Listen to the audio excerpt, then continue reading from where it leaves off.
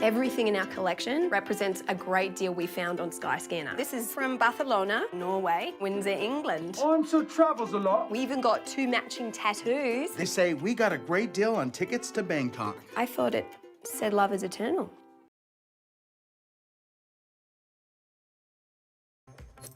Betty, fun is never far.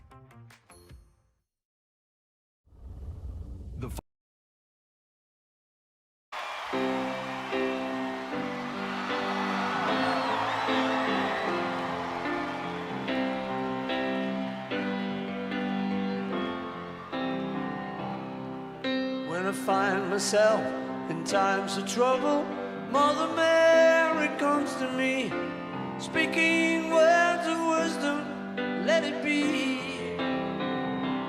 And in my hour of darkness, she is standing right in front of me, speaking words of wisdom, let it be. Oh, let it be, let it be. Let it be, let it be. Whisper words of wisdom, let it be. And when the broken-hearted people living in the world agree, there will be an answer, let it be. Though they may be parted, there is still a chance that they will see. There will be an answer, let it be. Oh, let it be, let it be, let it be, let it be. Yeah, there will be an answer, let it be. Oh, let it be, let it be, let it be, let it be. Whisper words of wisdom, let it be.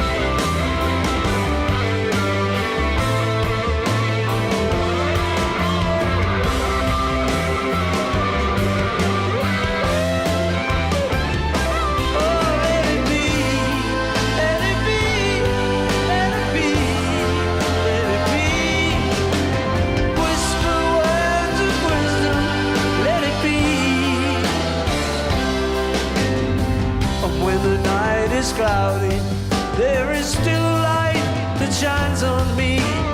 Shine until tomorrow, let it be. I wake up to the sound of music.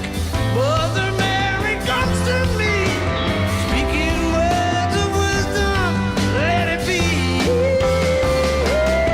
Let it be, let it be, let it be.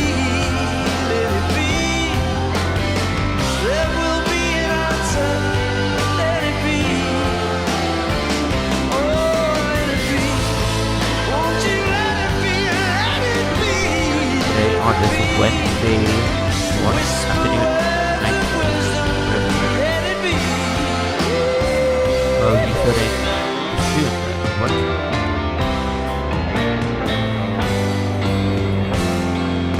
Let it be.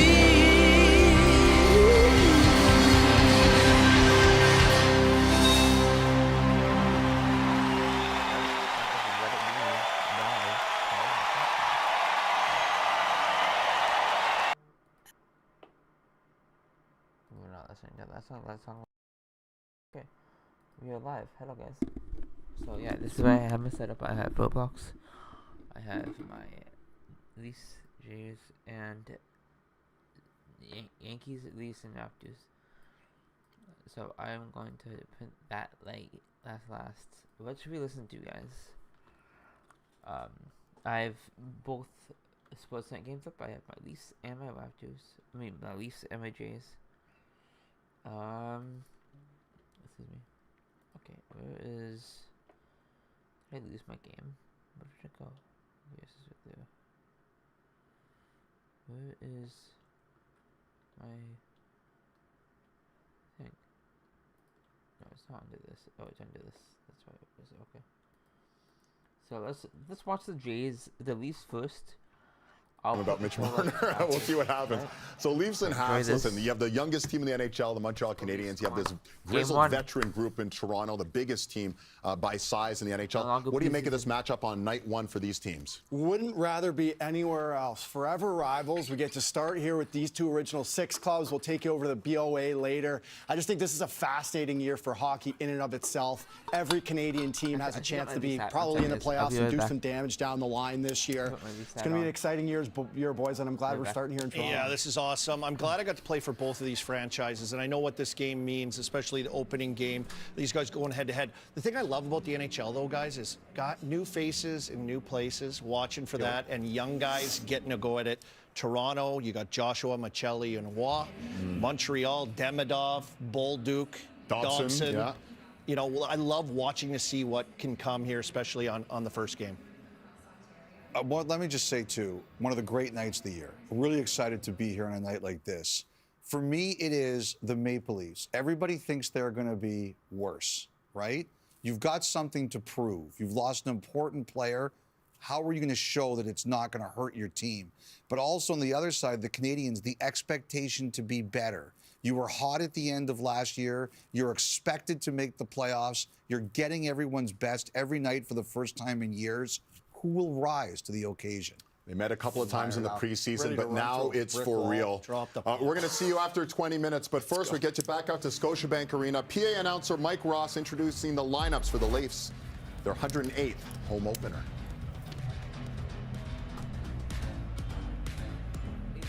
Leafs Nation, welcome to the 2025-2026 Toronto Maple Leaf season. And the... Does not get mad at me. Why did the audio just go? Home opener presented by Scotiabank. It's time to meet your Toronto Maple Leafs. Your medical and performance staff. John, Leafs? Okay, you guys want Leafs? Your equipment staff.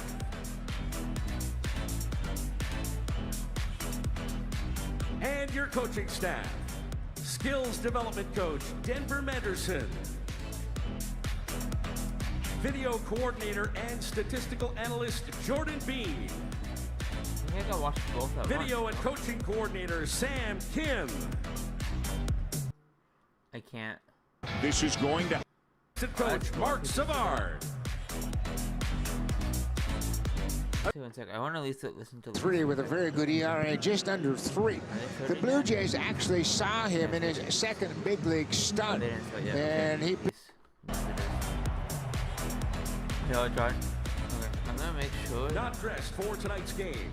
Number 60, Joseph Woll. Number 24, Scott Lawton. Number 51, Philip Myers. Number 53, Easton Cowan. Number 79, Sammy Blay. Address. And number 83, Marshall Rafai. Because these will play about an hour or two, depending on things. Jays will be... Leafs Nation, our boys in blue are on the move and ready to hit the ice. Let's give our buds that warm welcome to the top. Wear the towels as high as you can. Wave those towels as fast as you can. Make some noise. Fans, your 2025-2026 Toronto Maple Leafs. From Laval, Quebec, number 2, Simon Benoit. From Toronto, Ontario, number 8, Chris Tanev. From Toronto, Ontario, number 11, Max Domi. Ontario, number 18, Steven Lorenz. From Gävle, Sweden, number 19, Kalle Yarnpro. Yeah, we have to do it. From Eau Claire, Wisconsin, number 22, Jay McKay. From Phoenix, Arizona, number 23, Matthew Knight. From Colorado Springs, Colorado, number 25, Brandon Carlo.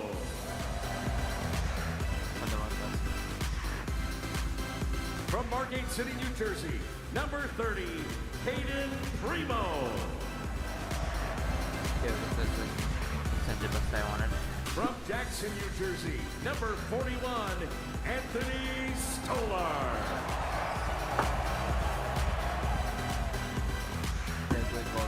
From Amos, Quebec, number 55, Nicholas Waugh.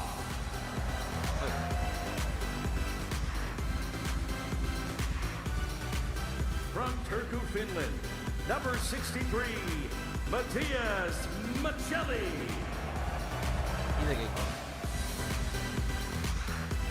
From Wainwright, Alberta, number 74, Bobby McMahon. From Dearborn, Michigan, number 81, Dakota Joshua. From Stockholm, Sweden, number 88, William Nylander.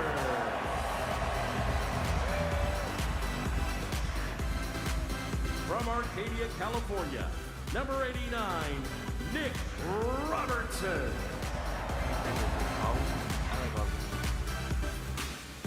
From Tingsrud, Sweden, number 95, Oliver Ekman Larsson.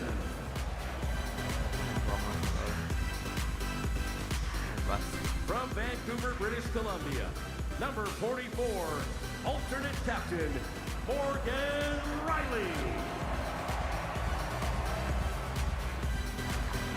From Oakville, Ontario, number 91, alternate captain, John Tavares. Wait, bro, this is how long guys been watching movies? And from Scottsdale, Arizona, number 34, your captain, Austin Matthews. Matthews.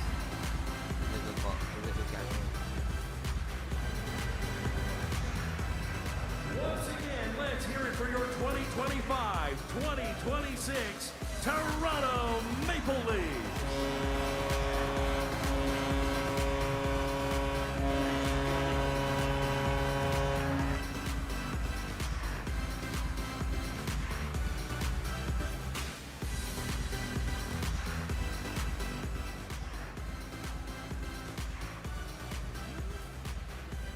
Oh. Yeah, 74, not 77. Please welcome tonight's opponent, the Montreal Canadiens. Ooh, go back to my here.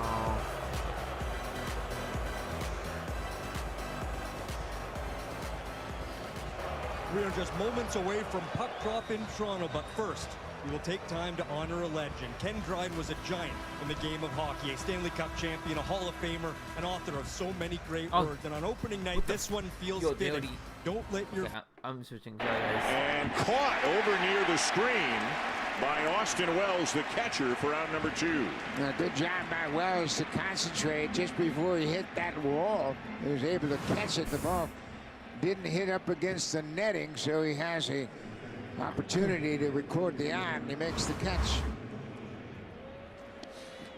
So it's first and third, 2 outs, and here's Dalton Varsho, who's got one at bat against Schlittler. It came in the game about a month ago, and he had a base hit to left field on a 98-mile-an-hour fastball that was up and away.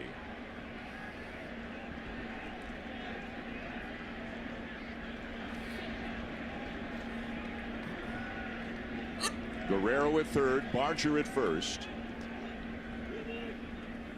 And the first pitch to Varsho. In the air, down the left field line. A long run for Bellinger, and he caught it! Cody Bellinger makes a great catch on a ball that was in fair territory and saves at least a run in the top of the first. Cody Bellinger is a former Gold Glove winner. He went with the Dodgers, and right here he saves some more runs for the Yankees. A terrific play to end the top of the first.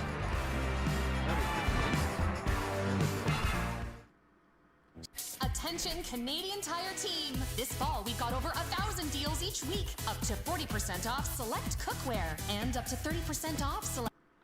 In 3, he graduated from McGill Law School. In 1972, he was in the net the night Canada defeated the Soviets in the greatest international hockey series ever played.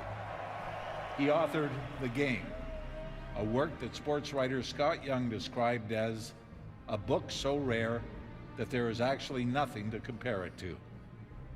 He served as Canada's Minister of Social Justice.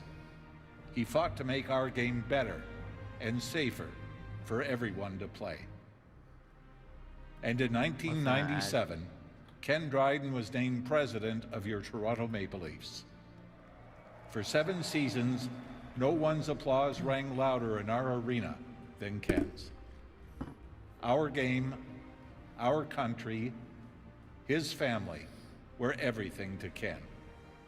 Will you please rise if you're able and join the Montreal Canadiens and Toronto Maple Leafs as we observe a moment of silence and honor the life of Ken Dryden. Oh, he passed away. That sucks. That sucks, he passed away. That sucks, he passed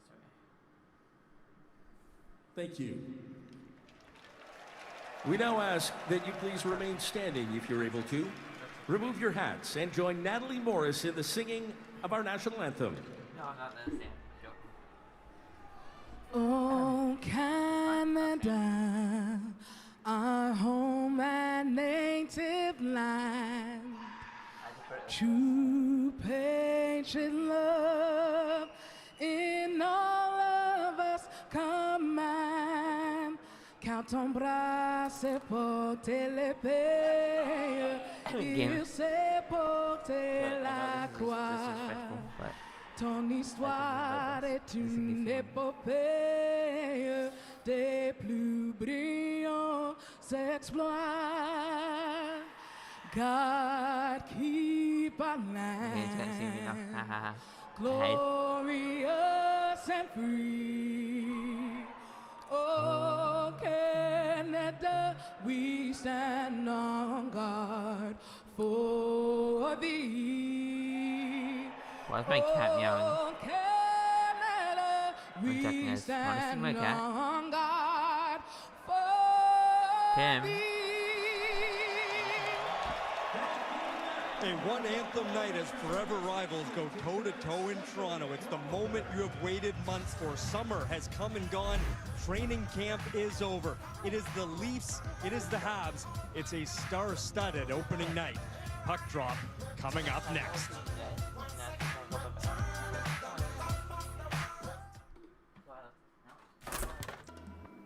When you bet with Sports Interaction,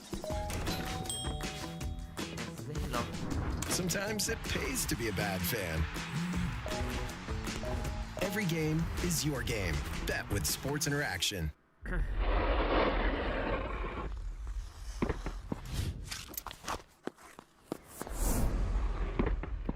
yeah, because they're both Canadian teams, that makes sense. How do you stand out when excellence is already the entry fee? You make things messy. Call it self-expression. An X factor. That's what defines the greats. Superstar impact.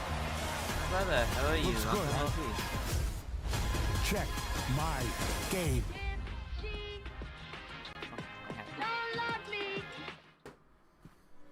She left some requests for the wake. She loved hosting. There's like 5 pages on just the cheese board. A scent journey from mild to mold. Apple pairings?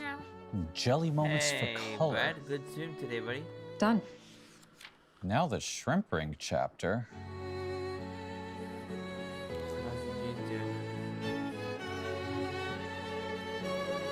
What? Yeah, YouTube is my favorites. Whatever. Hang on a second. I did it, just mute. On tonight, the Blue Jays look for closure. Here's Bellinger, who takes a fastball for a strike. Actually, forgive me, that's the changeup at 95. It looks like a hard two-seam fastball, and for most guys, it would be that. But that is Varland's changeup. He can hit mid-90s with it. And now Bellinger asked for time. There's a lot of guys that would love to have a fastball at that velocity, but that's his changeup because he can touch 100 with his four-seamer. You see Max Scherzer, Chris Bassett, Joey Loperfido, and others. Guys who aren't on the roster are in uniform, are in the dugout, and are rooting their teammates on here.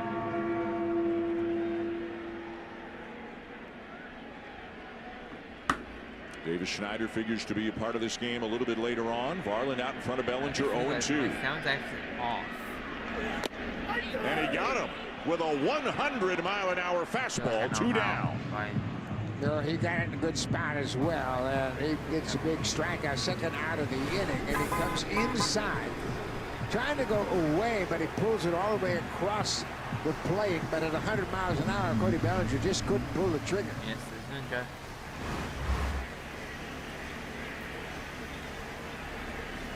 2 down. Here's Giancarlo Stanton. And he lifts a fly ball to right field, but it's not that deep. It's playable for Santander, and the inning is over. A good one for Louis Varland. 1-0 Blue Jays.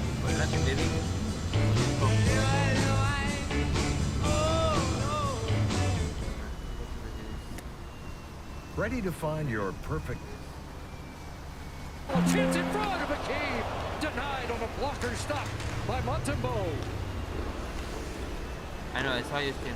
So an early look for the Maple Leafs defense. Oh, an early great play there for Matias Michelli. His first real good playmaking ability on that one. A no-look pass that created that chance. Nylander stopped up at the Canadiens line. Newhook sends it across. The Leafs will turn it here. Bobby McMahon with speed. Nylander takes a look. He finds Morgan Riley and Montembeau once again with 2 tests from the Leafs blue liner. Boy, really steady start there for Montembeau. He's had to be sharp. What an opportunity here for Matias Michelli. And what does he show? His ability. That no-look pass right through the legs. McCabe jumps up right off the knob of the stick of Montembeau and watches McMahon drives the lane. That opens up that seam across. Morgan Riley jumping up. It's a good sign here early on. Get involved in the offense. Chat now. Evan. Canadians, for that matter, Evan's in here. Like Evan. There's 2 great chances from Leafs defense. Go Leafs, go Raptors. They're all playing today. Raptors are playing. Go Raptors. Scores! William Nylander fires it, and the Leafs open. I'm on 2 goals. Sorry. 26. I know you guys are Canadian. Season on home ice with a goal. Go Leafs, go.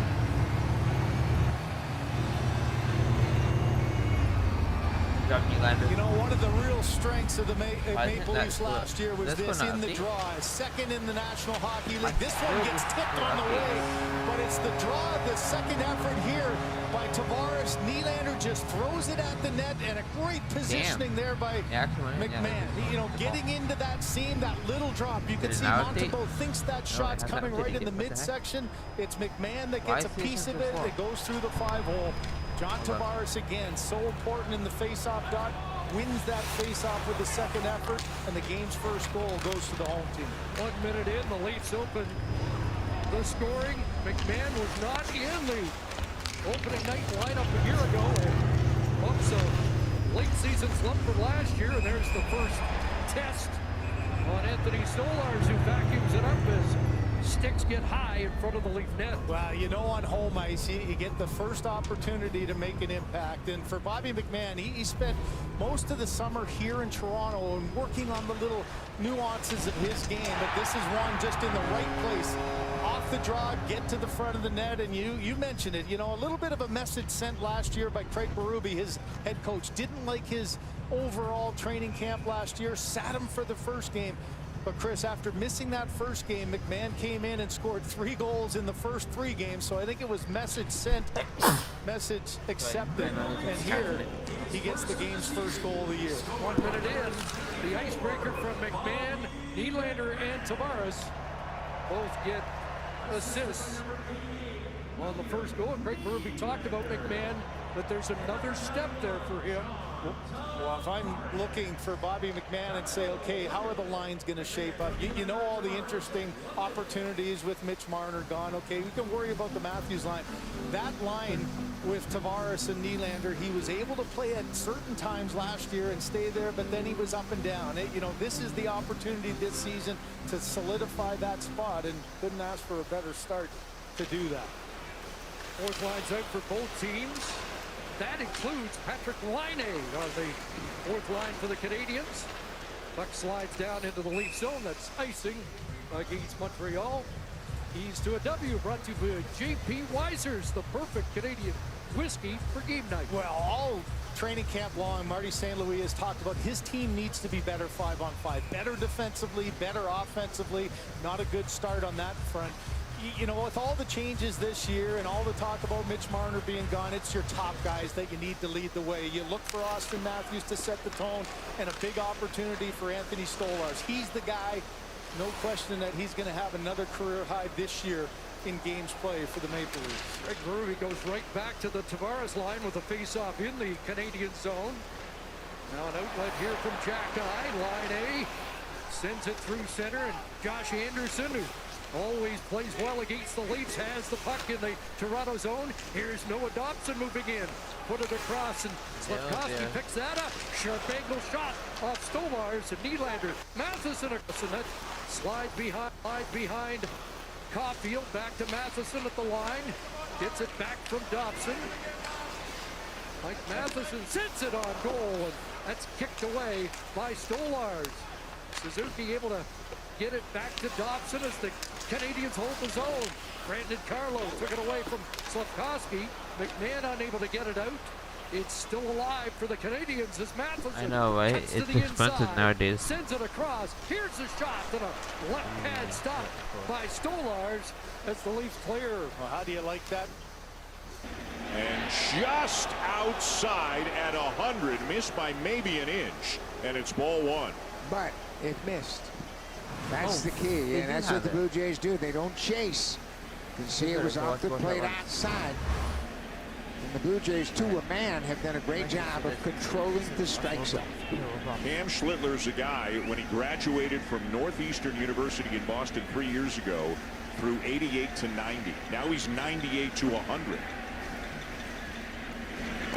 Check swing by Santander, and it's 2-2. Well, when you get into professional baseball, you've got great coaches, and they have all the technology to improve your mechanics, and they've smoothed out his mechanics. He's got a great delivery right now, and that's why the ball comes out of his hand so easily. High 3-2. A professional at bat here being put up by Anthony Santander to begin the top of the second, with the hot hitting Ernie Clement on deck.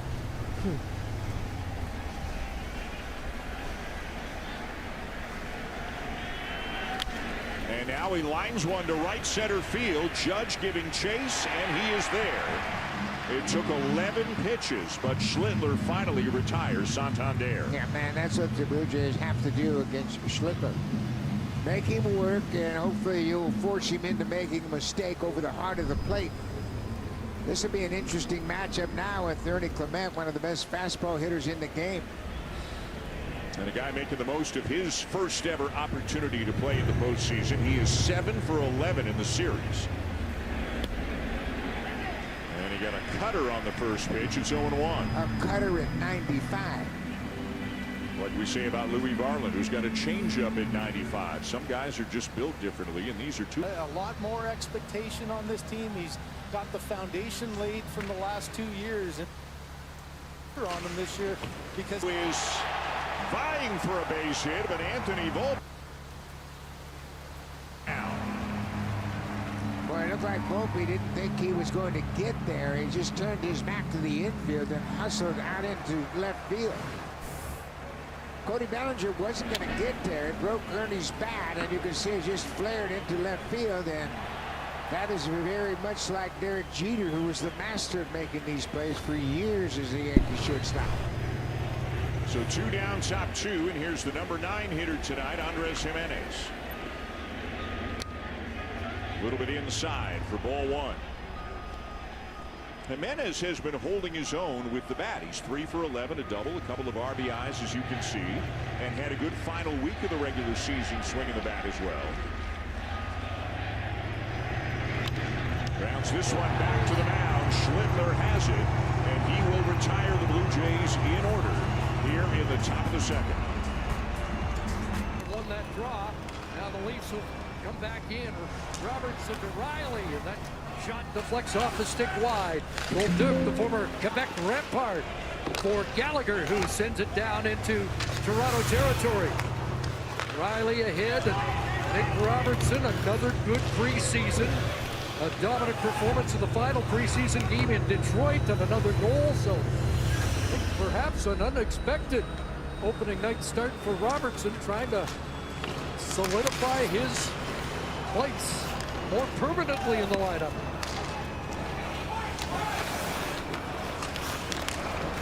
Up the boards it goes, and Anderson flips that to the line. Line A looking for it there. Of course, he started late last year because of a sprained knee, and he is going to start this game in the penalty box just past 5 minutes.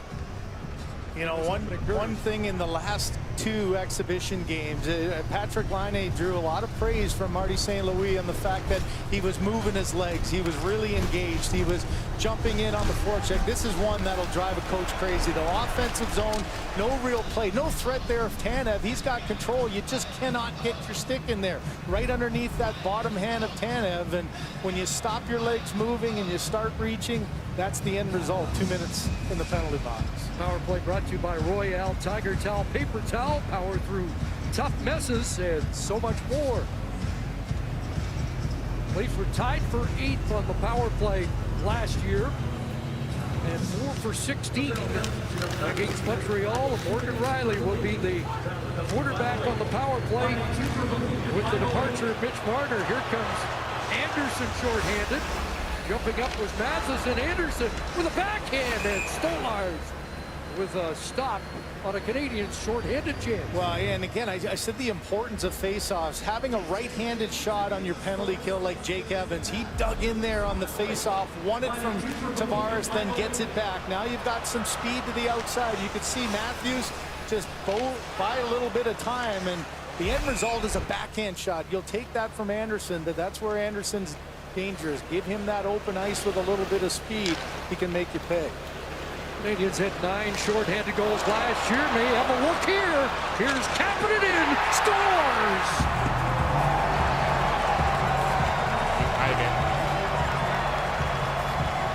Oliver Kapanen's got his first NHL goal, and the game is tied. Well, an opportunity to kill penalties here. He had a great training camp, a lot of faith from his head coach. This is just some sloppy passing in the neutral zone.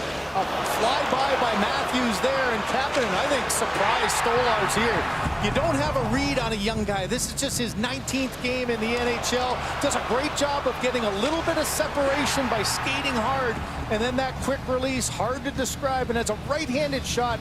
Chris, that's the perfect place to put it. Underneath the blocker, over the pad, and he finds a way to get the tying goal, a short-handed goal for the Canadians. Canadians are excited about Kapanen. Here's Michelli, and a shot fired into the glove of Montembeault off the stick of Domi. Yeah, and off the stick of Domi is what Craig Berube will like. You know, the fact that he's thinking shot there, one of the big messages to Domi, an opportunity maybe this year.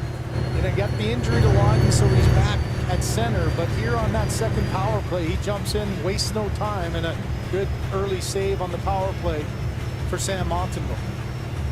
Minute 17 remaining in the Line A penalty, a face-off won by the Canadians. the puck fired down. So Ekman Larson on this second unit. Michelli, Domi, Robertson, and McMahon, who has scored for the Leafs. In Michelli, fired it across. McMahon again. Chance there, and he fired it wide. Here's Michelli, 4 assists in the preseason. Nearly turned it over. Well, does. And another break. New hook with Kapanen. New hook just missed. Might have grazed Stolars as it went by the far corner. Chris, this pairing of Newhook and Kapanen at St. Louis talked about them. The opportunity there to get more shorthanded time. Well, I think it's been a successful audition here in game number 1. They've created the turnovers twice. Once for a goal, second one a good opportunity again. So a good start for that 10. That strikeout. Now Paul Goldschmidt. Ben Rice has been starting at first base, but again, Aaron Boone wanted to mix it up a little bit, kind of knowing what was coming from the Blue Jay pitching staff with this bullpen game. So he's got righties hitting 2, 4, 6, and 8 in his lineup. More balanced than it has been in the first 3 games of the series. Yeah, and Louis Varnon in last night's game threw 20 pitches. But, you know, in an era where everybody's concerned about consecutive outings and pitch count, this is not the time of the year to worry about that. 1-1 the count. And Goldschmidt swings through a fastball at 100, 1-2. A lot of life on that fastball, and he kept it away, and it had a lot of late movement away from the righty. Goldschmidt still hit for a decent average this year, 274. The power, though, way down from earlier in his career. Now, he got off to a great start. Looked like he was going to really have a phenomenal season, but then they kind of caught up to him, and he slowed things down. They've got 4 former MVPs in the lineup tonight. Judge, Bellinger, Stanton, Goldschmidt. Oh, and he hit him. It gets away from Varland, who tried to throw a 2-seamer. And it ran right in. He had Goldschmidt with a 2-2 count, and it ran right in on him and hit him. And now here comes John Schneider for the first of what is sure to be many pitching changes here tonight. Yeah, that's unfortunate because Varland certainly had the upper hand in that at bat against Goldschmidt. And then he tried a 2-seamer and ran too far inside and clipped him. So Varland will go an inning and a third, and Mason Fluharty is now jogging in from the bullpen. This is our collection. We're known as Hoarders Without Borders. We got this from a small chain of islands called Hawaii. Skies. The Montreal Canadiens are coming off an exciting season last year, a late season push, an improbable playoff appearance, but just a small step in the process for head coach Martin St. Louis, saying during training camp, we're not starting over, we're going to keep it going. So there are expectations, our own expectations. I'm more demanding of it now. We're just further along, guys. And how much can Ivan Demidov take the next step? Yeah, you've got some interesting storylines as the season progresses. This top line, you know, 3 guys who have just continued to grow as a unit. Anybody missing the preseason? Not at all. What a difference. Wayne Hudson in his own zone. Waugh on the forecheck for Toronto. Lawrence back to Tanev at the point. His shot bounces in front, and Lawrence unable to come up with that, knocked off his stick. Waugh with a big body parked in front of Montembeault. McKee trying to hold his own, and now out comes Lane Hudson. Suzuki cuts to the middle. There's Slavkovsky. His shot off Stolars, bounce right back in front. Right back to Slavkovsky. Carrier. Hudson. The captain will cycle it down. Caulfield pushes it across for Slavkovsky. Looking for a faster start this year than his last 2. Arbor Jackey's on the ice. Trying to duck away from the checking of Yarncroke. Here's Jackey. And that blocked in front off Lawrence. And that takes a bite out of him. Gallagher plays it back inside the line, out of the reach of Benoit. Bolduc after it. And the puck up onto the screen. Just a quick shot. There's one that kind of hurt for Lorentz. But Slavkovsky, you mentioned the slow starts. Nice little passing play. Once you gain the line, you saw that lane open up, and this gets deflected, goes right off the face there of Anthony Stolarz. Jack-Eye trying to get it through, and boy, that gets you in a vulnerable spot. Lorentz kind of turned to the side, looked like it got him right on that crook of the knee. That can hit a nerve and sting. Last Montreal Canadian to score his first goal. Here's Carrier with a chance. And that's off a skate, scoring his first career goal shorthanded. Chris Chelios back in 1984. That puck over the glass and out.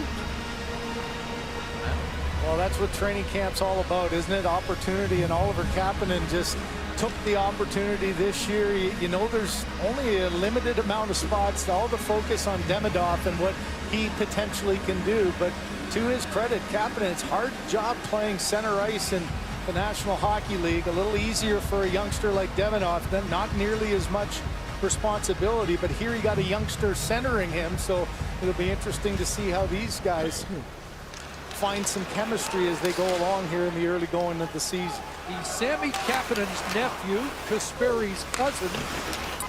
Another Kapanen making his mark in the NHL.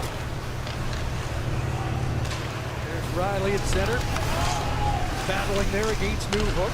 Kapanen's pass picked off and heading towards his guys with Michelli as it's dropped down into the Montreal zone. Dobson just gets rid of it. Here's Riley, and that goes off the ankle of Dobson to the far side. Noah Dobson from Summerside PEI plays it back into the Leaf zone. And Chris, there's where playing on the road, you know, that matchup not a real favorable one for St. Louis, but they survived it. You know, Craig Berube trying to get the Matthews line out of the air against Kapanen, and they, to this point, survived it, kept the puck out. Tavares comes up with a puck, a backhand through. Rebound, Nylander trying to get control of it. Play to the line, but McCabe is there. Nylander's pass off the stick and ricochets out to center. Looked like very early on the most dangerous Leaf line. Tavares, Nylander, and McMahon. And McMahon on the move. Drops that down, and Blaine Hudson will take over. 66 points, 60 assists for the Calder Trophy winner last year. Line A swooping in. Around to the far side, Anderson gets past him. Gooley for Hudson. It'll be bumped back to Gooley in the corner where line A unable to take it cleanly. Tavares. And now Benoit up ahead. Nylander will steer that and took a bump from Evans.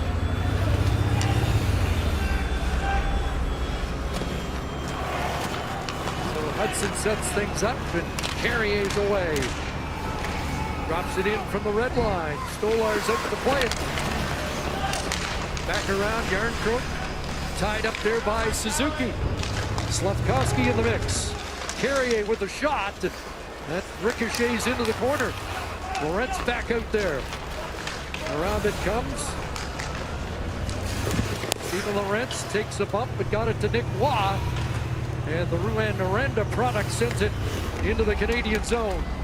Played a lot of his hockey at the deep Keon Arena. Nick Waugh, that shot blocked and comes back out to center ice.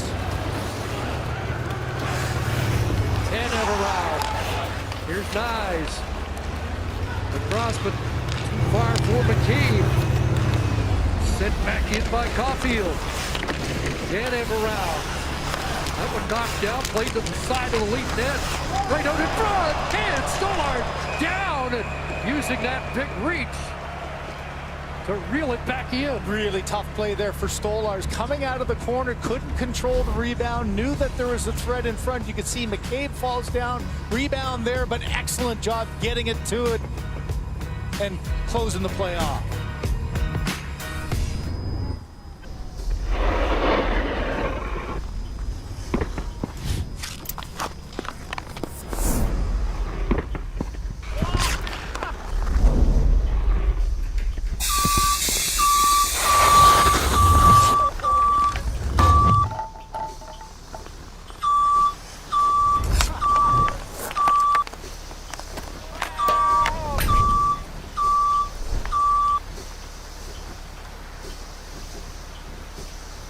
She left some requests for the wake.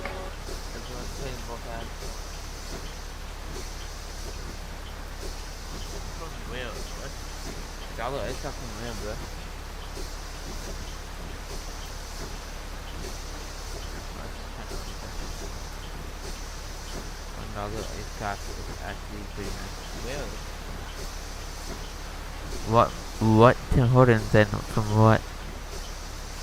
I would like that right now.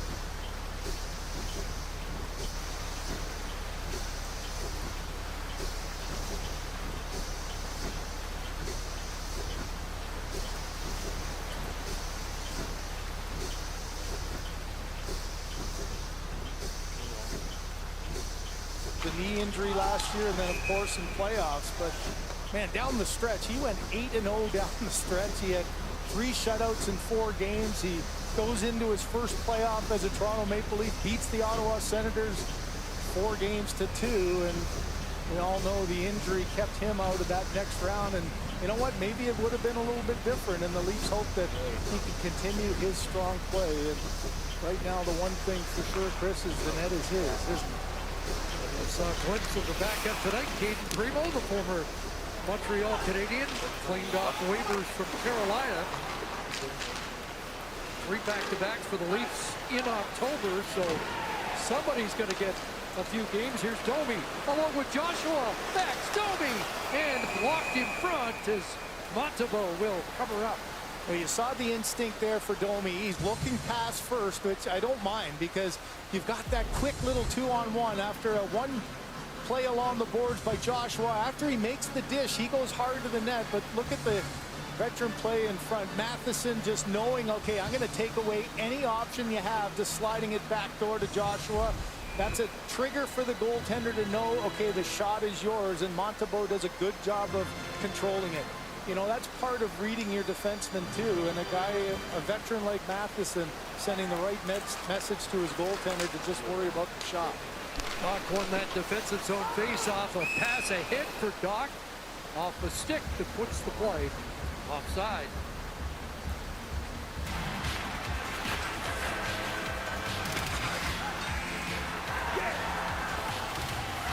Download the Bet365 app. There's no, you feel like the tempo of this game is a lot better than what we were watching in the exhibition, but it almost feels guys sort of rubbing their hands off. There's been some errant passes. It's still a little bit sloppy, and that first game, especially the first period, I think it takes a little while to get the rhythm back for everyone getting into real games. Got another penalty coming up here. See what the call is. Trevor Hansen making the call. Furman South, the other referee tonight. James Tobias, Mark Schuchek are on the lines. Well, it's an errant stick by Nylander, and he was looking to see if Gooley was cut at all. I think this is just going to be a 2-minute high stick. For high sticking.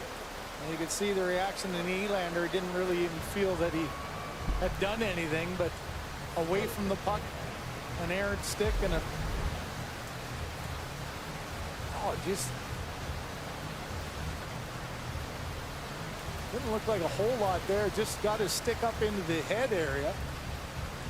And for Gooley, no question that he's not cut. But an opportunity here, first power play for the Canadians.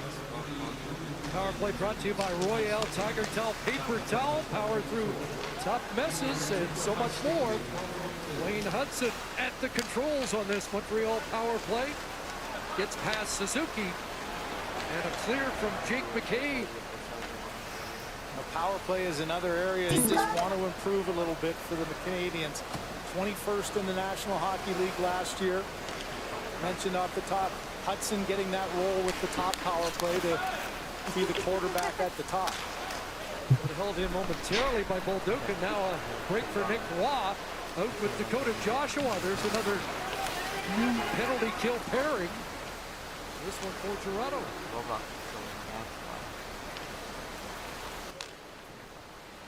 Hudson last year with 26 power play points.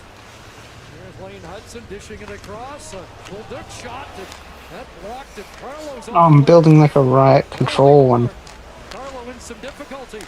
Caulfield bumps it back, gets it. Right stick there by Stolarz, loose in front, and fired high and out. You gotta put the interior in as well. Carlo a chance to get off. Yeah, that one really stung that right leg there. You know that you have to do it. That's part of your role as a defender.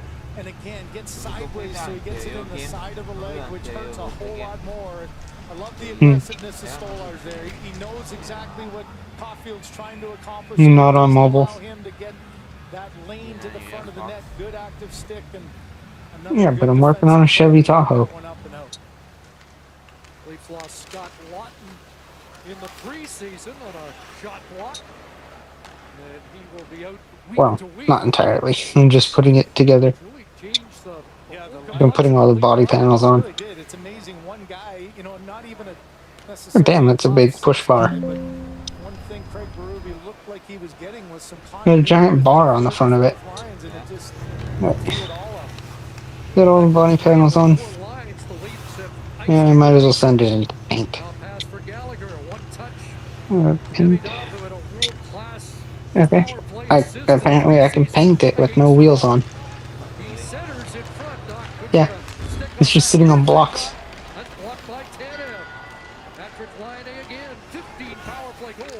I want to put it like a black color. Behind the net for Laine, looking to center as Nylander's return to the ice. Calle Järnkrok will play it back as both teams make changes. And what's that going to be? The first of, what, 180 block shots for Chris Tanev? You just saw how he was able to absorb that. That's one thing he does so effectively on that right side, taking away What are you doing? Sixth in the league last year in block shots. Canadians without their top shot blocker is David Savard. Okay, so there is police liveries for this. We'll do it. Huh? Yeah, there's police liveries for this car. I'm playing the sandbox, so it doesn't matter how much money I spend. There we go.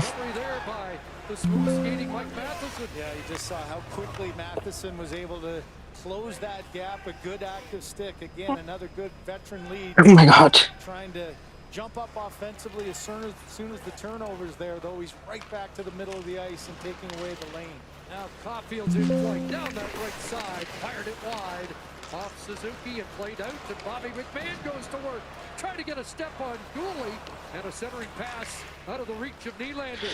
Well, let me actually just save the game. At the leaf line, hit Slavkovsky. Can't get the shot away. Save. He's been flying in this period. Bobby McMahon trying to cut in, and Carrier wouldn't let him by. McCabe across for Tanev. Return to center, and McCabe with Tavares in front, and Montembeau's got that. Well, it looked like Matthias Maccelli might have a break. What a great recovery here. William. Man inviting me to still win one. No, I don't want to be trying to No, whenever my friends invite me, I'm just like, nope. Quinn, you know I might, I don't know. Looks fun, but by the admin panel.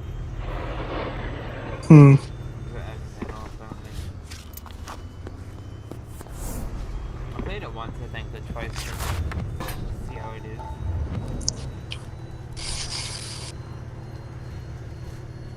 She left some requests for the wake. She loved hosting.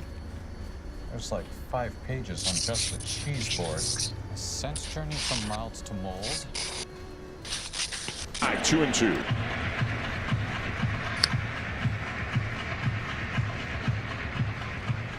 He already has struck out both batters he's faced. He got Wells swinging, he got Volpe looking. You see Max Scherzer, Chris Bassett, both of them threw yesterday. That's a foul ball in Toronto. Scherzer threw a 5-inning simulated game, Bassett 3 innings, and among those they pitched to Ty France, Joey Loperfido, and Bo Bichette, and then they all flew down together to get here in time for the game last night. Yeah, and it was good news for Bo Bichette. He had 3 consecutive pretty good days of rehabbing, and he took some live BP against those 2 Blue Jays starters. 2-2 again. That's high. Bichette did some light jogging on the field again, so there is progress. But should the Blue Jays advance to the ALCS, nobody knows, or at least nobody is saying, if there's any chance that he would be available.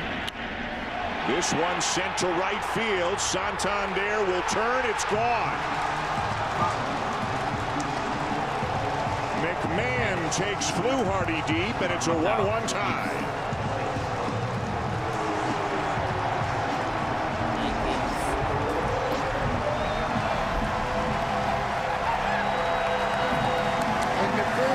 Games, the Blue Jays out-homered the Yankees 8-1. Last night, Cooley sends it in from the red line off Stolarz in front, and Gallagher centers, duck, and it glanced off the shoulder of Stolarz, who turned one over and gave the Canadians a great HM. You know, that spinning puck along the board, sometimes it's hard to handle. It went right off his stick. It was almost a little too casual to create a good scoring chance.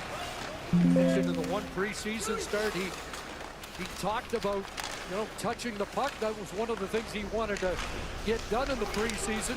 Just his puck handling, which is a little surprising, I thought, from a goaltender, but that's why. 2.5 left, first period. Leafs scored a minute in. They did not do that last year in any game in the regular season. Joshua crashed in there, but Montreal moves it ahead.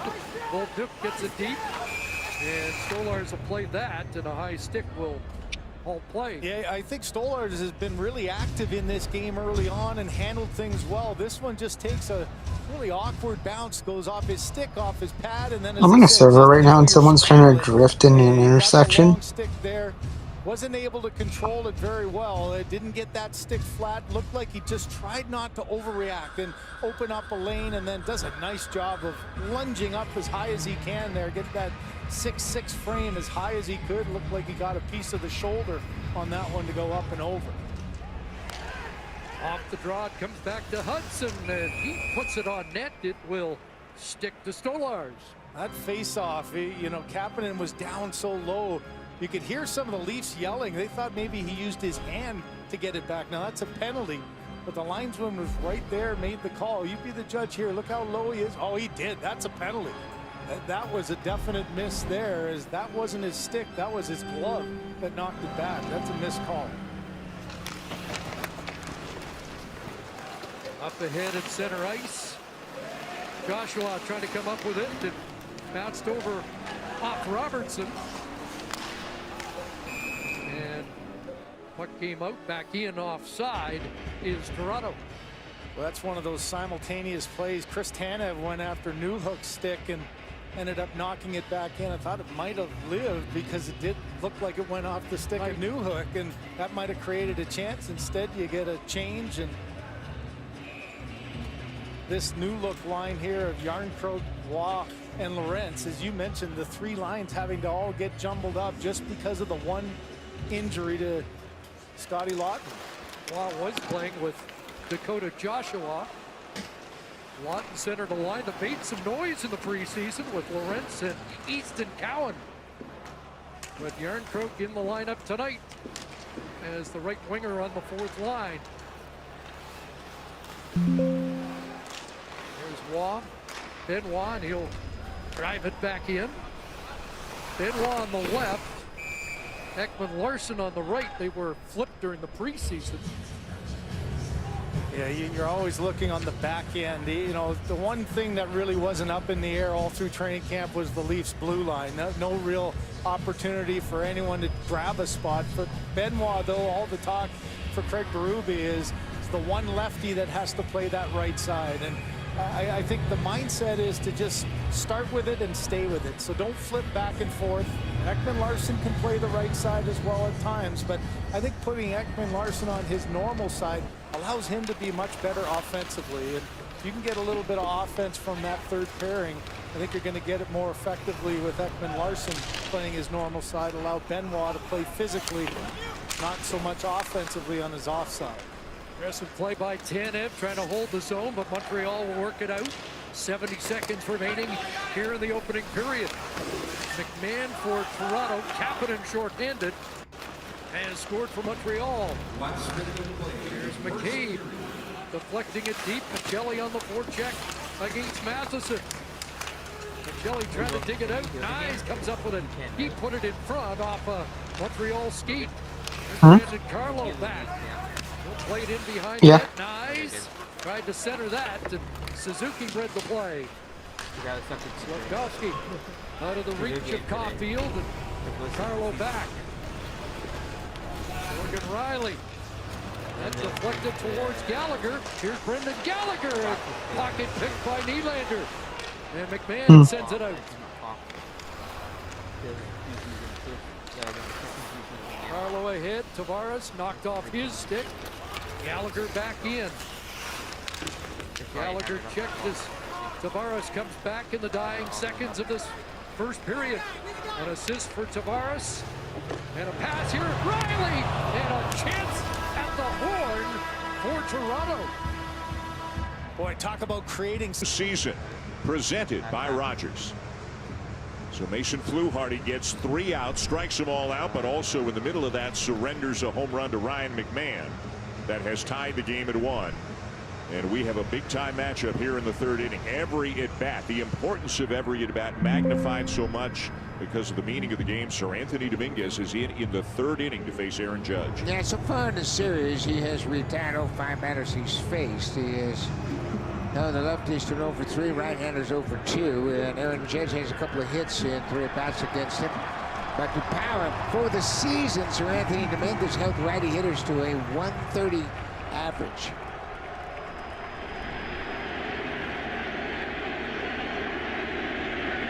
Swing and a miss at the sweeper, 0-1. Yeah, if I'm Sir Anthony, I'm keeping the ball away from Judge. Just keep it away, throw down and away with the fastball, get him to chase the breaking balls down and away.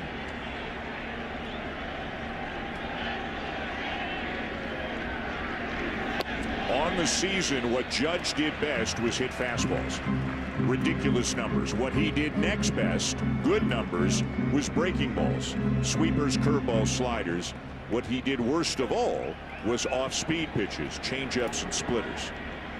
Well, when you hit 331, you're hitting just about everything. That's a split in the dirt. It's ball 2.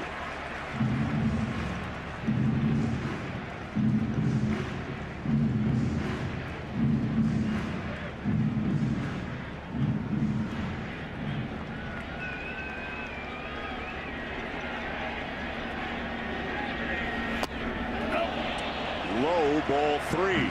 Yeah, it looked like Kirk wanted that pitch right at the bottom of the zone, but he didn't get the call.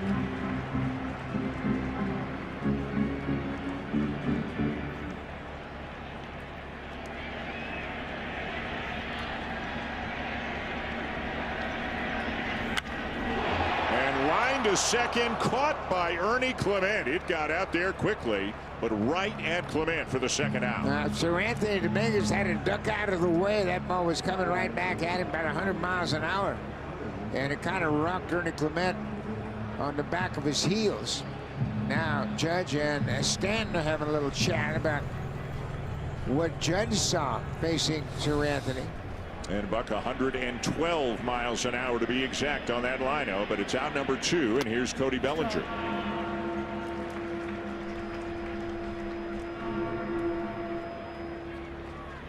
Bellinger caught looking in the first by Louis Varley.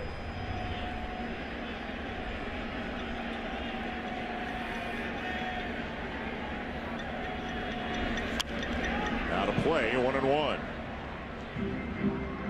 Eric Lauer is now up in the bullpen. Lauer is a terrific pitcher for the Blue Jays all season long. He started pitching relief, moved into the rotation, pitched very well there. Now he's back into the bullpen.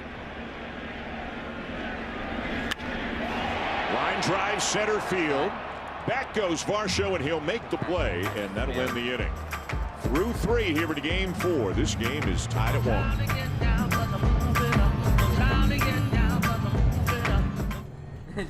At DQ, we've got your sweet side covered. And your cheesy side covered. DQ, for every kind of craving. Can I help you find your size? Oh, I'm good. I'm more of a Vancouver guy. Oh, really? Oh, come on. I was 9, and it was a gift. Save with Sport at SportCheck and SportCheck.ca. Okay, I think I got it. What if I crashed through the window? That's genius. From business Excellent. to taking care of business, Rogers Xfinity Internet changes everything. The Blue Jays are taking on the postseason, and Tim Hortons wants to celebrate with fans right across the country. Each time the Blue Jays get 9 or more hits in a game, you'll get a medium ice cap for just $1 with the minimum purchase. It's only in the Tim's app for 24 hours after the game. Get excited, Blue Jays fans. Download the Tim's app and cheer on Canada's team. Dependability. That's 9. Resilience. Grit. It's not easy taking out the trash, which is why you need strength that's anything but ordinary. Meet the first of its kind, the Ninja Crispy Portable Cooking System. The power of a full-sized air fryer in the palm of your hand. So you can cook big or small batches. Just prep it, crisp it, serve it, and store it all in one. Step 1, you visit the website on your phone every day. Every day? Step 2, you pick your prize. 1 visit every day, 1 prize every day. Even Faisal could do it. Read the card Kenny caught. Check in and win every day. Start a new holiday tradition with Thanks Winning. Only on FanDuel Casino. The NHL regular season is finally here, and later on tonight, it is the Battle of Alberta. Connor McDavid and the Oilers hosting the Flames. It's Wednesday night hockey at 10 Eastern, 8 Mountain on Sportsnet 1. What a great time of the year for sports fans, no doubt about that. Major League Baseball postseason underway. Earlier today, by the way, the Tigers staved off elimination by beating Seattle 9-3. So they have forced a 5th and deciding game in Seattle on Friday, and the Tigers will send Tarek Skubal to the mound in that game. So, not to get ahead of anything, but whichever team advances here, Blue Jays or Yankees, they love knowing that Skubal's got to pitch again in that series. Yeah, he'll pitch Game 5, so he won't be able to pitch probably in Game 1 or 2 in the next round, championship series. 1-1 tie, top 4. Here's Addison Barger. Had a broken bat base hit off Cam Schlittler in the first. That's the last Blue Jay to reach. Schlittler has set down 8 since. Yeah, Schlittler has used more two-seam fastballs against the Blue Jays tonight, 9, than he did in his previous 2 outings against them. He only threw 7 in total in those 2 appearances against the Blue Jays. Barger takes a strike, 1-1. These 2 guys are going to be talking all night long about who should get up next in the bullpen. Yeah, they've been talking since last night.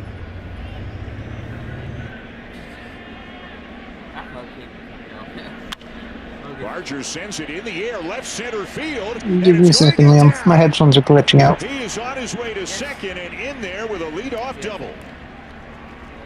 Addison Barger now has 4 hits against Cam Schlittler.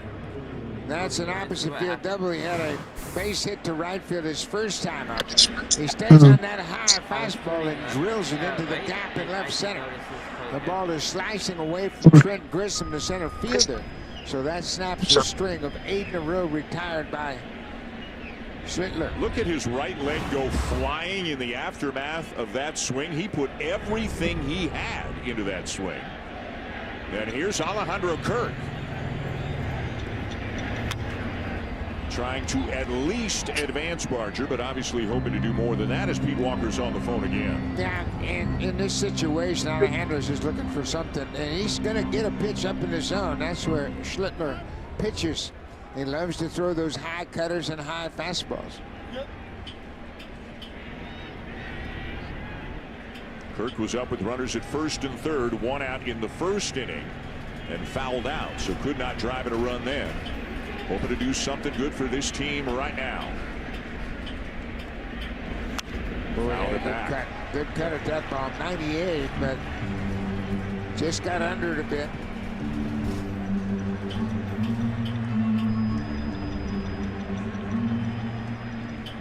Blue Jays have done an outstanding job in these kinds of situations, as you can see, hitting over 400 with the runners in scoring position. 29 runs in the first 3 games of the series. And Kirk lines the ball to right field. Judge setting up. Barger a couple of steps and puts the brakes on. And from that throw, we can see that Aaron Judge's arm has improved from where it was when he first came back from the injury. Yeah, we've seen a few throws in this series where it suggests that he's starting to feel a little bit better about that throwing arm. Remember, he had an elbow issue early in the season, but right there, Barger makes a good decision. He can see that Judge is set up. They're going to have a routine throw to third, so he stays right there at second base. Now Dalton Varsho hit a fly ball to left in the first. That was the great catch by Bellinger down the line that saved a run, maybe 2. And another fly ball to left. This will back up Bellinger, but he's got lots of room. He'll make the catch here. And it's 2 down with Barger still out at second base.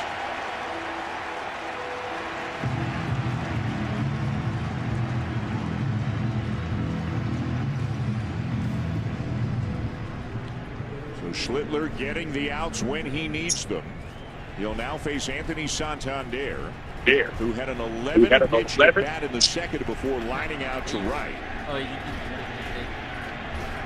Santander this year, and remember how little he's played, has had 7 plate appearances of 10 or more pitches. That is tied for the team lead with George Springer. So while there is a lot of swing and a miss in his game, there is also the ability to foul a lot of pitches. Because I'm not using my headphones. And there is Trey. Because whenever I'm playing Roblox, it likes to glitch. He might make his way down to the bullpen. He's got his glove. I would expect after this half inning we might see Yasavage walk down to the bullpen. He may be in play tonight. He was the first one to try it. 0-2. That's going to be a tough one for Santander to get to up there.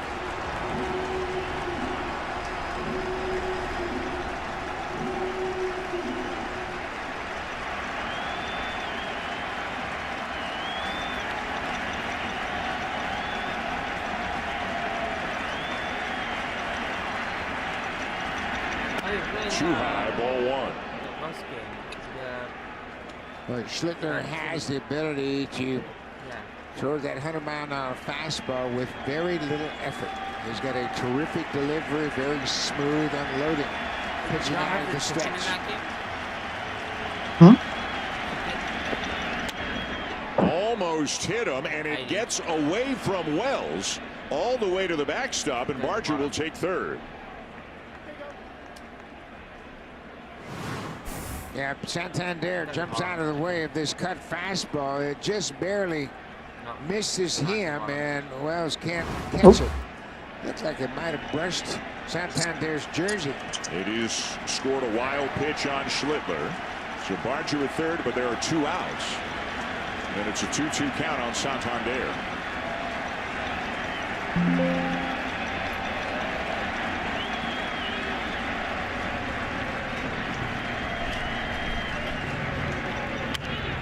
Fights it off.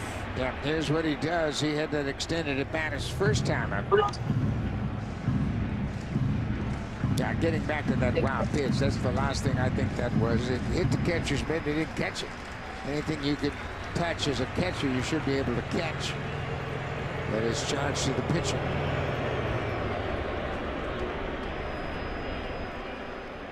The Yankees during the regular season with Wells behind the plate had 35 wild pitches.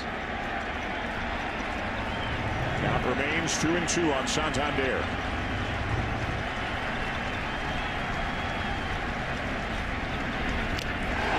And he got him. A foul tip into the mid of Wells. Schlittler pitches around a leadoff double, and it's still a 1-1 tie.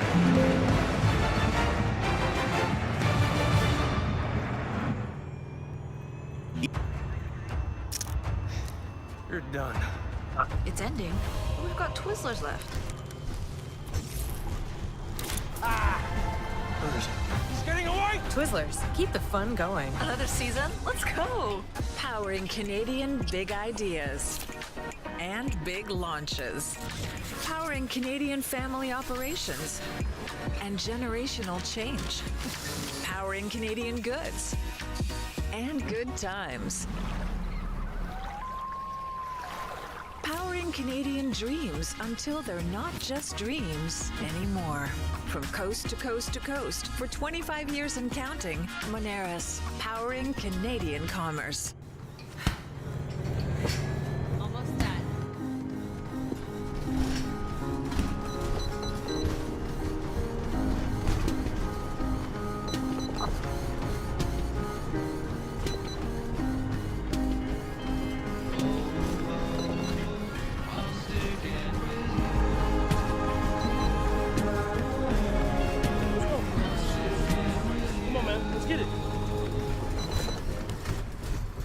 Hey, TV Playoff Advisor here. As we gear up for October baseball, I've got some advice just for the fans. First off, there's no crying in baseball, unless the Blue Jays win, in which case, tears of joy don't count. Second, when you're watching at home, don't move seats during a rally. Actually, don't even move at all, just in case, when it comes to game time. My advice is to just remain calm. And let's go, Blue Jays! Rogers Center renovations continue this offseason with a brand new home plate terrace club coming in 2026. And if you lock in your membership for the 2026 season in this beautiful new space, you are guaranteed access to ALCS and World Series tickets this year. For more information, visit bluejays.com/homeplateterraceclub.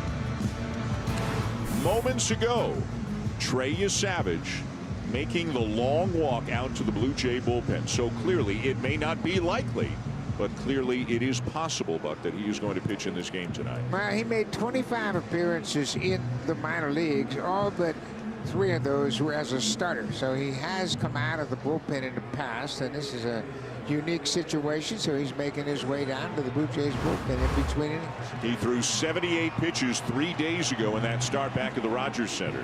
1-1 tie, bottom 4. Sir Anthony Dominguez got a couple of outs in the third and is back out to face Giancarlo Stanton to begin the bottom half of this inning.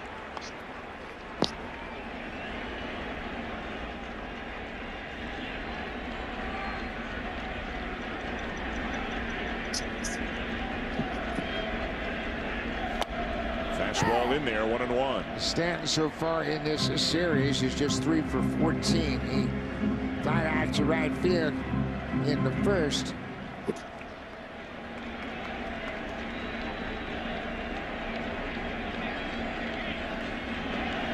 Inside, ball 2.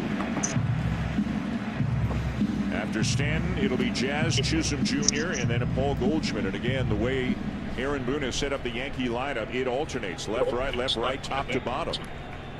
So a little more complicated for John Schneider to decide when he wants to make a move. Dominguez so far is a little bit ahead of his arm. His arm is dragging. That's why he's not able to get that slider down and away to the right-handed hitters. Pumps in a fastball. It's full. Better delivery right there as he really drove it to the glove side to get a strike.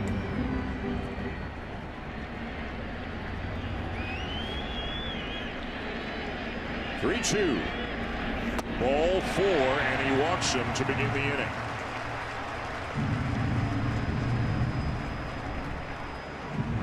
Brendan Little is now up in the bullpen. So John Schneider has gone to and will continue to go to a lot of his high leverage guys early on in this game, just trying to put out fires when they may exist, and really wanting to make sure, obviously, Buck, that he's got his best in there against Aaron Judge and the best the Yankees have. Yep, and he's playing to win this game. That's how he's going to use his bullpen. When he sees a stretch of Yankee hitters where he likes the matchup, he'll go to the bullpen and bring in the next guy. And there's your Savage down with Braden Fisher in the pen. That's low, a ball and a strike on Jazz Chisholm Jr., who struck out against Louis Varland in the second.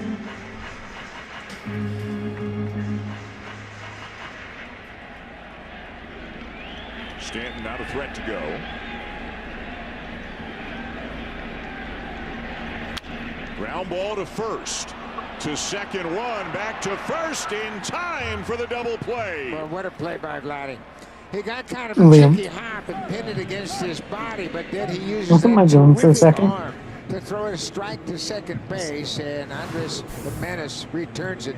The guy pins it against his body and then throws a strike chest high to the shortstop.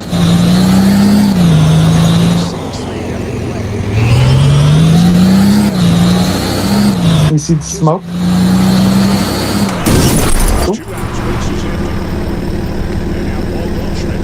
Uh-oh, why isn't my truck not backing up?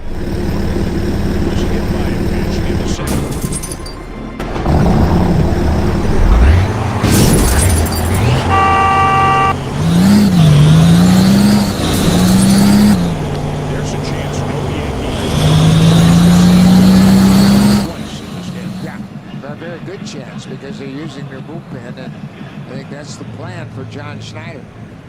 Give them a different look every time they come to the plate.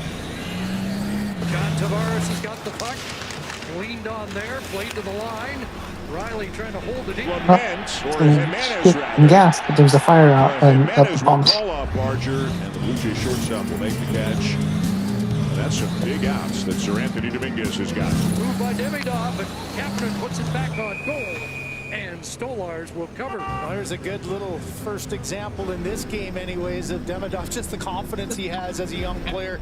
You know, had the most points in the KHL by a teenager when he finished there last year, 49. And here's just an example. Just knowing that he's got a little pressure, protects the puck to the outside, takes it hard to the front of the net. And you know, Marty St. Louis said he's got that ability to make extraordinary plays. What he's got to learn in the NHL game is you can't be making extraordinary plays each and every shift. You've got to learn how to get your way through, manage the game. And when he does get that chance, though, he's got that ability to make some plays. Out breaks Nick Robertson trying to chip it past Hudson, but Hudson able to stay on the puck. Fired up ahead at center off Kirby Doc. It slides to Gallagher, a chance, fought off rebound, scores, Zach Bolduc. And the Canadians have their first lead of the night. And Chris, off what looked like just a nothing play, you know, play that doesn't result in a dump in at one end, goes back on transition, and this is in the neutral zone there. Oliver Ekman-Larsson, an errant pass that goes right onto the stick. Gallagher just gets it to the front of the net. Bolduc does exactly what you should do. Get to the net with your stick on the ice. A rebound there. Tough one for Stolars. You could see he lost sight of it for a split second. Couldn't get the glove down. Bolduc gets inside on Oliver Ekman-Larsson and shows great patience there.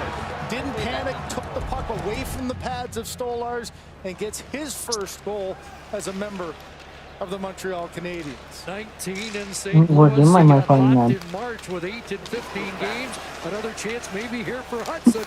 Fumbled the puck as he gets watched by Yarncroke. Lane Hudson off the boards. Fired that across. Here's Patrick Laine, and that goes high and wide. Hudson ducks past Tanev in the corner. Hit there by Waugh. Stays with the puck. Waugh and Hudson continue to battle. A broken stick for Lawrence and a chance. And Evans shot Ramps up, McKeeben out. Well, what a follow-up shift there. And again, the Leafs just back on their heels, not managing the puck all that well in their zone. And Montreal getting aggressive, chipping in there by Lane Hudson. Oh, hello. Good aggressive stick, though, by Tanev, not allowing anything to get through. He had a broken stick there, so a pass that looked like a safe outlet pass for the Leafs ended up going to a player with no stick. Montreal takes advantage of it, and good defensive play by Tanev to make sure nothing got to the net there. So Bolduc from Gallagher and Doc at 1:30 of this second period. Battle along the boards, Kapanen in the midst of it. It'll come back to Dobson. Noah Dobson had 60 assists 2 years ago. Demidov with some slick move, came out in front, and it's slid away by Tavares, kept in the zone. Carlo can't knock it down. Well, he was quiet in the first period, but Demidov's made a couple of moves that'll get your attention here in the second. Well, one thing you learn now if you're a Leaf defender is that he's going to hold on to it. So you can't back off there. He's going to drive it to the net. He's done it twice in the last 2 shifts so far. Nylander away from Matheson. He gets this cutter that stayed inside. It kind of backed up on you. Back towards Tanev again, but broken up and cleared by Demidov and icing against Canadians.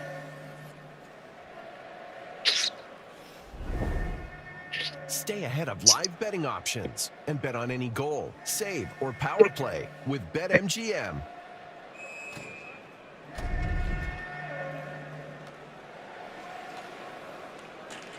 So face off to the right to Montembeault, and Canadians able to control it and flip it away.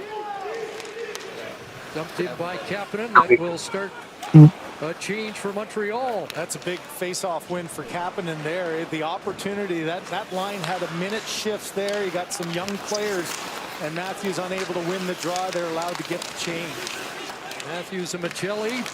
Now Nye steps up. Here's Matthews. 33 goals last year as he swings it in behind the net. Nye's looking for it. Michelli trying to get to it. Slavkovsky there defensively. And Suzuki off the boards and out. Plugged down by Matthews, and he'll go to work in the Canadian zone. Slides it across, and that broken up by Caulfield. Back comes Montreal. Hudson jumping on the play. Caulfield down that right flank. Takes a look, feeds back, Gooley across, a chance for Suzuki. They're going to call it, it's going to run shots. Caulfield swings it across, and a diving play by Michelli to get that out. Boy, I think if Nick Suzuki could have that one back, if he had a one-time that, he had a wide open. Did you get that call out as well? Again across, and it jumps the stick of Hudson, who had a lane to the net. Gooley, Suzuki, his shot blocked. Hudson on it. Caulfield. Canadians have had the edge in play here in the second. And now the lead. Fresh troops arriving as Hudson was tied up there by Joshua. And the Leafs work it out. Good play defensively there by Matthews. Dead tired. Read that play along the wall and able to get at least a partial change here for this group. Bolduc back in. Played juniors mentioned with Quebec under Patrick Roy, Simon Gagner. And that shot will be absorbed by Stolarz. Again, another push here offensively. Top line against top line. Suzuki, I mentioned he didn't get the one-timer. He gets away, gets kind of lost in the seam, and as it comes there, look at, he had a half a net there right away, but once he stopped that, Stolarz was there, tried to force it in the middle. Now a little saucer pass that gets rolling on Hudson. You see it hit the stick of Tanev going across, and Hudson couldn't control it as the captain tried to feather one across to the Calder winner. Domi, a defensive zone face-off win. That one bounced past Robertson. At the line, Gallagher chips it past Carlo. Morgan Riley. And off the boots of Carrier. Back into the Leaf bench. First of a all-Canadian doubleheader, Battle of Alberta coming your way later tonight.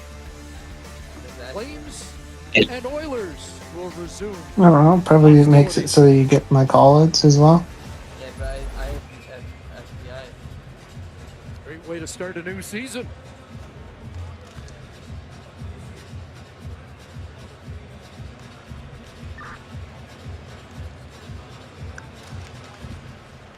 Just past 5. Left center field. Grisham will make the catch, but here comes Clement. He'll tag and score, and the sac fly by Springer has put the Blue Jays on top. Yeah, you got to take advantage of 2 base hits to start the inning, and George picks up his second RBI of the division series to give the Blue Jays a lead. Another good at bat by Springer as he drives it deep enough to center to chase home Ernie Clement.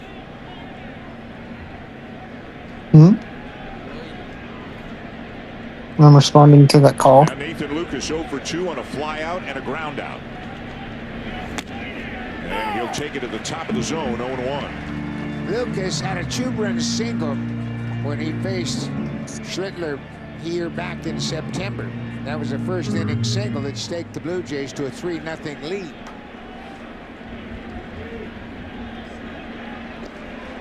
Diving back in, Jimenez, who during the regular season stole 12 bases in 14 tries.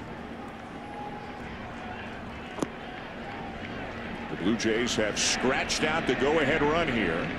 Runner at first, just 1 out. Fouled back by Lucas. Good cut just underneath it. It's 0-2. Yeah, fouled it straight back, and he's come up with some big hits. He had 3 RBIs in his postseason debut in Game 1. He's come up with a lot of clutch hits now. Camilo Doval has joined Fernando Cruz.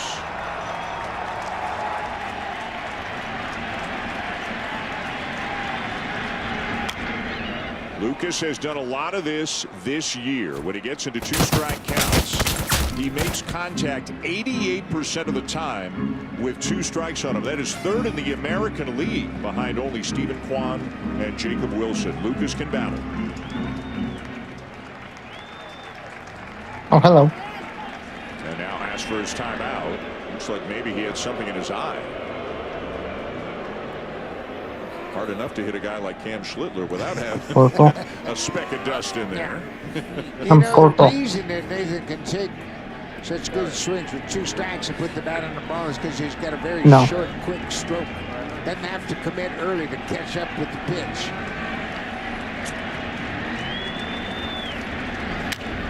He got jammed, and that ball's going to drop. It's bobbled, and they will still force the lead runner. So it'll wind up as a fielder's choice for Lucas as Jimenez is forced at second. Goldschmidt let that drop. He was trying to figure out how to get. I just love how I'm going to tie out a Corolla. The 4-time Gold Glover comes over and says, you know what? I'm going to play it on the hop. But when he had the hop, he dropped it and didn't panic. He was able to get the lead runner at second. But he was thinking about turning it into 2. That's why it's imperative for the batter runner always to run down to first in case somebody does something like that to you. Here's Guerrero. He is 1 for 2. Had an RBI single in the first.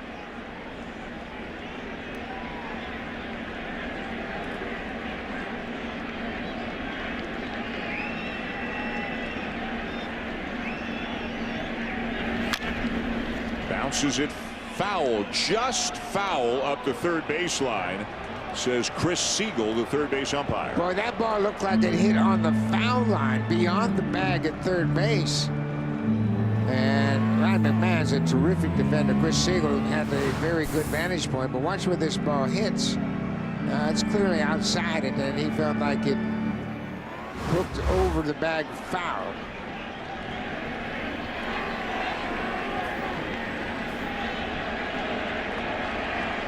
One and one, the count on Guerrero. Ooh, 98, just on the outside edge. That's a 2-seamer. You could see a little wrinkle in it. 1 and 2, and now they're getting loud and getting on their feet here in the Bronx.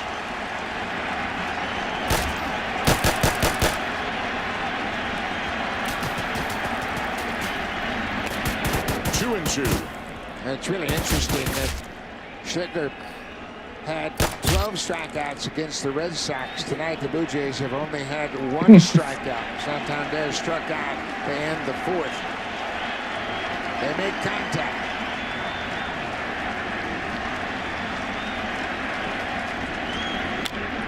And they foul off 2 strike pitches. Yeah, this is just a mindset. You get 2 strikes and they just don't want to make it out. They don't want to strike out, and they've had this kind of approach all season long.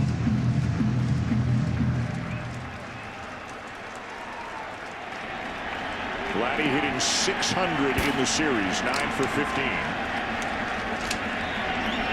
Takes it high, and it's full. Yeah, and he's got a hit tonight in 2 at-bats against Schlittler. He is now 5 for 7 against the big right-hander. And this will give Lucas a running start at first. If Vladdy can find a gap somewhere, greatly increases the chances of Lucas being able to score. There he goes. And it's strike 3 called. 99 on the corner at the knees to get him. Schlittler. Sean talked about defending for Hudson. Well, you know you're going to get hit. You know that you got to make a play under pressure. And for Matthew Nyes, playing with Austin Matthews here, you know, all the talk of who's going to get him the puck. Those are the kind of plays. Get in and do what you do best. He's got a big body. He can skate well. Try to get in on that forecheck. You saw Matthews try to follow it up. It hasn't quite clicked here, but that's the way that line is going to have to play to get some success. Robertson with a shot on goal. Domi the rebound right back onto Montembeault. The one thing is having that shot mentality, and a good job of Domi trying to win, fight hard for this faceoff. Does a great job, and you know, one thing Nick Robertson can do is put the puck on net. And just a hard shot that Montembeault leaves a nice juicy rebound. Nice reaction to Domi again in that shot mentality to get it on net. Off the draw, new hook, feeding it a hit. Kapanen tied up by Nope, Riley. it's not the game that I went there. It's better. Robertson tried to shoot it in. Off the stick of Matheson. Kapanen sends it the other way. Riley up the boards. Off Domi and out. Carlo back to Riley, who skated well in this game and has been in under focus here in Toronto and looking for a bounce-back season. It comes back to the line. Benoit, swing and a miss.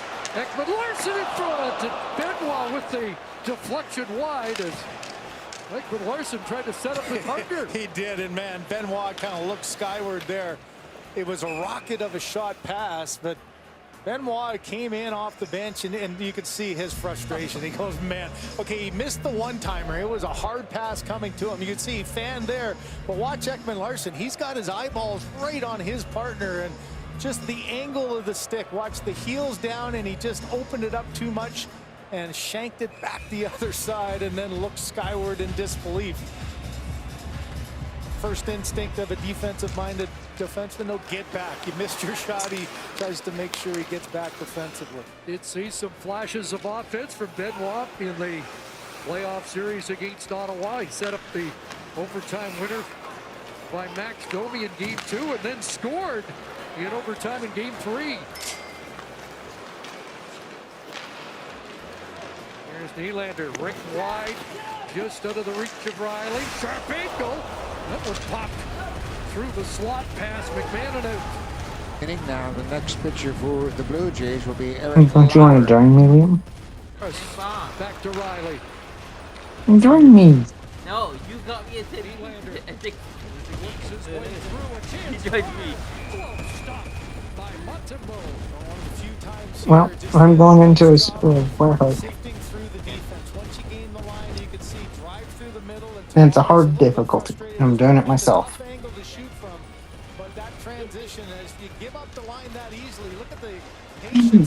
But I'm wearing my slot. Sifting the puck through, keeping it protected. Tavares from that tough angle tried to go up and over the glove, but good positioning by Montembeault to make a good save. That's been the best line offensively so far in this game for the Maple Leafs. They've been the most dangerous center. The line out now, Matthews Guys and Chile looking for their first shot. Here's Anderson, unable to get that shot through. Eyes up ahead, plucked down by Carrier, bringing Montreal back in. Line A shot disrupted, gets his own rebound.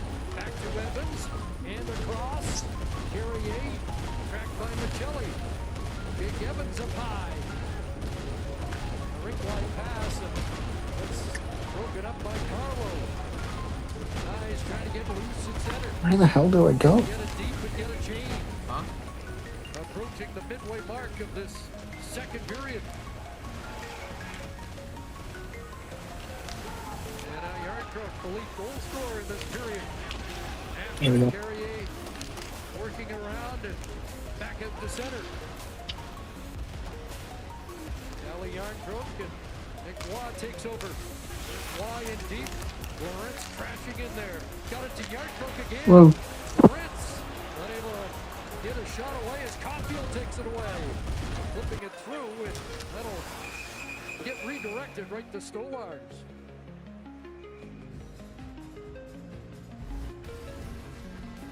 So Zach Bolduc gave Montreal the lead. Calle Yardcroft has an answer for Toronto.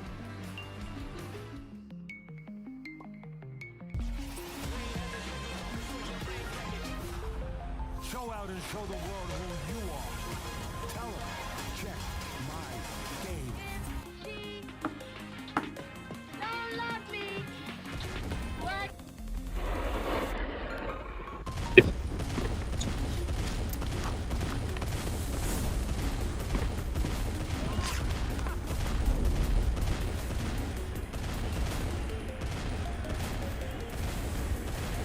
McMahon and Lauer spent time in the National League, so McMahon has 7 at-bats against Lauer. San Diego versus Colorado back in the day. He's 3 for 7. Prior to that outing on Sunday against the Yankees, Eric Lauer hadn't faced the Yankees since 2019. So there are a lot of guys that haven't seen an awful lot of Eric Lauer. And that game in 2019 was here, his one previous outing here at Yankee Stadium. Brendan Little and Yariel Rodriguez both up. All hands on deck.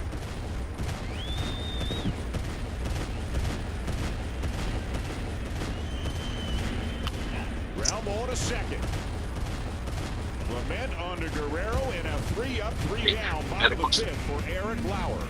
It is 2-1 Blue Jays to the end of 5. The 2025 ML postseason presented by Rogers. Dependability. Resilience! Grit. It's not easy taking the training camp in a different mindset. People talked about his fitness, saying he's in the best shape of his career. We're seeing a pretty good display of it here tonight against the Montreal. Oh, fuck off. Shots tonight. He leads the Leafs 7 shot attempts. Oh, God.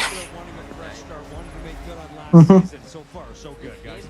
41 points last year in the regular season after 58 the year before, although he was productive in the postseason. I thought he played really well well in the playoffs, but I don't think there was a Thank player you. more affected by the new You wanna know? Ruby wanting his team to play. It took him a while to figure out defensively, maybe a little bit more static. Didn't seem to have that read of jumping up at the right time. It doesn't look like he's having any trouble with it. This game is probably Really? the most effective lead at this point of the game.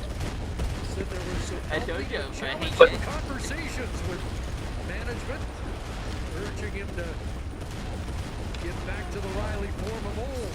You know, he's so well liked. He's the longest serving Maple Leaf here, and so you know, as a coaching staff, you're going to work with him and give him time. And to his credit, he's come prepared and just off to a great start. When he lost his stick to the puck, Suzuki will dump it in. Jimmy Dawes goes after the Heat Benoit. They collide in the corner, and Tavares takes the puck away, or excuse me, Dakota Joshua takes the puck away. Swung back in by Kapanen. That 8's going to look like a 9 a couple times, isn't it? He's used to having an 81 there. Not since Liam. not since Gessel. Here's 89 with 81. He stirred up another job. Huh? I started up another job. Mm.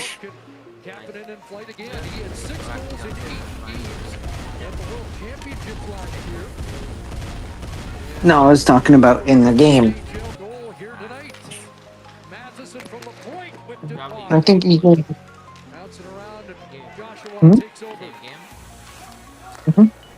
Riley fires it, and that will slide down the ice. They're going to say no ice again. I don't think these guys know about the blackboard. Came on just before the guy was off, so a good call by the officials not making it an icing because of that. Stolar's out to play it to McCabe. There's 91 looking for McMahon, and it slides back to Hudson. 10 have a quick pass to McMahon, who opened the scoring a minute in tonight. John Tavares sliding it through Nylander. Trying to hook that pass across to McMahon, denied by Hudson.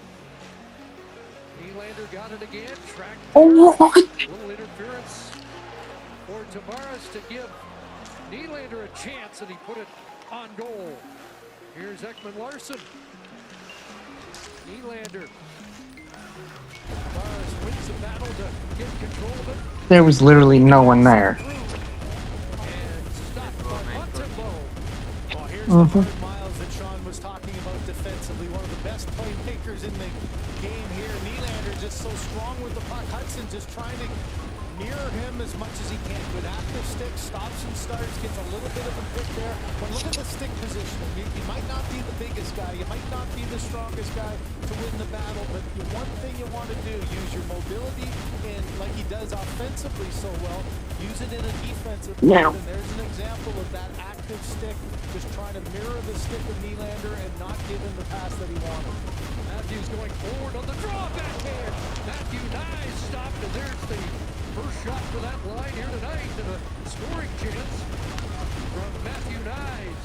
29 goals last year. Nyes has it again. They invade the Canadian zone again. Nyes passing it across, but by Michelli, and out come the Canadians. On the move is Stock, and a penalty pending against Toronto. A stop and a rebound. Leduc looking for another rebound chance as the puck is touched by Nyes, and the whistle sound. Yeah, it's going to be Nyes who's going to end up in the box here. Just the Aaron. Yeah, no, not playing that game. No.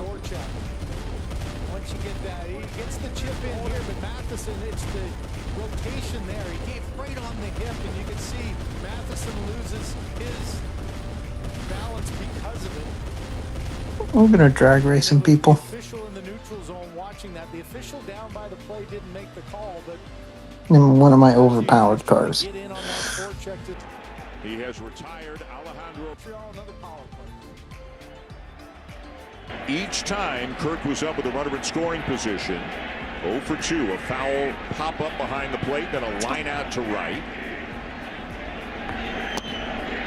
And that's just down and away, says Tony Randazzo. It's ball one. You got to feel pretty good facing a pitcher for the third time. Even though he's throwing hard, at least you have a better idea in this third at bat of what you're dealing with. That one is in there, 1-1. Now, you can't hit that one. No. I don't care if he tells you he's throwing it down and away. You can't hit it at 98 on the black. See what I mean by one of my overpowered cards? Bouncer foul, third base side, 1-2. Oh. Starting to mix in that curve a little bit more often. Yeah, and that's a good move in the third trip through the lineup. Give them a little different wrinkle. He threw 2 up to Barger, and actually the base hit was a third curveball in that at bat. The Blue Jays out hitting the Yankees. This is the most expensive car in the game. It is only 1.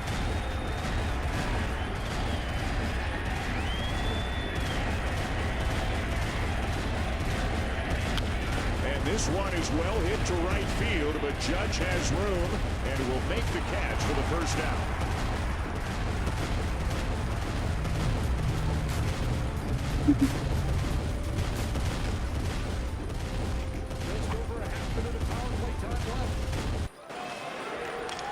Canadians have had plenty of zone time. Suzuki wearing down the league penalty killers. Here's a shot whipped across the goal mouth. Hudson. Nick Waugh watching him and taking it away to send it down and get a much-needed change. Yeah, so much zone time there. Puck possession, but pretty good job defensively by the Leafs, not allowing anything through the seam. Looking for a one-timer on the side. The lanes weren't open. Two shots. Yeah, the bird's meant for the full track. But the penalty done, and the Leafs back at full strength as Nyes return. Gets the pass from Riley. Heads down the left flank. To the line, slowed up, and it was taken away, and Dobson's got it. But I've also got this one. The Yankees will execute the rundown, and the Blue Jays will come up empty here in the What happened? 6. They had to go back and forth a few times, but it's still just a one-run game.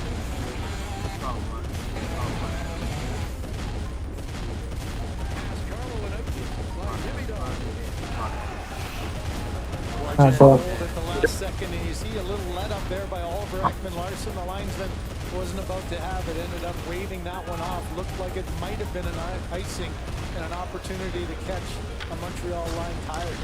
Under 3.5 left here in the second period. Shots 19-18 Montreal. Carlo back, fires it around for Domi. Dooley trying to seal the boards. Kept in there by Laine.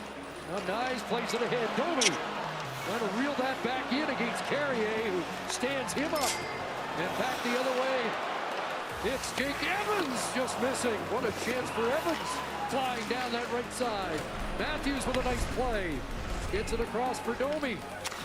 End of a shift for Domi as he gets it deep. Okay, so currently this guy doesn't know how to wait. So there's already one ready to go. Riley for Benoit. Sent in by Gally Yarncroke, up with it again.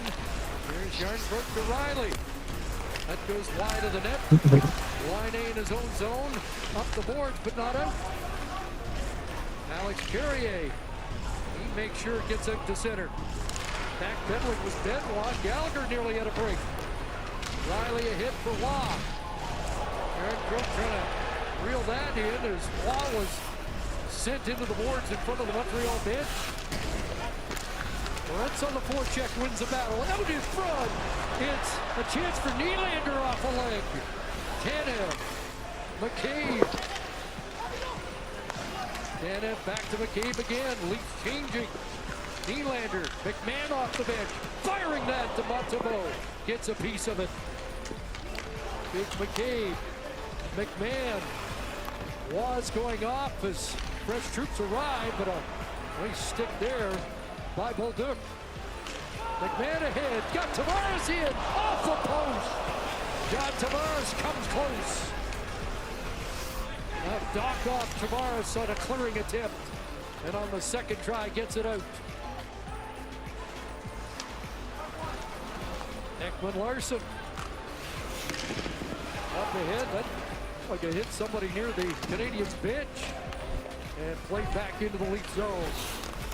Suzuki hit in front, and Slavkovsky healed it from point-blank range. Ekman-Larsson, an outlet, off a stick, kept in by Matheson.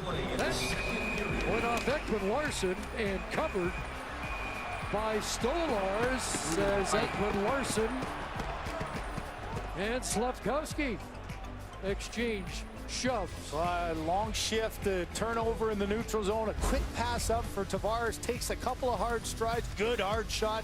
Beats the goaltender, but off the post and out at the other end. A bouncing puck again. Stolars able to hold on. All the heart, all the hard work, it all comes down to this. Let's show them what we're made of.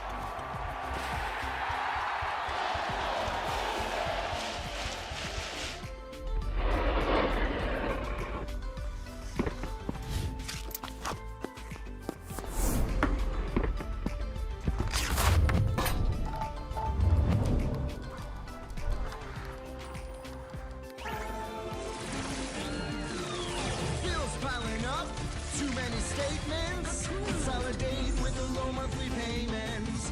Need They had 1 and 2. And I know if you walk Judge, you're putting on the...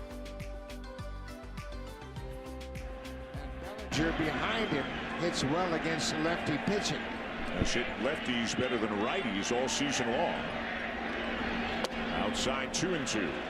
But these are all the things that John Snyder has to contemplate in a one-run game.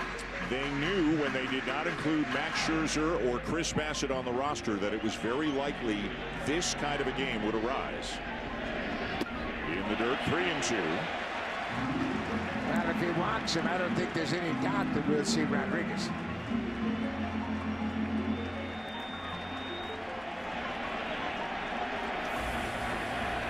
This is the 4th batter that Lauer has faced. Strike 3 called. Froze him with a breaking ball that got him out of the plate. 1 down.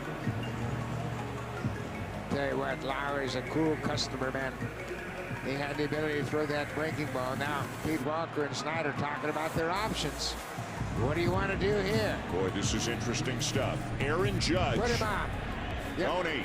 He's yelling Tony. That's Tony Randazzo, the home plate umpire. They're going to put him on. Well, they all matter, don't they? I think both coaches would say, you know, you have to take a long-term perspective. We already showed at the beginning the difficult start for Montreal, put them behind the 8 ball, forced them to battle back and be one of the better teams after the 4 Nations, which gave them a chance.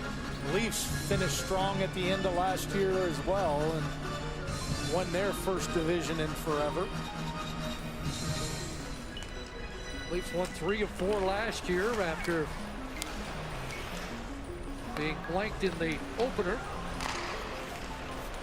Here's Suzuki. Slavkovsky fanned on that. Got his own rebound in front. Suzuki a whack at it. Still alive. And plays it back to the point. Matheson. Boy, Slavkovsky comes close. Domi spins that ahead just out of the reach of Nyes. So Domi getting a turn here with Matthews and Nyes here in the late stages of the second period. There's again the Lawton injury. That probably would have been the line, right, if he's in this lineup. Field, across. Well, it Dobson in deep. Time running down as Nyes intercepts and flips it out. Played back in. McCabe, Tanev, and we're through 2. Tied at 2.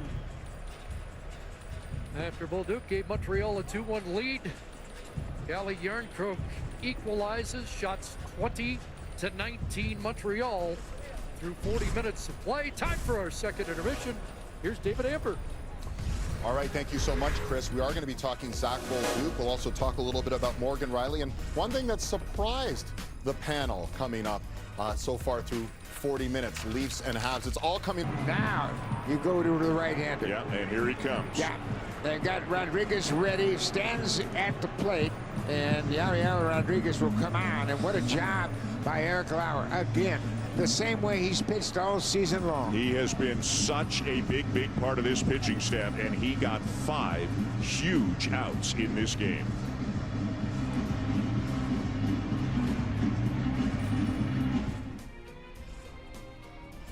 Just as soon as Circle K closes, it'll all be mine.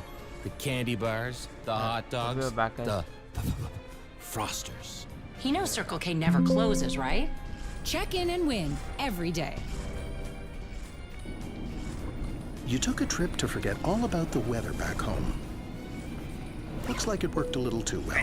Welcome to Calgary. It is minus 22 degrees outside right now. Just in case. WestJet, where your story takes off. Can I help you find your size? Oh, I'm good. I'm more of a Vancouver guy. Oh, really? Oh, come on. I was 9, and it was a gift. Save with sport at SportCheck and sportcheck.ca. Powering Canadian big ideas and big launches.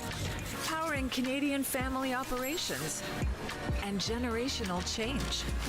Powering Canadian goods and good times. Powering Powering Canadian dreams until they're not just dreams anymore. From coast to coast to coast for 25 years and counting, Moneris, powering Canadian commerce. Party's over. But I've still got Twizzlers. Whoa, whoa! Party on! Twizzlers, keep the fun going. It's the ultimate bundle, Sportsnet Plus and City TV Plus. Endless entertainment and the best live sports all in one subscription. Bundle today. What are you doing down here? What are you doing down here? Kevin Gausman and Trey Savage are both sitting in the bullpen, and who knows, maybe one of them gets called upon later on tonight. But right now, it's another big moment. It's 2-1 Blue Jays, bottom six, runner at first, 2 down. Yariel Rodriguez to face Giancarlo Stanton. Yep, and Rodriguez retired Stanton a little chopper right out in front of home plate in the game last night. And then he would come back for the 7th inning and had a 1-2-3 7th inning. So he retired all 4 Yankees he faced last night.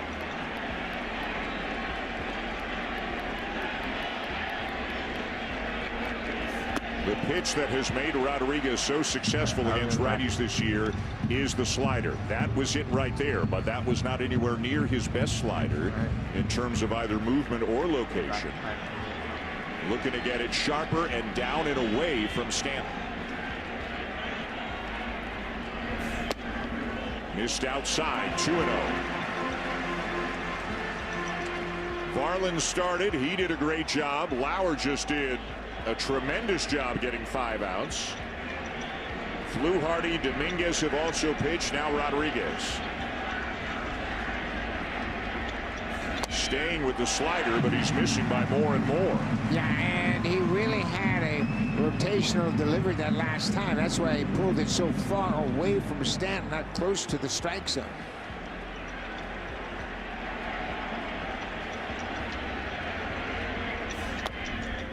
Stays with it even at 3-0 and catches the corner.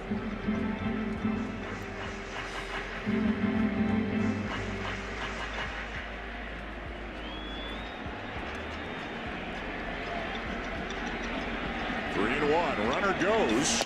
Outside. It's outside, ball 4, so that's a walk to Stanton. And the Yankees have runners at first and second. So he loses the right-handed hitter, and now he's got to face the left-hand hitting Jazz Chisholm Jr., and it looks like Pete Walker's going back to the phone. Yeah, but they can't do anything right now because Rodriguez has to face 3 batters. Jazz Chisholm Jr. is 0 for 7 against Rodriguez. You never know when the biggest moment of the game might happen. It could be right here. Yeah. 2 on, 2 out. A dangerous power hitter at the plate. Can Rodriguez find his command?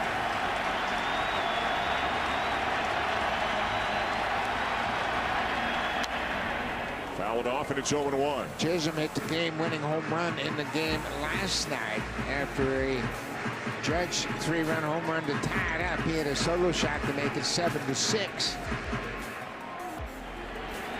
Big year in the power department. 31 home runs and 80 RBIs for Chisholm. And no doubt thinking about that short porch and right. Ground ball to second. Clement has it, and Yariel Rodriguez gets a big out. Walked the batter before he did it, but he and Eric Lauer combined to hold the Yankees off the scoreboard. It's still 2-1.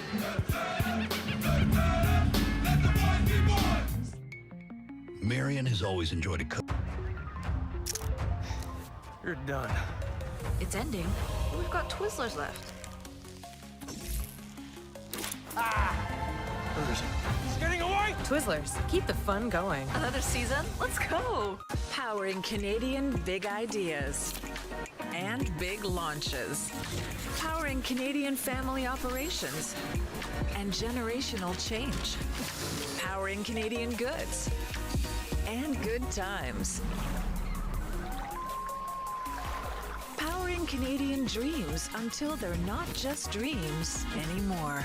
From coast to coast to coast for 25 years and counting, Moneris, powering Canadian commerce. Introducing Rogers Xfinity with internet that handles it all. Awesome. I'll be right back. Built for more devices. Okay. What if I crashed through the window? That's genius. Let's do that. Excellent. Let the art come from within. From within. So Keanu can do everything. You're so done, bro. Well, almost everything. Why don't you stick to acting, Uncle Keanu? Let's go. Rogers Xfinity is here on Canada's most reliable internet.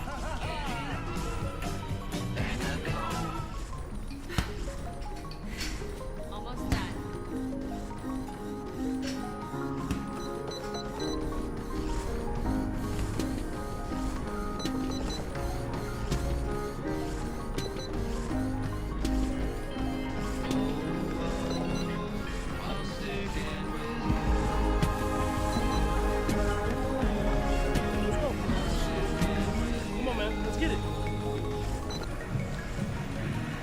Every out so precious in a game like this, and Yariel Rodriguez, he couldn't get Giancarlo Stanton, but then he made a great pitch with his splitter to get Jazz Chisholm Jr. Yeah, he got the big out to end the inning, and both he and Eric Lauer were able to get around a couple of walks, one intentional to Judge. Billy Varland started it all. Mason Fluharty followed him, and the bullpen has given up just one hit and 4 1/3 so far. Gabriel Rodriguez, the latest to shut down the Yankees scoring threat. Miles Straw's got a helmet on because if Anthony Santander gets on to begin this inning, Straw's going to come in to run for him and then stay in the game defensively. It is now officially at that point of the ball game where John Schneider wants, if at all possible, to have his best defense on the field, and obviously Straw's a part of that.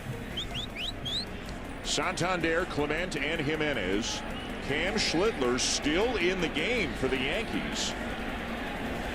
He's given up 2 runs on 7 hits through 6 innings.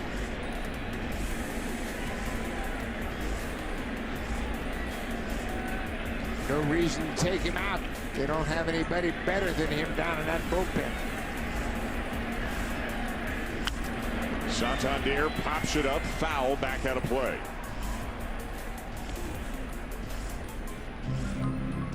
Tonight he is lined out and struck out. The Blue Jays have only struck out twice against Schlittler through 6 innings.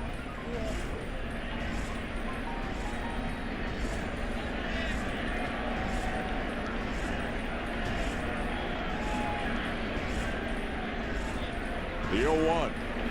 And he'll take it down and in. Hold on.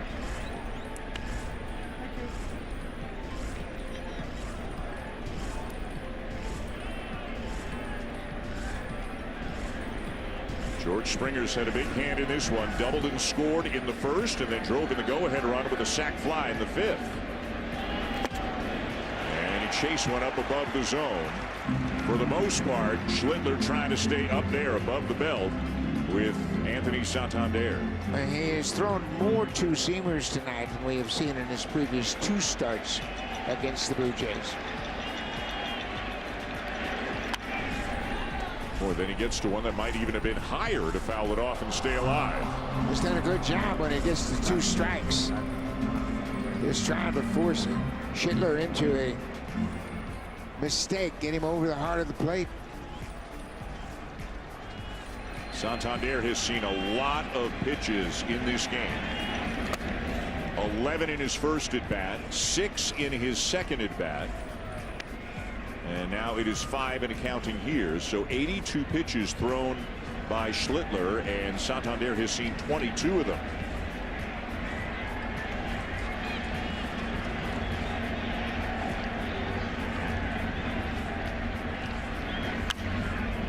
Popped up foul. Here comes McMahon, third baseman racing over, and what a play he just made. Almost overran it, but somehow managed to reach back and catch it.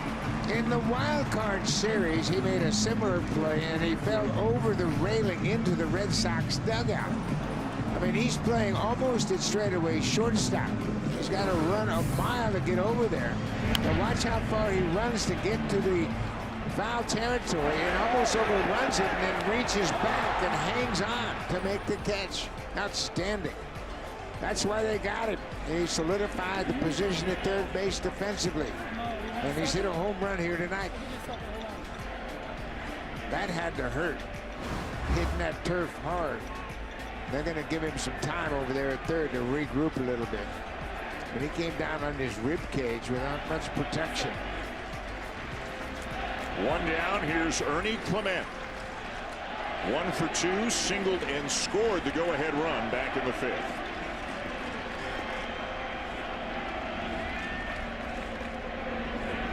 Fastball lined into right center, a base hit. And they just can't get Ernie Clement out right now. He is 9 for 14 in this series. What a series he has had. His first postseason experience has been outstanding. Right down the middle, he stays on it, and we talk about it all the time. He's one of the best fastball hitters in the game, and he jumps all over that. That'll bring up Andres Jimenez. 1 for 2, had a base hit his last time up. That hit by Jimenez got Clement around to third and allowed Springer to drive him in with the sac fly. They're watching at Scotiabank Arena, so that's over on Sportsnet. You can also watch it. We got a So top 7, 2-1 Jays leading, 9 outs away from potentially going to the ALCS. Meanwhile, Bruins and Caps, guys. Caps won the East line.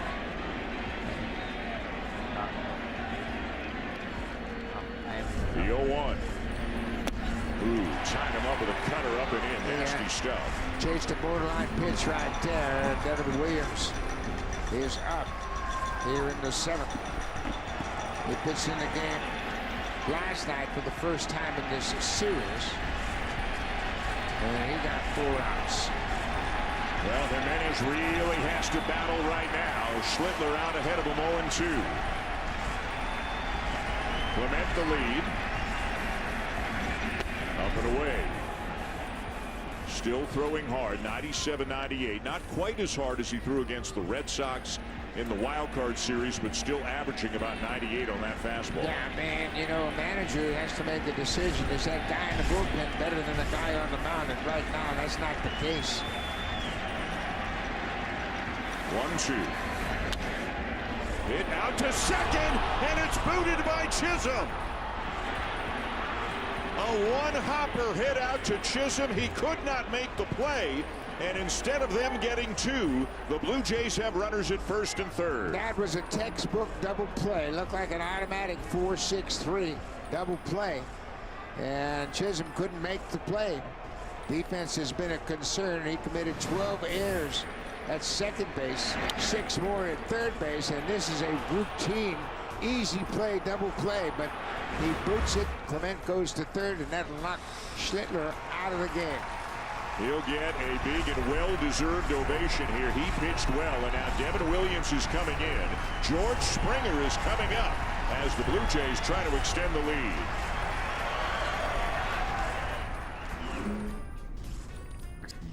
At DQ, we've got your sweet side covered.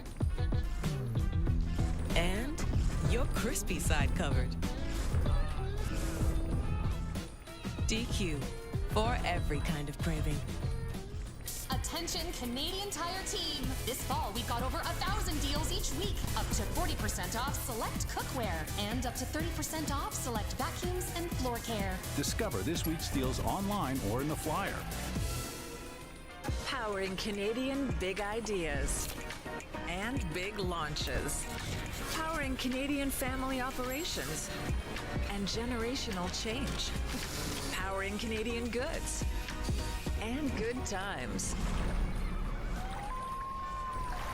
Powering Canadian dreams until they're not just dreams anymore. From coast to coast to coast for 25 years and counting, Moneris, powering Canadian commerce. Introducing Rogers.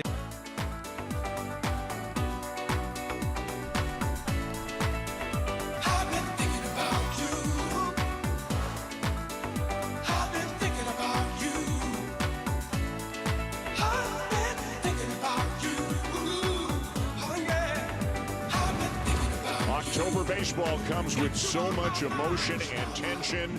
And this game has all of that. The Blue Jays are up 2-1. Top of the 7th. An error just committed by Jazz Chisholm Jr. has given them runners in first and third. One out with Devin Williams in the ballgame. Now, we mentioned Williams pitched in the game. First time in a division series last night. He came in the 7th inning. Retired the side and owner. Got Guerrero, Kirk, and Dalton Varsho to end the 7th. Gave up a leadoff hit to Ernie Clement, but who hasn't? And then he got the next batter, Anthony Santander, and turned it over to David Bednar. Bednar came in and got the final 2 outs to close out the 8th inning. And if you're a Blue Jay fan, you got to like the guy who is at the plate right now, having a pretty good opportunity to extend this lead. He's already hit 1 sac fly tonight. Also doubled and scored back in the first, so he's 1 for 2. He's come through all season long for the Blue Jays. Good speed on both corners. And the first pitch changeup. He swings over the top of it. It's 0-1. Now, Darren Boone talked about both Williams and Bednar, how they used their secondary pitches last night very effectively. In the case of Williams, his secondary pitch is his fastball. He'll throw it 95, 96, but he's got a wicked changeup that he's always used very effectively. The 0-1. Throws it again, and it's 0-2. You couldn't put it in a better spot. Got such a good delivery with it. He sells it like it's a fastball, and it comes out with changeup velocity. The Blue Jays just 1 for 7 tonight with runners in scoring position. Out hitting the Yankees 8-2, but leading just 2-1. The changeup again, and it's fought off this time by Springer. Yeah, and George really has to shorten up with 2 strikes and just be confident that if he does throw me a fastball, I can foul it off.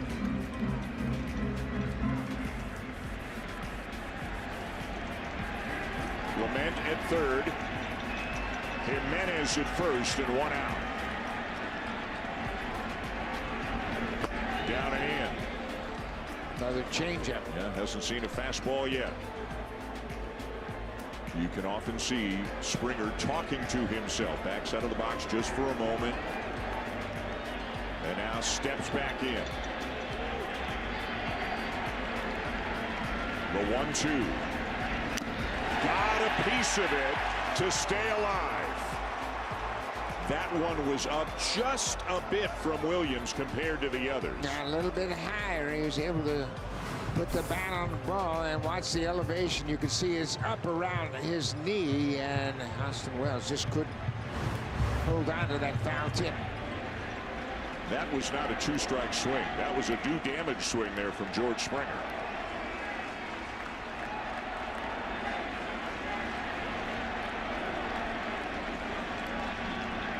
Again, the 1-2. Bounced foul.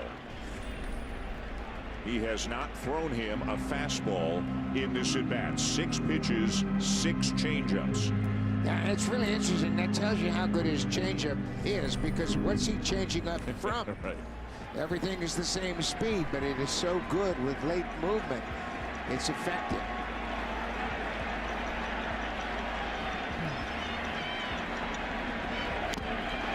Gets Springer on the play. Jimenez will steal second, but Williams just kept throwing changeups and finally strikes Springer out.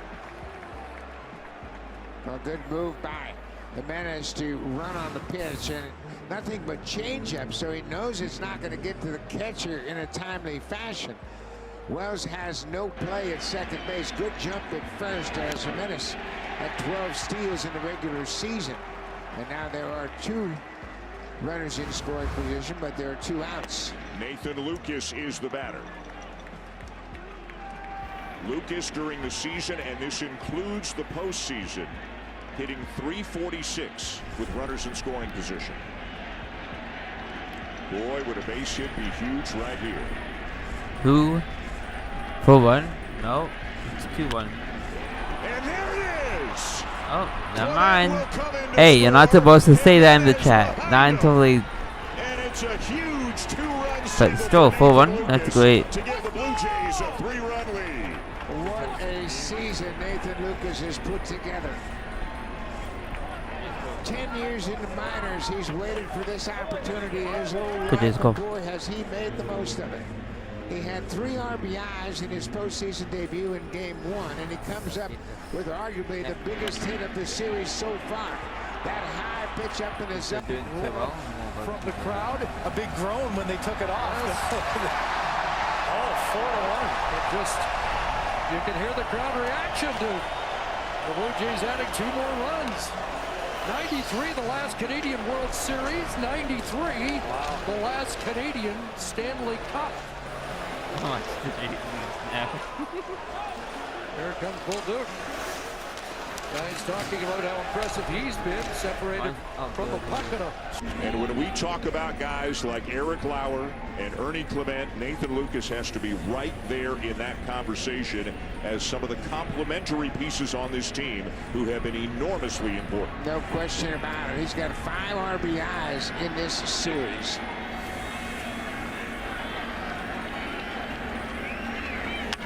Guerrero lines it down the right field line, but slicing foul.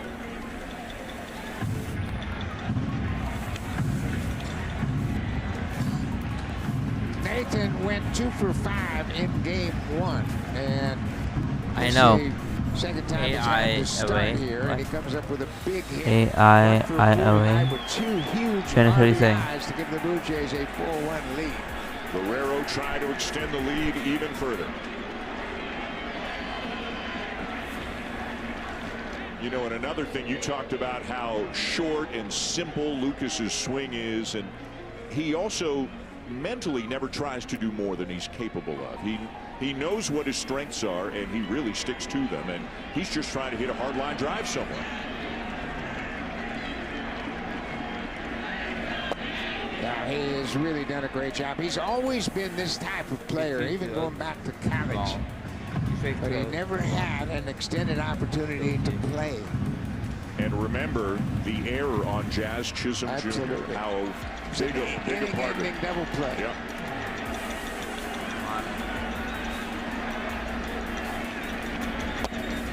Full count on Guerrero. Glad he 1 for 3, an RBI single in the first. Yeah, those are the plays you have to make. I don't care, regular season, postseason. Routine double play ball gets you out of the inning, and the Blue Jays have taken advantage.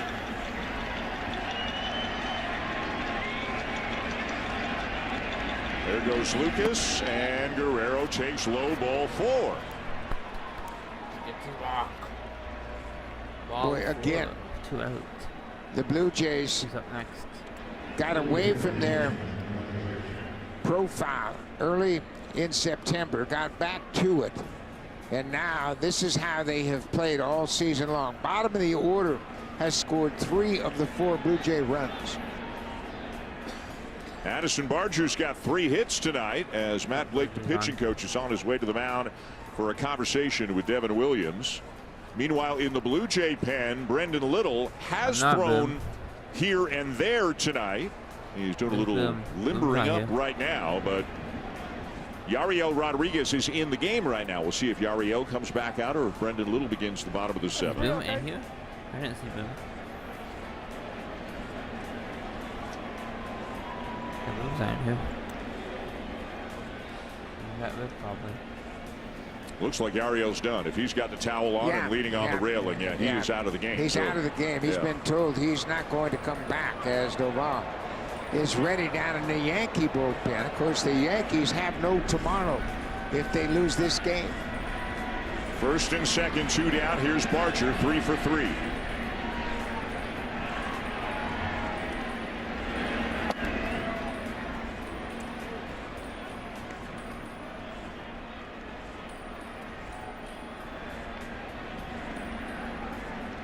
Barger is 2 for 3 against Devin Williams. Changeup hasn't baffled him. Swings over the top of that one, 1-1.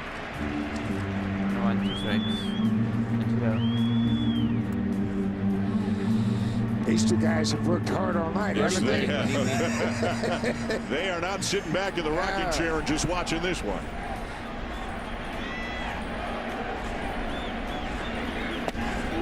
They've already used 5 pitchers: Varland, Fluharty, Dominguez, Lauer, and Rodriguez, who have combined to hold the Yankees to 1 run on 2 hits through 6 innings.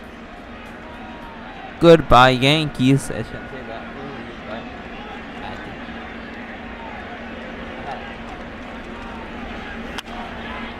Late on it, down the left field line, 2-2. Again, this reflects what the Blue Jays have done all season long. You know, Vladdy got the first RBI with that single in the first inning.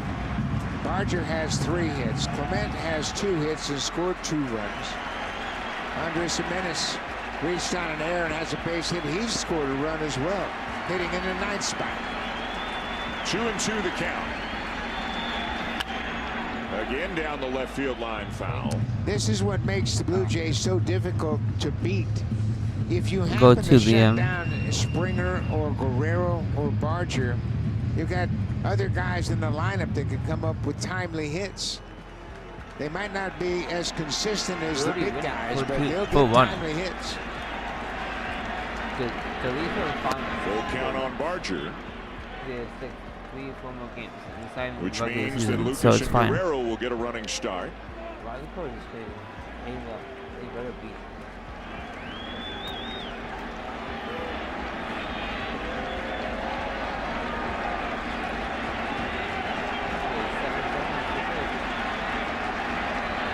Here's the 3-2. Fouled off. Went after a fastball up above the belt. Might have fouled it off his back foot. We'll have to get a replay to see, but walking it off right now.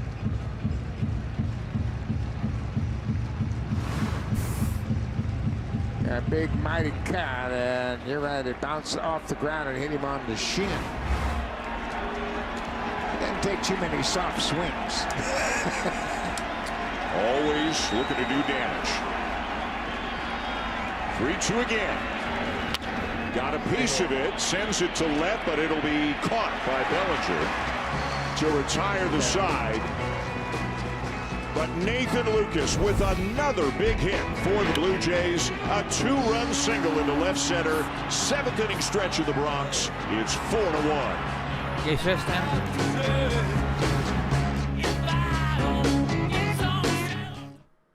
Oh no.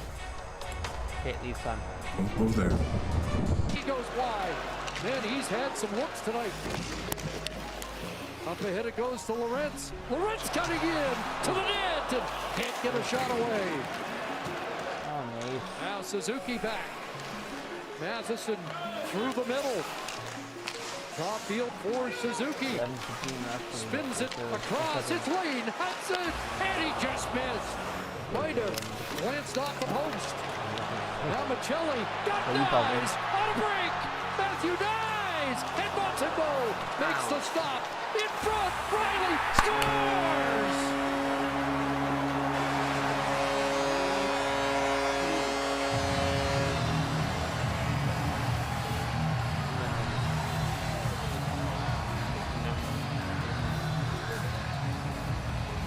Hudson without a stick and Morgan Riley with the finish. Well, Hudson with the opportunity to get the lead for the Canadians. And how many times do you see this in a game? A glorious opportunity at one end. Hudson with the quick shot, just enough of the blocker by Stolars to keep it out. Now going back in transition, no stick. And how about Matthew Nyes? Keeps it alive, doesn't get the first shot, but keeps the play going, gets it back to the middle, and guess who's there? It's been a night where Morgan Riley has been the most active defenseman on the Leafs, and he does a great job of going backhand, forehand, up over Montembeau, who got pushed back deep in his net off the playoff of Nyes, can't get there, and Morgan Riley makes it a 3-2 game. Not many wanted a fresh start like Morgan Riley, and he's made the most of it so far tonight. The Leafs have their second lead of the game. Riley from Nyes, and Michelli draws his first point as a Maple Leaf. That's a heck of a play by Nyes to not go floating by the net there. Stopped on the side of the net, stayed on that puck, and makes the play that gets the puck into the slot again for Morgan Riley to get to it. Trying to get to the net for the Canadians. Up the boards it goes, kept in by Hudson. Trying to turn on Nyes. Helping out there was Ekman Larson. Nyes sends it the length of It's the not ice. faster, dude. Icing Toronto.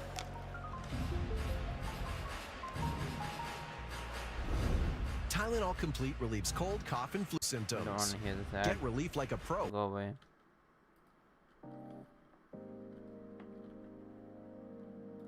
You talk about a couple of hard shifts. You saw the energy that Nyes took to get that breakaway and stop on the play. You know, Chris, your instincts there. You're so frustrated as a player you didn't score. Often you'll just take that turn around. That's a heck of a play to stop there, stay on the puck, I'm watching stay on TV with it, as and well. get the puck to Morgan Riley to get the goal. Saw the time on ice for Nyes. He is running on fumes.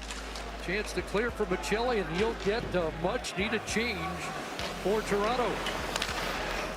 Kapanen rolls it in. Tanev back with Demidov on his tail. Bobby McMahon starts out. Rink wide looking for Nylander, broken up by Dobson. Noah Dobson for Oliver Kapanen. Curls inside the line against Tavares. Kept it in. Matheson in front, and that whipped wide.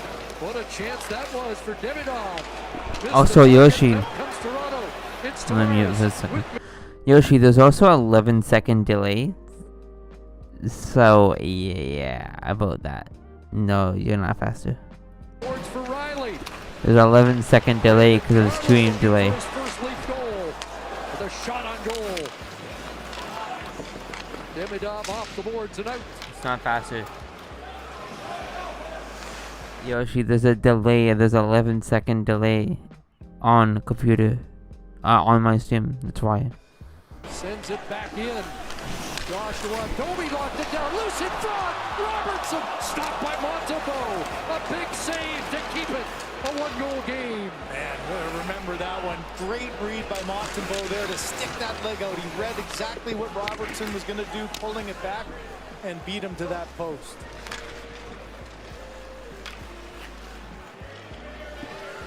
Riley slows it down as the Leafs make change. He is a glue guy that gets it done. Dan when Buck asked. I thought they actually When Larson sends it in. Nick Waugh first to it. Jack Guy watching him. Carrier sweeps it around. Ekman Larson seals the boards. Jack Guy tries to move the puck. Arbor Jack Guy, whose brother Florian had a terrific camp, but it doesn't look like he's too far away. No, there's Raptors. Two Jack Guys in the same team. Yeah, there is. No, yikes. What do you mean? Here comes Oh, there is. Waugh. Look. He's got Yarncrook with him. Waugh picks his way through. Kelly Yarncrook holds in. Montembeault just got a piece of that. There's Raptors tonight. 10 o'clock. It's in half an hour. Waugh maintains possession. Cycles it back for Lorentz. I'll be watching it after these two games. Dash in front, but knocked off his stick. And out it comes. There's Michelli. Again, his first point as a Leaf. On the go-ahead goal by Riley. Bolduc trying to team a bouncing puck. It goes to Gallagher. A hit for Doc. Knocked off his stick by the back pressure of Michelli. Nyes will send it in from the red line. Yeah, it's easy. Montreal has outshot Toronto 28-23, but the Leafs shot ahead with 7 minutes remaining here in the third. The first game was on, I think, last week. Here's Matheson. First game was on, this is the, they lost. Checked at center by Yeah. Domi. 118 And on pass behind Robertson. the 6th on Monday. Benoit trying to knock it down at the blue line and does. It's Doc sending it deep for Montreal. Now the And then we Canadiens. play Friday as well. Benoit got a little extra time. Off Joshua, right on goal. Montembeault hands it off to Jack-Eye. The Hamilton product to Carrier. Up ahead and on the move was Demidov. He gets checked. There's Robertson to give away. Demidov's got it again. Sliding it in front, and Tanev flips out. Here's Demidov, back to the line. A shot that just missed. Demidov got the rebound. Trying to work his way past Robertson, whose turnover has prolonged the stay of Montreal in the Leaf zone. 10 and scoops it ahead. Robertson makes sure this time that it gets to the Montreal line. Leafs are changing. Up ahead, Carrier. Canadians as well as Carrier. 5 minutes until the Leafs game ends. 5 minutes, 31 seconds. Riley ahead. William Nylander to work. Here's Nylander twisting and turning against Evans. Carlo to Riley. And scooped in by Waugh. Lorentz goes to work with a forecheck. Dooley worked that to Hudson. Put to the line and clumped down there by big Nicholas Waugh. He'll work back in. Waugh can't get a shot away. Checked as he turned it over, and Anderson starts back. Josh Anderson a pass, and Ekman Larson got a stick on that. Waugh to Lorentz. He'll play it in deep while his line mates change. What a great play by Oliver Ekman Larson there. Read that well. An opportunity for a 3-on-2. Just closed the gap with a good stick. Turned it back the other 22 way. and off Field dashing back with Slavkovsky. Under 5 to go. No. Yeah, postseason, yeah, 22 is. Matthews. Jake McCabe. Route 7, Bathurst, southbound towards Bathurst Station. What about it? Is that what you're on right now, Alex? You coming to Bathurst? I'll go over. I'm joking. 6 minutes in, you saw all the snow there. That's like the old days when we played with no shovels to take it away. Matthew Nyes thought he might get a chance. Instead, it just got buried right by the bench. Yeah, this is Leafs opener. Gallagher gets it out. Near side, Bolduc. And we get a whistle on an offside. And I think everybody needs a break, and the ice needs some work. They're having a break on the switch over to Leafs. So Montembeault with a clutch stop. 14 with 10 strikeouts in this series. Ryan McMahon, who's a left-handed batter, is still out of the on-deck circle right now, and now it looks like maybe he is being called back. We'll just going back for some more information, talking to the hitting coach. Yeah, he's back out of the on-deck circle. So Aaron Boone's got a couple of right-handed batters in Ahmed Rosario and Jose Caballero. Volpe shows bunt. Let's remember, and it doesn't apply with Little on the mound, but Ben Rice is also sitting on that Yankee bench. Yeah, and he's a threat, obviously. He has started in all 3 of these games. Didn't start tonight. Yeah. Well, and 1 on Volpe. Ahmed Rosario is their best pinch hitter. So he's a 1-1. He's come off the bench all season long and done a great job delivering key hits. Barger was in. He's backed up now. Jeez. And Little gets the call on the corner, 1-2. Little a guy, it's funny, the more he can get him to chase, the more he strikes them out. But the more he's in and around the zone, the more of a ground ball guy he can be with all of the movement on his stuff. And a ground ball at somebody here would be just fine. They would love to turn 2. Can he get some weak contact?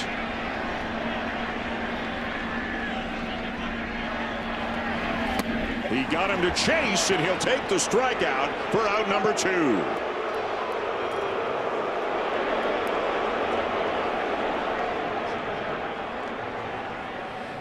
And now it looks like McMahon has been called back, and it's going to be Ahmed Rosario to come up as a pinch hitter. Yeah, and we mentioned Rosario is their best bat off the bench. He's done a great job pinch hitting all year long. And he's going to come up here and try to keep this inning alive. He'll bat with 2 outs. So this is the number 9 spot in the order. As Buck mentioned, you're always aware of where Aaron Judge is. Judge is their 2 hitter, so it's Rosario. Little hoping to finish it right here. Grisham's on deck. Judge would be after that. But the Blue Jays hoping that that is something they can worry about in the 8th inning. I have a jersey, but I don't know where it is right now. At the knees, it's 0-1. Rosario is 6 for 14 as a pinch hitter.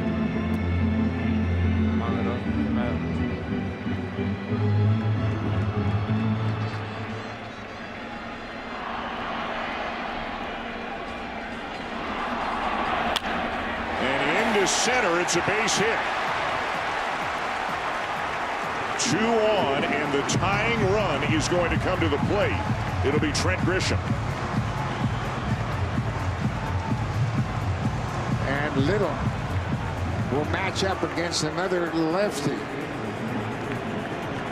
with Judge on deck, and that's where you'd like to see him end this inning, standing on deck. Grisham is 0 for 5 in his career against Little, and he is not swinging the bat well in this series. 0 for 3 tonight with a couple more strikeouts. He has 5 strikeouts in the 4 games in this division series.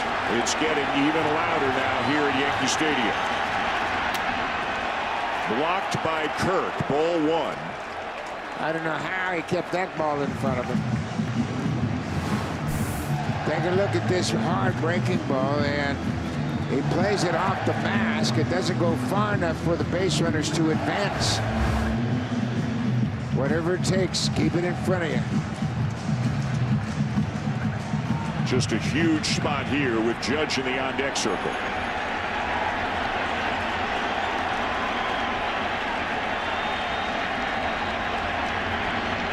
In there, 1-1. 1 ball, 1 strike. Blue Hardy ended up in front of the net. Benoit able to come up with it again as McMahon watched there by Gooley. Good battle between a couple of Albertans there as one-handed McMahon tried to get it to Nylander. Evans helping out. Canadians' first 3 games, all original 6 in Detroit tomorrow. Chicago on Saturday before their home opener next Tuesday against Seattle. You know, and all the positives coming through training camp, and the expectations very different.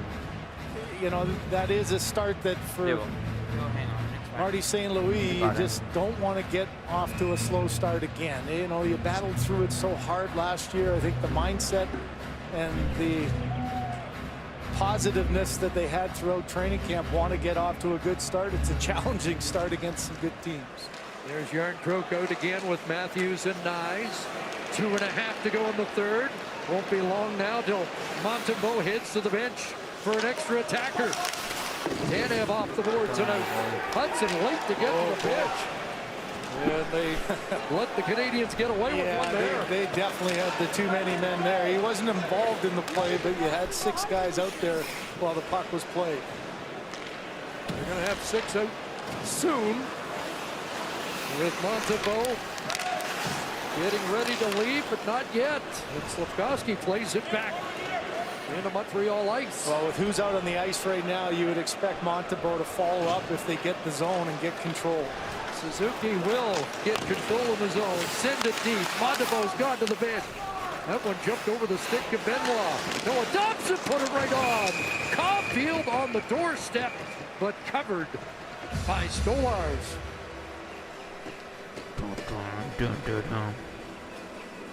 Well, there's another one for Stolars. It's about rebound control. You know, a simple looking play, but not gone lost on the Maple Leaf defenders there, is that one didn't allow a rebound to get that second chance. You're just trying to keep the puck alive. The positive thing for Montreal, though, you get an offensive zone face-off, try to create something from there. Off the draw, won by Tavares. Sent to the line, booted by Dobson. Nylander ahead, rolling wide of the net. Matthews scores!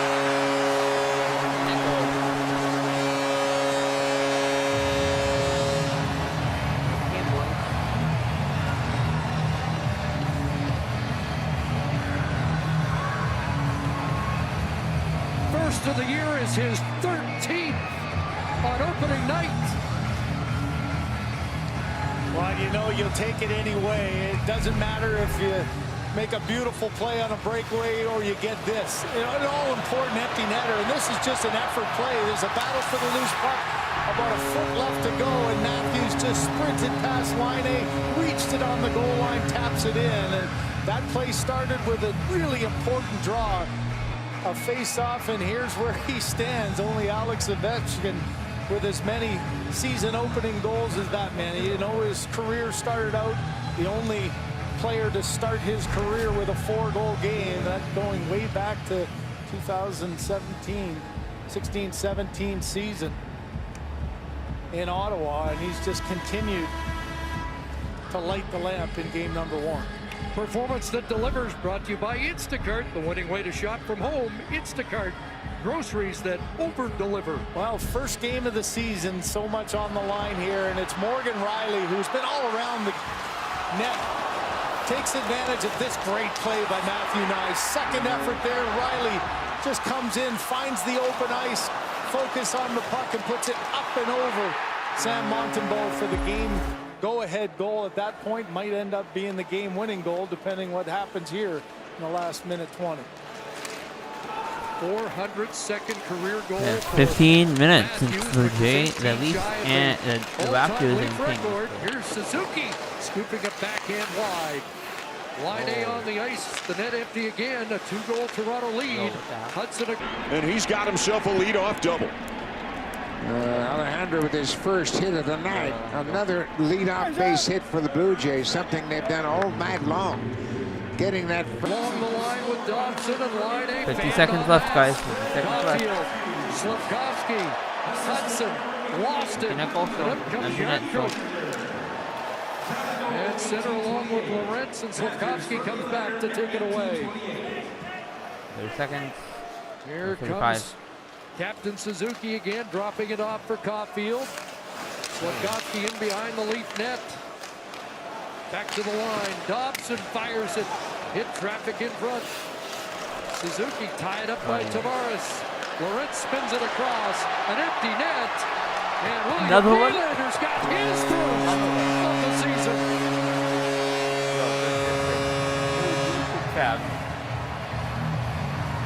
Well, I can tell you, not lost on top players when you start the season. Everybody starts with a 0 across the board. And if you're a goal scorer, you've seen your top guys.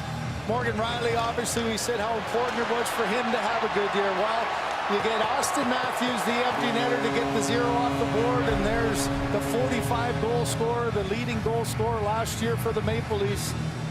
At least a big one there for William Nylander as well. You know the push, you know you're going to press on the net as that top line tried to get within 1, but now you got the cushion down 3. Montreal, one of only 6 teams he didn't score against last year. He has capped what will be a 5-2 opening night Toronto win over there. Leafs have won 5-2.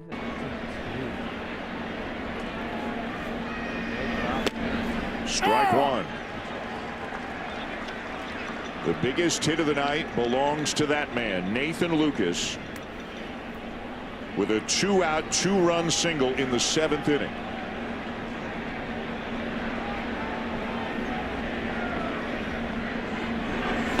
Straw chased one. It's 0-2. Let's go, dude. Come on, boys. Raptors at 10 o'clock, guys. So I'll be live until 12. Error preceded earlier on in that inning the Lucas 2-run single. A huge break for the Blue Jays. Stop it. And he just pokes it in shallow right. It's going to drop. How about Miles Straw? He drives in Kirk, and it's 5-1. What a beautiful swing right there as he waved at a previous breaking ball earlier in the at-bat. But this time he stays back and just serves it into right field. Kirk moved up on the long fly ball to right, and Miles Straw delivers another big hit. A breaking ball, and look at that swing. Flat-footed, no stride whatsoever. Trusting his hands that he can just serve it into right, and he dumps it in front of Judge in right. First career postseason RBI for Miles Straw. Here's Ernie Clement. Miles looks like he wants to run. They could do a few things here. They could send him. They could hit and run, although Duvall, I would think, is a really difficult guy to hit and run with. Everything moves a lot, and he's not necessarily in the zone all that consistently. Straw not going. Oh, and Clement got drilled. And he is not happy. Ernie Clement is not happy. John Schneider is out. Andres Jimenez raced out to the plate as well. That hit him right in the back, it looks like. Yeah, fastball up and in. Of course, Ernie's had a monster division series. He has 9 hits in the series in 14 at-bats. And the ball threw a fastball up and in, and it hit Ernie right in the middle of the back.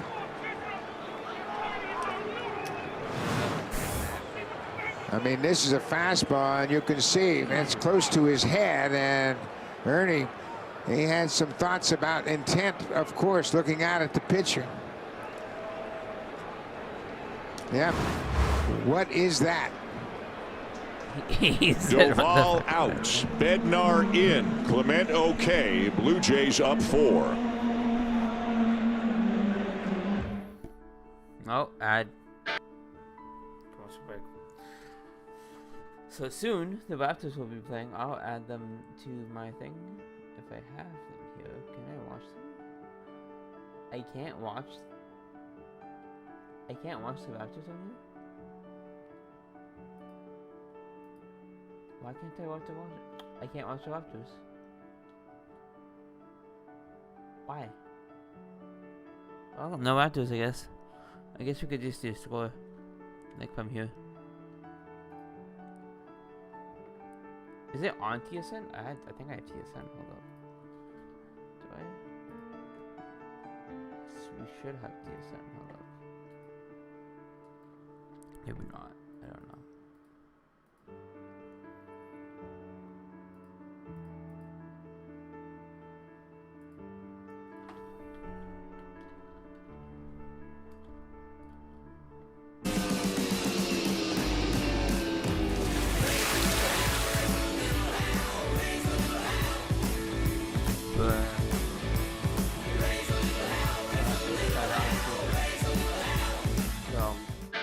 It's Miller time. When the clock seems to slow down. And to appreciate it, Miller Lite's got great taste and all 90 calories. Oh, that means it's Miller time. Yeah, I think Golden State. David Bednar is now in the game for the Yankees. He is their closer. This is obviously not the kind of situation where Aaron Boone would want to bring him in, but the Yankees are up against it right now. The Blue Jays have added a run here in the 8th. They're up 5-1. They've got 2 on with 1 out, so there's no time like the present to bring in a guy like Bednar. Yeah, Bednar pitched in the game last night. Retired all 5 batters he faced. He came in with 1 out and a man on in the 8th inning, and was able to get 2 outs to close out that, and then retired the side in order to the 9th with a couple of strikeouts. Different situation for him tonight. The Yankees are down by 4. They've got Straw at second, Clement at first, and the batter is Andres Jimenez, 1 for 3.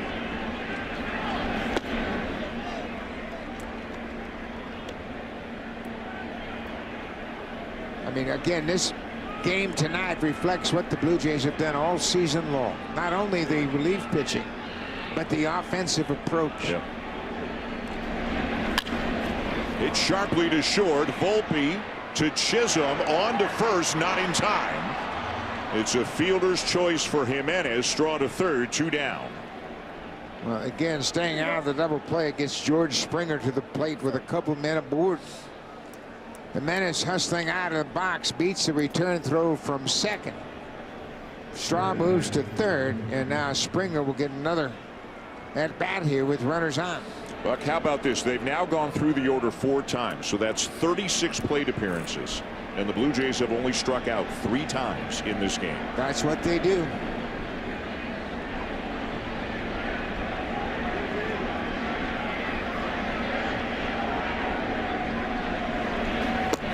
Springer doubled and scored in the first to give the Blue Jays an early lead. Hit a sacrifice fly in the 5th to put him up 2-1. Nathan Lucas with a 2-run single in the 7th to make it 4-1. Miles Straw with a base hit to drive home Alejandro Kirk this inning to make it 5-1.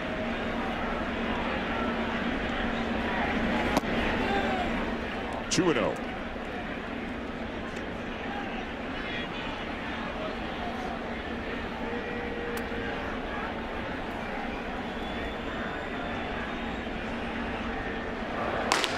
Braden Fisher on the mound. Jeff Hoffman has gotten up as well.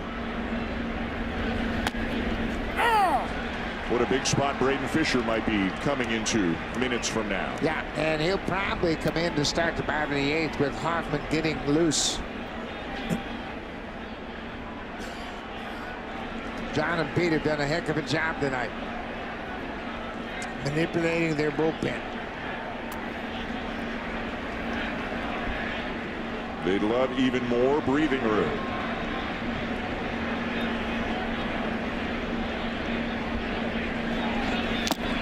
Two and two now on Springer. Why would Springer hit Yeah, that? the Yankees came back from a 5-run deficit last night, so you can't take anything for granted.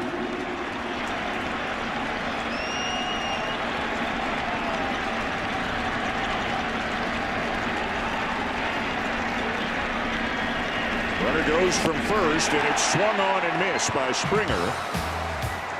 And that'll end the top of the 8th, but the Blue Jays do get another run. It started with a Kirk double. And how about this piece of hitting by Miles Straw? Just a little poke into right to bring home another run. It's 5-1. Baby. Let's show the city how it's done. What the hell? Whoa!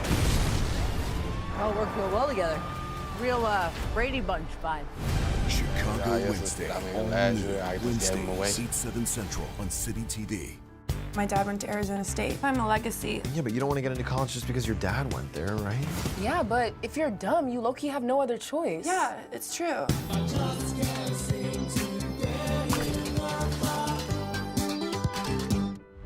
UFC lightweights clash on October 11th. Former champ Charles Oliveira takes on Mateusz Gamrot, plus Davison Figueiredo and Montel Jackson meet in the middle. Live from Rio. Live on Sportsnet. He needs to pay for what he did. Thursdays. These cases are hard. It's okay if you don't want to fight, because we are going to fight for you. Law & Order Thursday. All new 8/7 Central on City TV. Mondays on Hudson and Rex. What do you got there? New cases and a new partner. Together, they're taking crime fighting to the next level. Hudson and Rex, all new Mondays at 8 on City TV or stream it on City TV Plus. This isn't your first time flying to show support for your team, but it is the first time you use the wrong kind of paint. It says here you could try mayonnaise. WestJet, where your story takes off.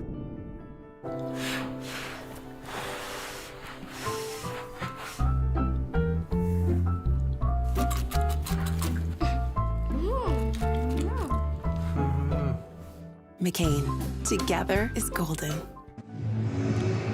The Blue Jays are 6 outs away from moving on to the American League Championship Series. They have a 5-1 lead, and we have seen time and time again kind of the relentless nature of their offense tonight, putting the ball in play, making things happen. And how about the way the pitching has gone as well? 6 pitchers have held the Yankees to 1 run through 7 innings, and now Braden Fisher is on to work the bottom of the 8th. 1 run on 2 hits, and how about Braden Fisher? He didn't come to the big leagues until May. May 11th, he made his debut at Seattle. He pitched an inning, gave up a hit, no runs, and then he had a phenomenal month of June. He pitched in 13 games, didn't give up a run in those 13 games, and only 6 hits. And he's got to deal with Aaron Judge to begin the bottom of the 8th, but how nice does it feel for the Blue Jays to be up by 4 as he comes up with nobody on base? Remember the huge out that Brendan Little got to end the 7th. Otherwise, like let's say Grisham walks, Judge would have come up with the bases loaded in the 7th instead of here to lead off the bottom of the 8th. Yeah, and he has done such a great job. Judge has a hit tonight. He's 1 for 2 and was walked intensely in the 6th. And a wide strike call. It's 2-1. Judge has 8 hits in 13 at-bats in this series, including a big 3-run homer in last night's game. And as you said, if he hits at 500 feet, he hits at 500 feet, but make them swing the bat. Don't walk guys. They can't walk anybody here. They've got the cushion. Pitch to the scoreboard.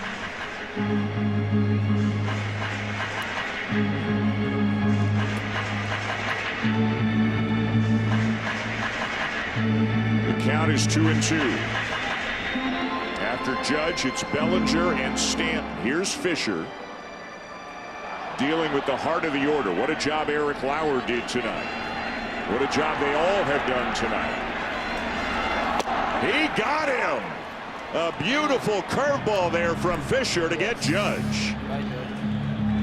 Tell you what, Braden Fisher has been remarkable in his ability to come in and shut down the opponents.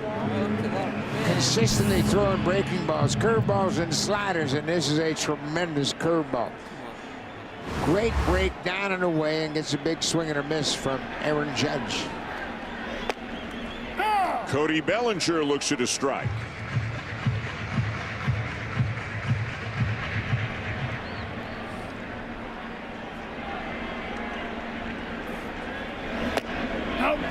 Just high, and it's 1-1.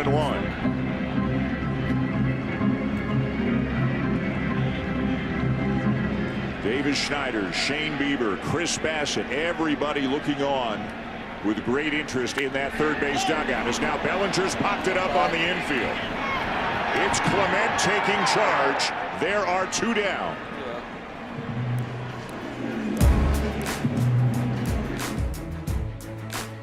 Rogers, proud owner of Canada's team. Braden Fisher, a young man who has impressed the Blue Jay coaches with his poise, his confidence, his calm, no matter what the situation. Up the middle, that's a base hit for Stanton, a base runner for the Yankees with 2 outs here in the 8th.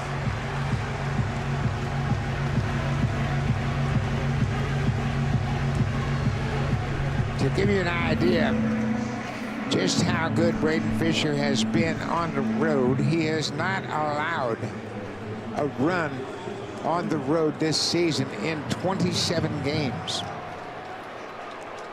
I mean, that's remarkable for a rookie pitcher not to be intimidated pitching away from home. The batter is Jazz Chisholm Jr., 0 for 3. A tough night for him. He is struck out. He's hit into a double play, and he committed an error that led to 2 unearned runs.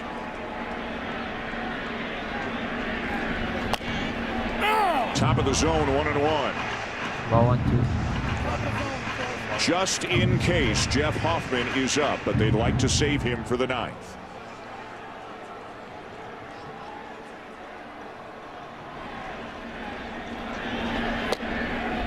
One and 2.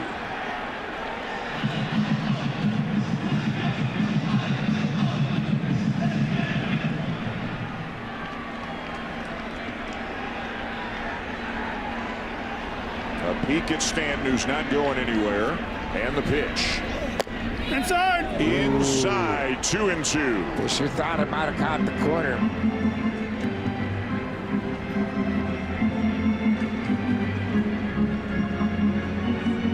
Well, Pete Walker hanging on every pitch right now.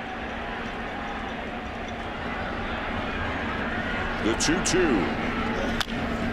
Popped up, foul left side. Barger racing over, but it's back in the seats. Yeah, Pete Walker, I mean, these are his kids. These are his guys. He fights and prepares them every single day. And when things don't go their way, he's upset. You can see that's Ben Rice loosening up. Big, powerful left-handed bat. Paul Goldschmidt, the right-handed hitter, is on deck. Again, the 2-2. And a pop-up down the right field line.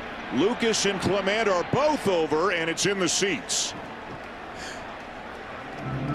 Ernie crashed into the sidewall there in pursuit of that pop-up, and he just never gave up a chance to get it out here, and you can see how he slams into that sidewall. Played some hockey. He's taken guys into the boards before.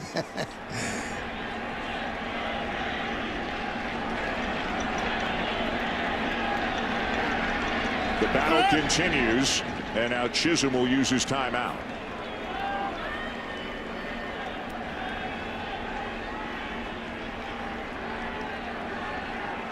Bo Bichette as interested as anybody in that third base dugout.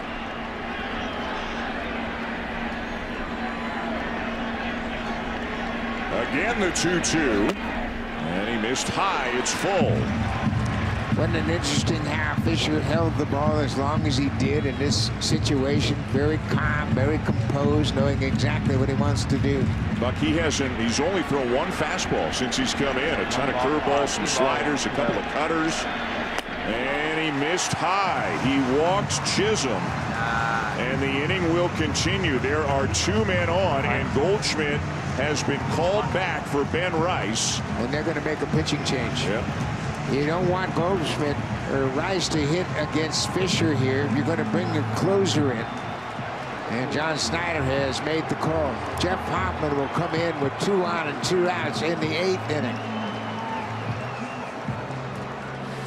So Fisher got the first 2, the base hit to Stanton, and then he just could not find the zone against Chisholm.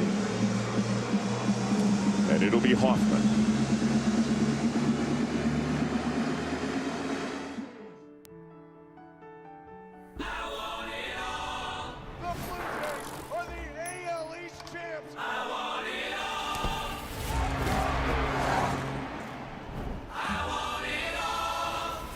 Wait a minute.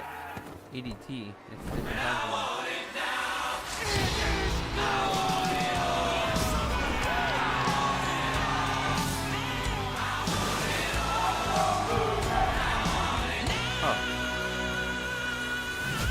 Introducing Rogers Xfinity with internet that handles it all. Awesome. I'll be right back. Built for more devices. Okay. What if I crash through the window? That's genius. Let's do that. Excellent. Let the art come from within. From within. So Keanu can do everything. You're so done, bro. Well, almost everything. Why don't you stick to acting, Uncle Keanu? Let's go. Rogers Xfinity is here on Canada's most reliable internet. It's Miller time. When the clock seems to slow down. And to appreciate it, Miller Lite's got great taste in all 90 calories.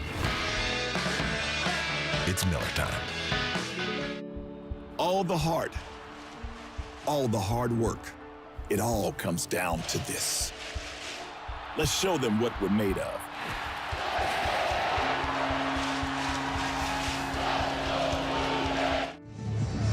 It is 5-1 Blue Jays, bottom of the 8th. Trey Savage and Kevin Gausman have been down in the bullpen for several innings just in case. Neither has taken off the hoodie. Neither has gotten up and started to throw, but they are down there just in case John Schneider wants them. But right now, Buck, he is looking for the last 4 outs from Jeff Hoffman, beginning with a big spot here in the bottom of the 8th. Now, Hoffman hasn't pitched since game 1 in this series. That was on Saturday. He came in with the Blue Jays up 10-1, and he was able to get out of the inning. He hit a batter, Jose Caballero, but that was the only guy to reach base as he got a strikeout of Anthony Volpe to end that game.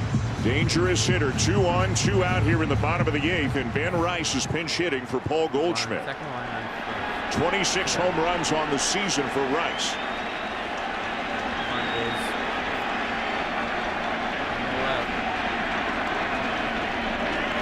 Inside, ball 1. Rice hit a game-winning home run against Hoffman in Toronto in a 4-4 game. The only game the Yankees have won in Toronto this year, regular season or postseason. Play on at second. And back in safely is Stanton. Wouldn't that have been something? Boy, Menace, he doesn't miss an opportunity. With Stanton wandering off second base, he breaks in behind the base runner. Hoffman wheeled and fired, but Stanton's able to get back.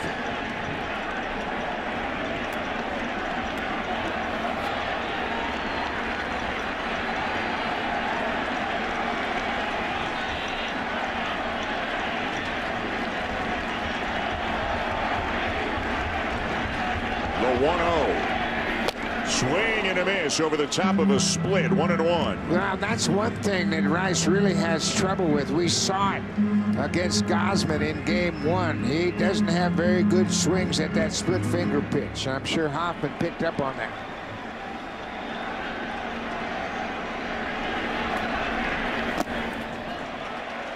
Another split, but this one is in the dirt. He pulled it down and in for ball 2.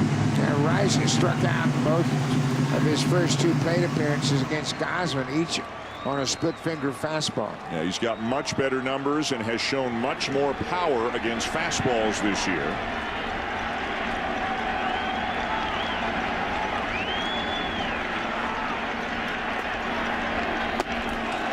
Way up and away with that splitter. It's 3-1.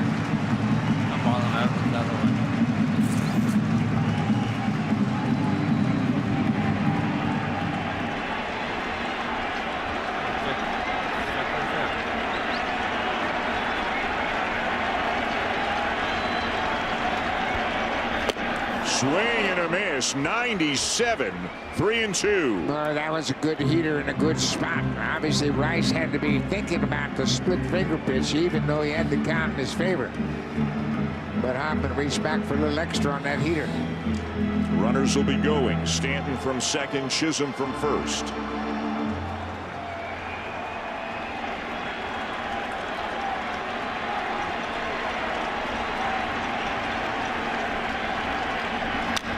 Fouled back. Had a pretty good hack at that fastball.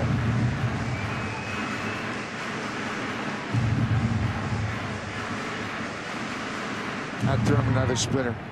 3-2 count. I know you don't want to walk him, but at the same time, I think you'll get Ben Rice to chase.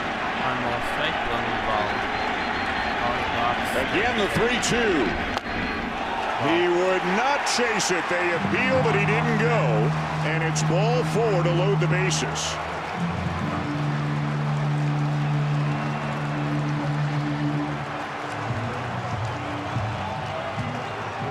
Nothing comes easy at Yankee Stadium. The tying run is at the plate. It's Austin Wells. 0 for 3 tonight. 0 for 4 in his career against Jeff Hoffman. And a fly ball to left field. Lots of room out there for Miles Straw, and the inning is over. End of 8. 5-1 Blue Jays.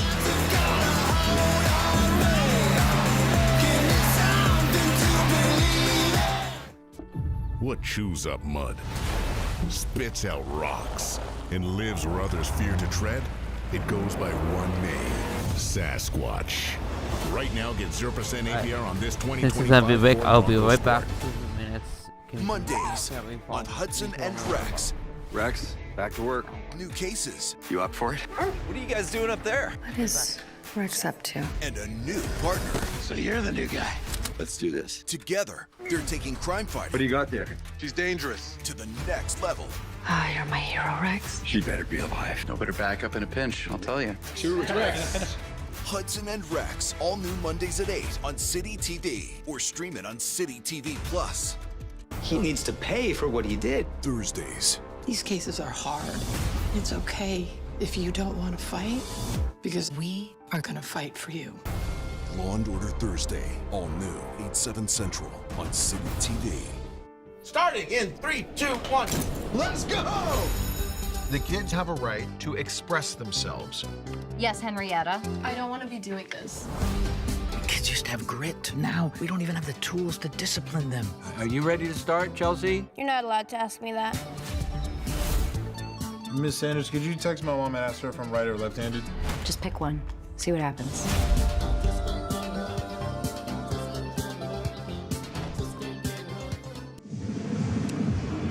Well, Buck, it appears that at least for some Yankee fans, they felt that was their last real opportunity. They had the bases loaded with 2 outs in the 8th inning, but Hoffman got Wells on a fly ball to left, and there are a lot of people heading for the exits right now. They sure are, and it's unfortunate, but the Yankees, again, the defense has let them down. They had a routine double play ball in the 7th inning that would have ended the inning. Chaz Chisholm booted the ball, went into center field, and that would allow the Blue Jays to score 2 more runs and take a 4-1 lead at that point. And then they added on another run in the 8th inning. Miles Straw with a big RBI single to right, and here we go. 9th inning, and how about this guy?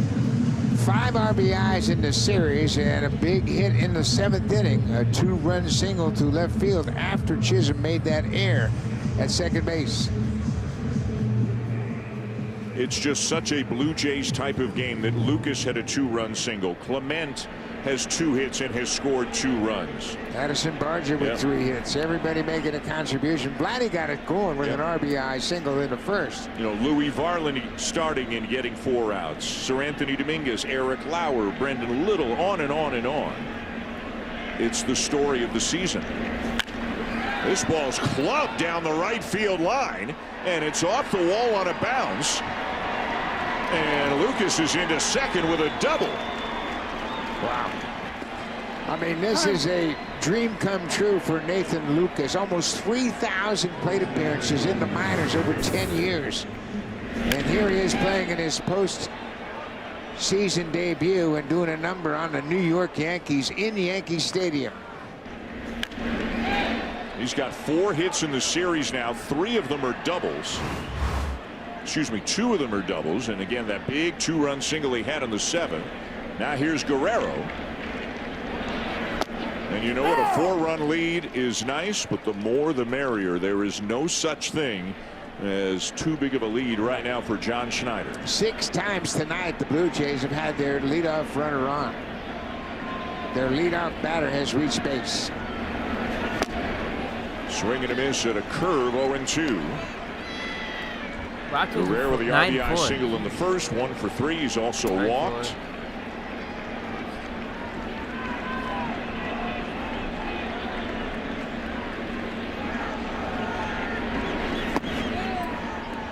But Lauder's in a good spot. I mean, he doesn't even offer borderline pitches. He's seeing the ball so well out of the pitcher's hands. I mean, he doesn't even make any false moves like he's going to chase. What a turnaround.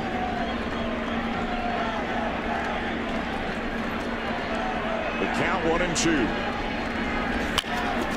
Bounces it to third.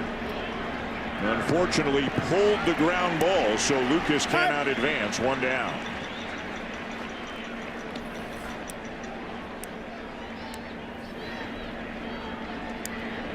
One out, 1 on 1 in second. That'll bring up Addison Barger. Barger is 3 for 4 tonight, 2 singles and a double. Now, coming into this game tonight, he was 1 for 7 in the series, but he's made up for that tonight.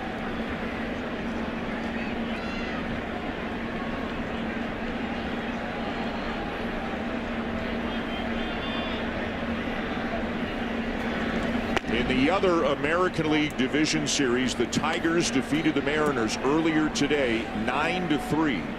Those 2 teams are going to a 5th and deciding game in Seattle Friday night. Tarek Skubal for the Tigers, TBD for the Mariners. Do you think the Mariners could beat Skubal twice in a 5-game series?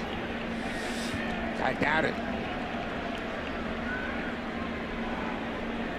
1-1 the count on Barger.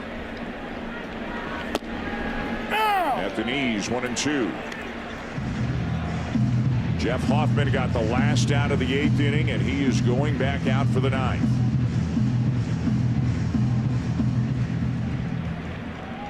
Pete Walker's done some heavy lifting tonight.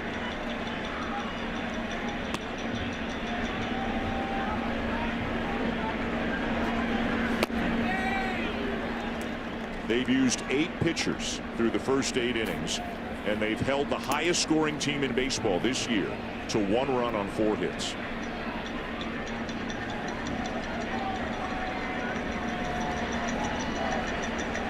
Two and 2. And he chased one way down and in, 2 down. 2 straight, 2 out, 1 to second.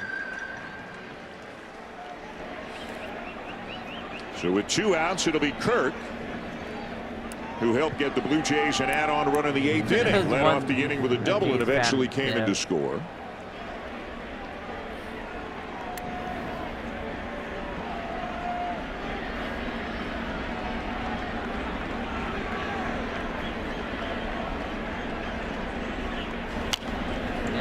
Fouled off 0-1. In the bottom of the ninth, the Yankees will send up Anthony Volpe, Ahmed Rosario, and Trent Grisham, with Aaron Judge due up fourth.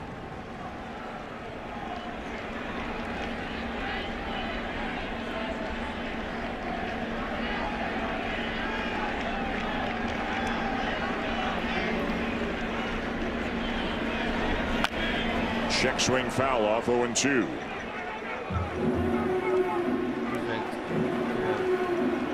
Well, switch bottom of the ninth. They actually, as well as they swung the bats, have not swung them in a timely manner that much tonight. They're 3 for 16 with runners in scoring position. You talked about all the leadoff hits and base runners they've had. They actually could have more than 5, but they still got a 4-run lead. Now, they came into this series 12 for 27 with runners in scoring position in the first 3 games. That hasn't carried into this game.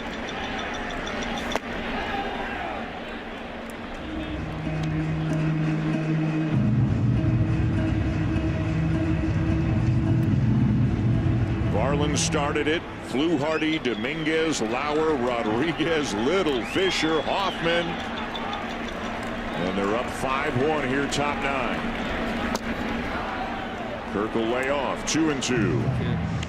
2-2-2.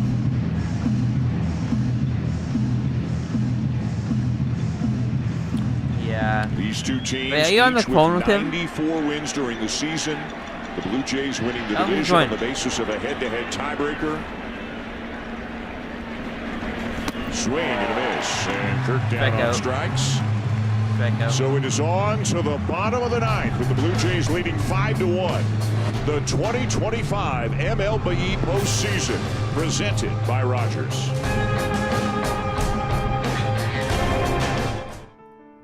Mondays on Hudson and Rex. Rex, back to work. New cases. You up for it? What are you guys doing up there? What is Rex up to? And a new partner. So you're the new guy. Let's do this. Together, they're taking crime fighting. What do you got there? She's dangerous. To the next level. Ah, you're my hero, Rex. She better be alive. No better back up in a pinch, I'll tell you. Sure, it's Rex. Hudson and Rex, all new Mondays at 8 on City TV or stream it on City TV Plus. Welcome to the On Brand Agency, where everyday people create ads for iconic brands. On Brand with Jimmy Fallon, all new Tuesdays and Fridays on City TV. If you love Italy, love Italian food, come take a wild ride with me. It's eating dirty, baby. This is the time when the best show what they're made of. So let's show the city how it's done. Chicago Wednesday, all new Wednesdays, 8/7 Central on City TV. Stress is high, heart is racing, hands a little clammy, which is why you're going to want to tune into Sportsnet Central, presented by KFC after the game. A complete breakdown, no matter what happens. We're going to have highlights of everything. Plus, it's the opening night in the National Hockey League, but tons of post-game. Yeah, that's right, coming up from Yankee Stadium. But I wish we had a camera on you all night long, because Canada, Ivanka sweats for you tonight. Why does Gross. From coast to coast, who have been living and dying and sweating and cheering with so much with this team this year. And how about this bullpen game, whatever you want to call it. Again, the Yankees scored more runs than any team in baseball during the regular season. They've got just one on a home run by Ryan McMahon back in the third. You never know how these kinds of games are going to turn out, and through 8.5 innings now, it has turned out about as well as John Schneider and Pete Walker could have hoped. Isaiah Kiner-Falefa's in at second. Ernie Clement moves to third. Addison Barger's out of the game.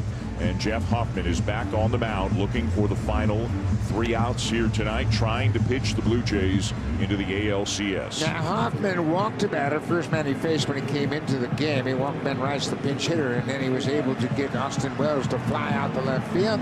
So now he's got 8-9-1 with the possibility of getting out of this game not facing Aaron Judge.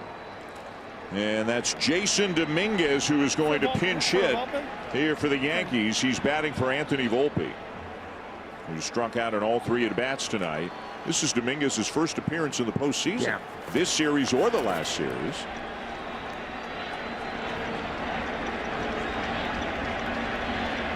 Regular season, he got into 123 games.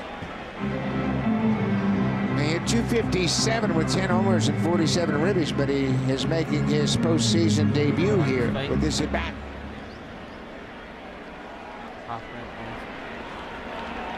The 0-1. Up and away, a ball and a strike.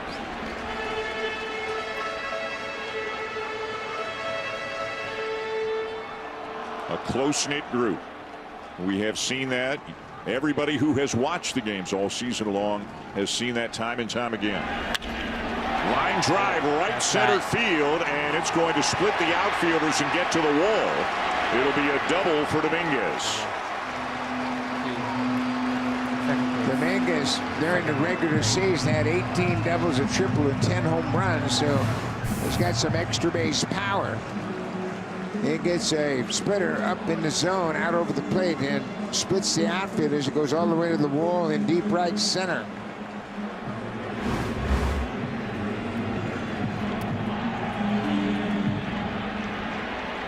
Here's Ahmed Rosario.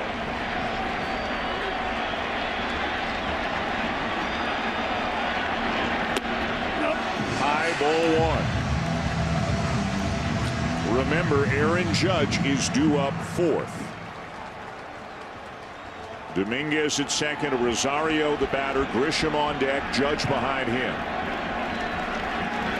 Swing and a miss, good slider.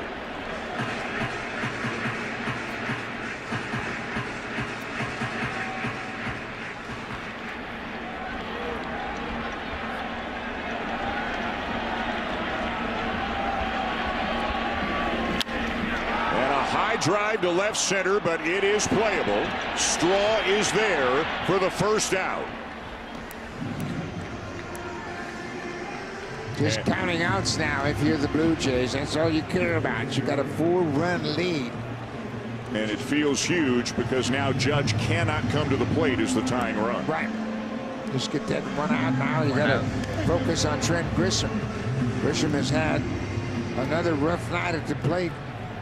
0 for 4 with 2 strikeouts. He is now 2 for 16 in the series.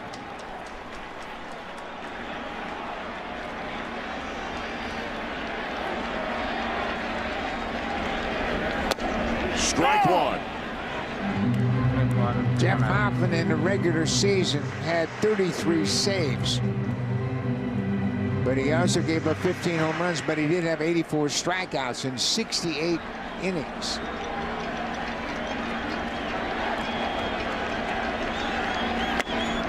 One and one.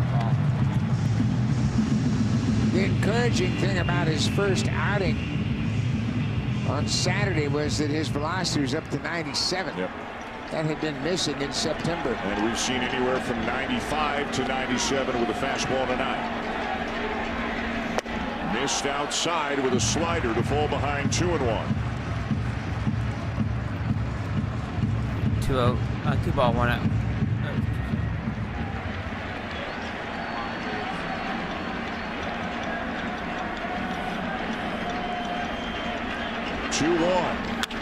Ground ball to the right side. A sliding stop, Guerrero, and he feeds Hoffman at the bag for the second out. What a play by Vladdy. He stayed with it, couldn't get to his feet, so he just flips it underhand to Hoffman. Well, they lose. Well, they lose. He's had a great season defensively all year long, and he makes another fine play. Couldn't get up in time, but Hoffman is there to make the play at first. Vladdy started a phenomenal double play in the fourth, 3-6-3. So there are 2 outs in the ninth, and the batter is Aaron Judge. Swing and a miss, and it's 0-1.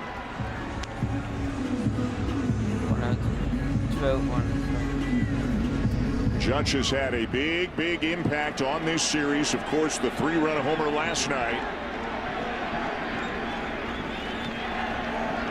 Swing and a miss again, and it's 0-2. 0-2.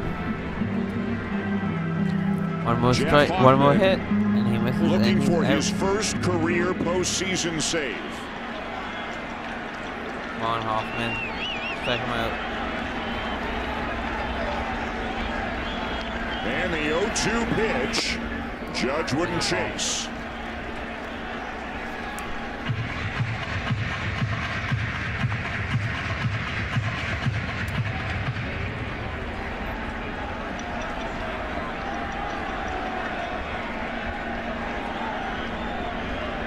Hoffman the set.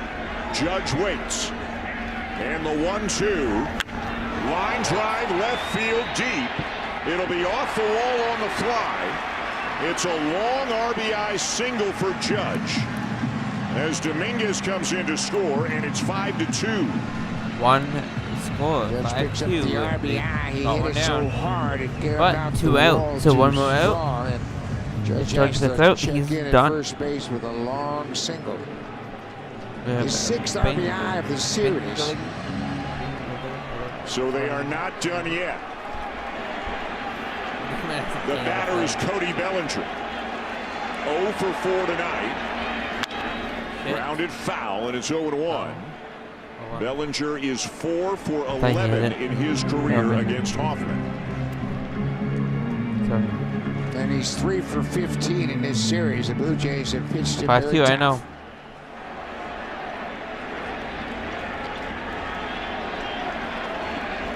The 0-1. Swing and a miss, 0-2. 0-2.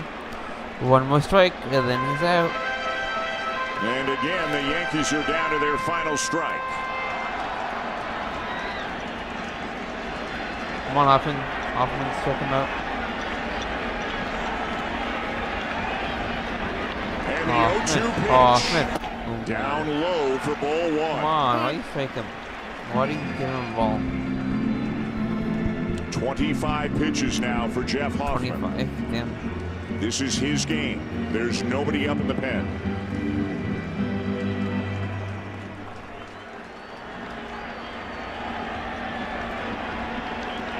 Guerrero playing behind Judge at first. Don't you dare. I'm not reading the the chat. 1-2 pitch. Got him! Strike out. We won. Jays win. Jeff Hoffman strikes out Cody Bellinger, and the Blue Jays have done it. They have knocked off the New York Yankees. They have won their first playoff series since 2016, and they are going to the American League Championship Series.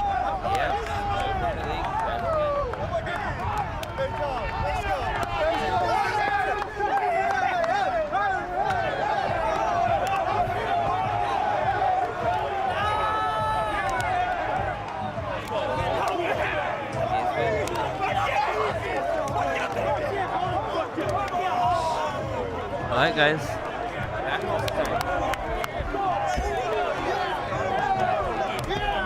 32, yeah. I'll watch it a little bit. What a job by those two tonight, John Schneider and Pete Walker, and every single face, Buck, that we see celebrating out behind the mound, each and every one of them had a hand in this series victory. Absolutely. Everybody had a moment in the sun in this series. Kevin Gausman with a great start in Game 1. Vladdy had a phenomenal season and a great division series. Jeff Hoffman gets the final out of the game. Trey Savage in Game 2 established a record for strikeouts by a rookie in a postseason game. And everybody on this team has made a contribution to this effort all season long. How about Louis Varland? Last night he gave up a 3-run home run and a solo shot. He was the losing pitcher last night, and he told the manager, I want to get back on that horse. Put me back out there tonight to start this game, and he did a heck of a job. An incredible job by this team. After the loss last night, you could imagine that a little tension would creep in, maybe some doubt would creep in, but they have stayed together, they have stayed mentally strong, and they have never stopped believing in one another, Buck, the entire season. No, not at all. And how about the first inning? George Springer hits the double, and Vladdy knocks him in for the first run of the ball game. Vladdy Guerrero with 9 RBIs in the series in 4 games. A terrific effort by Vladdy. John Schneider, the manager, had confidence that Vladdy would get things turned around, and boy, did he ever. How about Nathan Lucas? What a dream come true for Nathan to have 5 RBIs in a 4-game division series and a big hit in tonight's game. A 2-run single in the 7th inning to give the Blue Jays some breathing room. Up and down the lineup and top to bottom in that bullpen, they played their game tonight. They played the kind of game they have played so many times to win so often this year, and they have defeated the New York Yankees. Again, their first series victory in the postseason since 2016, and the party is just beginning. Absolutely, it's just beginning, and it's really amazing. They played so well all season long, and last night they got away from the way they played, and it cost them, but they regrouped and came back and played that same Blue Jays baseball here tonight, and they take the series against the New York Yankees. And now, after they celebrate and fly home later tonight, they will watch the Seattle Mariners and the Detroit Tigers play a 5th and deciding game Friday night in Seattle to determine who the opponent will be for the Blue Jays, and it'll be the Blue Jays with home field advantage no matter what. Yeah. Let's go down to the field. Here is Hazel May. Dan, thank you very much. Here with manager John Schneider, who's putting on his, he said it doesn't fit. Listen, what goes through your mind when I tell you, John Schneider, that you and your team are off to the American League Championship Series? I love it, man. These guys, they never, ever, ever give up. It's so tough to come in here and play and win. Kind of fitting today, bullpen day, Lukey, Miles. I mean, I'm just really proud, and we got a lot more work left to do.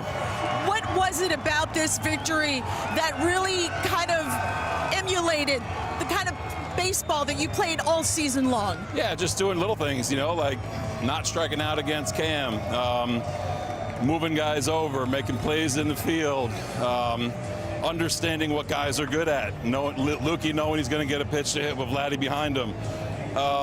And then the bullpen. I mean, you can't ask much more of them.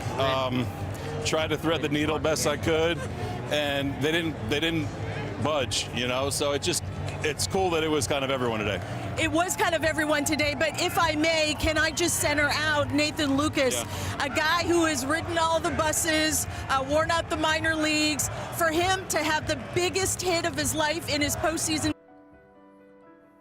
Your phone in areas without cell service. At that time, Sacramento thought of, okay, we have De'Aaron Fox and Tyrese Halliburton. Let's bring in Sabonis. Of course, Halliburton, just tremendous what he has done in Indiana. Unfortunately, he's going to be out for the season with the Pacers.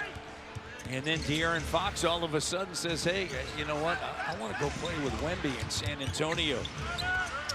It's Jacoby Walters spinning around, fading, shot, and the soft touch. He made that look easy. Really creative, and off that back foot, fading away off of 1 foot rather. Great balance on that shot. As a rookie last season out of Baylor, Jacoby Walter played in 52 games, started 18. Shot 41% from 3 in 16 games after the All-Star break. And CMB with that wingspan getting up, coming down with it. That's what we're talking about, stopping the penetration, but getting out and contesting, and also coming up with the rebound. Raptors on a 10-2 run. Mamu comes over, sets the screen. CMB's gonna roll. That's taken away defensively. Shed now gets to the middle of the floor with the clock down and batted away by Ellis. Mamu set some tough screens, so I'm telling you right now, Matt, if he comes over here to set a screen, I'm pushing you in the way. No, I promise you. Come on. Huh? I thought I'd just get behind you and let you get I'm not built for it. I'm not built for it. Yes, you are. You got it. You got seniority. You got enough games. Come on now. Here's Shed at the end of the clock. Banks it in. Hey. Oh, the 3 balls falling tonight. 7-9 from downtown. 13-2 run now by Toronto. Sabonis spinning. And Sabonis just going to work. And he's doing a good job of getting lower under the basket, around 2 feet away. And there's not much he can do if he can, you know, bury Murray Boas under the basket like that. Walter fouled in the act of shooting by Malik Monk, and he'll head to the free throw line. You know, Jamal Shed last season for the Toronto Raptors. Look at this, right at the end of the clock. Shot 32%, but remember, he was not a three-point shooter at the University of Houston. And so that's part of his game that will continue to develop and grow.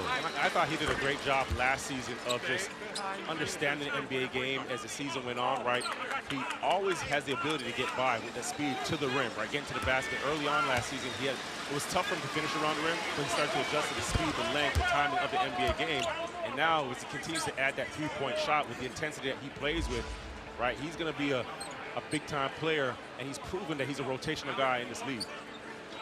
Sacramento Kings, they were like, all right, we're done here at the foul line, and Jacoby's like, where's everybody going?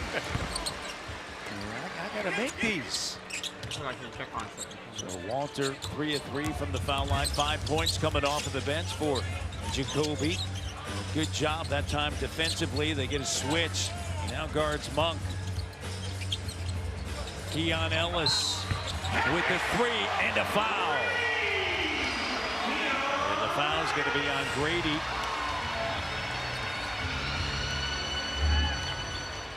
Keon Ellis here shifting Grady, and you're going to get a couple of these. Great concentration on the shot, but with the intensity, if you're getting in, you know, to the offensive player, there's going to be a couple times where you're going to pick up those fouls. And Coach Darkness going to have to live with it if these guys are going to be pressing up the way they are.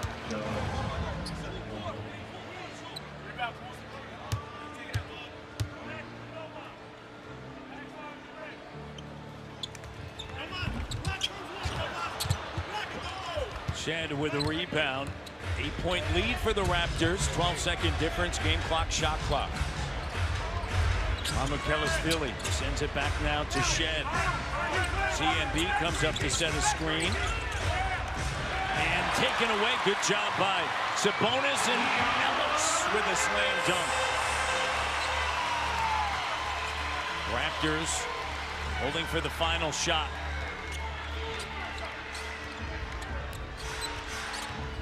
Six-point lead, pressured. Grady, corner three, sticks it. That is nice. And there's those vice grips I'm talking about, right? Murray Boas gets the catch, and right away between 2 defenders, zips it out to Grady Dick in that corner, and Grady shot ready. Shot ready, and a shot maker.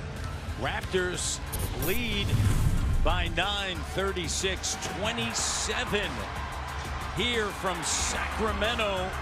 In the second of 6 preseason games, Grady Dick with the bucket. We go to the second.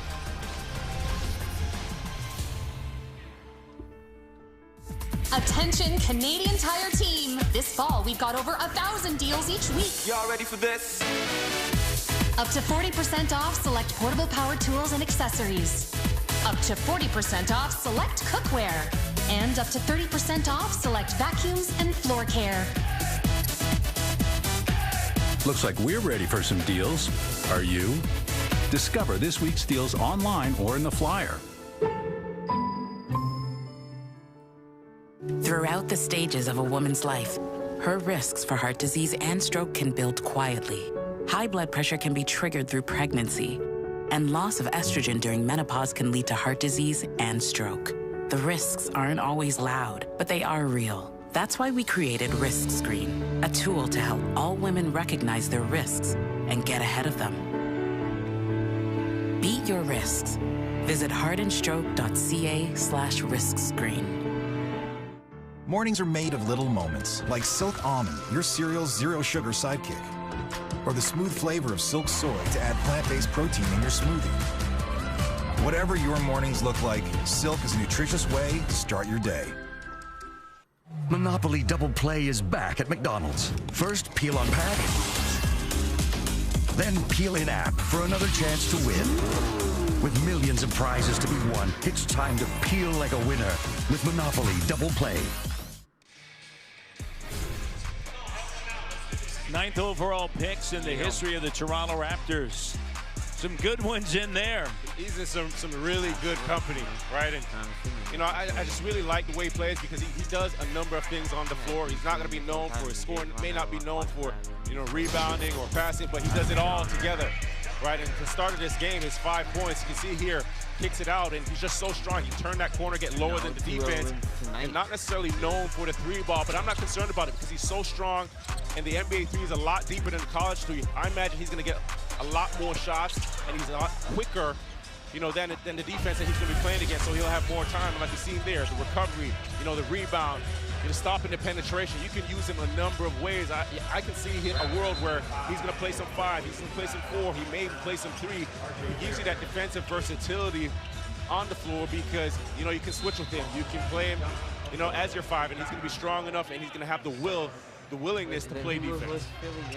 He averaged right around 1 attempt from beyond the arc in college, right? That's not what was asked of him. At his size, his ability, play on the inside. He was 9 for 34. The season to go quick with a nice move into the paint, and then with a good touch. You know, Quick is going to have to find the balance between facilitating his team and scoring. And opportunities right there. He's got to stay aggressive and be hungry to get to the rack and shoot the basketball as well. Sabonis' pass intended for him, taken away by Barrett, and Grady contact and finishes. Now, I love the finish, but how about the defensive end, right? That paint closed, that gap closed.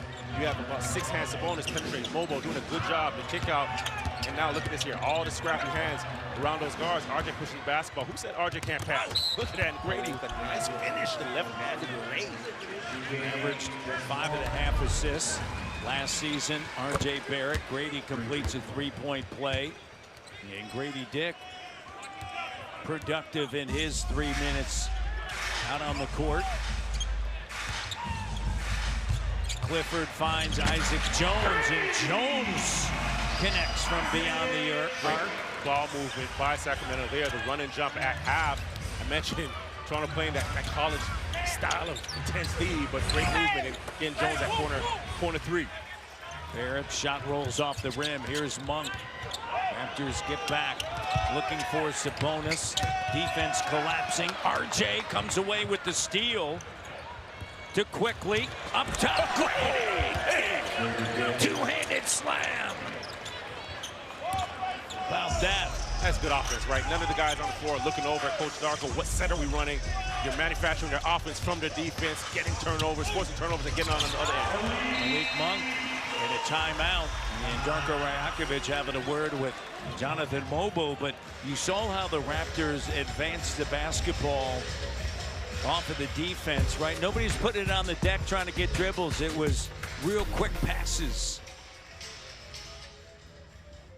Go, go, go, go, go. Breeze in the club, I might just pause. Look at my feet, come kiss my toes. I move my waistline fast and slow. I do too much, yeah, I do plenty. Go, go, go, go, go. Maybe laughter isn't the best medicine. Get real multi-symptom relief with Buckley's Complete Plus Mucus. It tastes awful, and it works.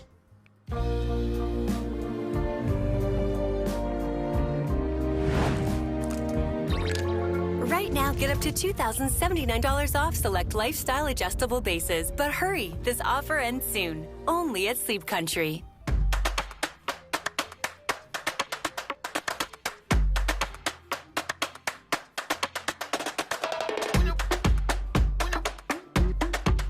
Take on fall work with the power to get the job done. Now for a limited time, receive a free Wood Pro kit with the purchase of any eligible gas chainsaw. Shop in-store and online. At Subway Canada, we're ditching the inch with 5 6-inch subs. Now available in centimeters. The difference? Absolutely nothing. Yet, measurably more Canadian. 5 15.24 centimeter classics for just $5.99 each. Available while centimeters last. I got something that you never heard. Sounds sweet like a dessert. Ice cold, got you saying burn. Not the same, but you wish you were. Indie grind stepping, 414 repping. messing with the ops, I'm a lethal weapon. Slide, bounce, go and get down. Come on, do it now, do it proud, just bless yourself. Sound good for your health.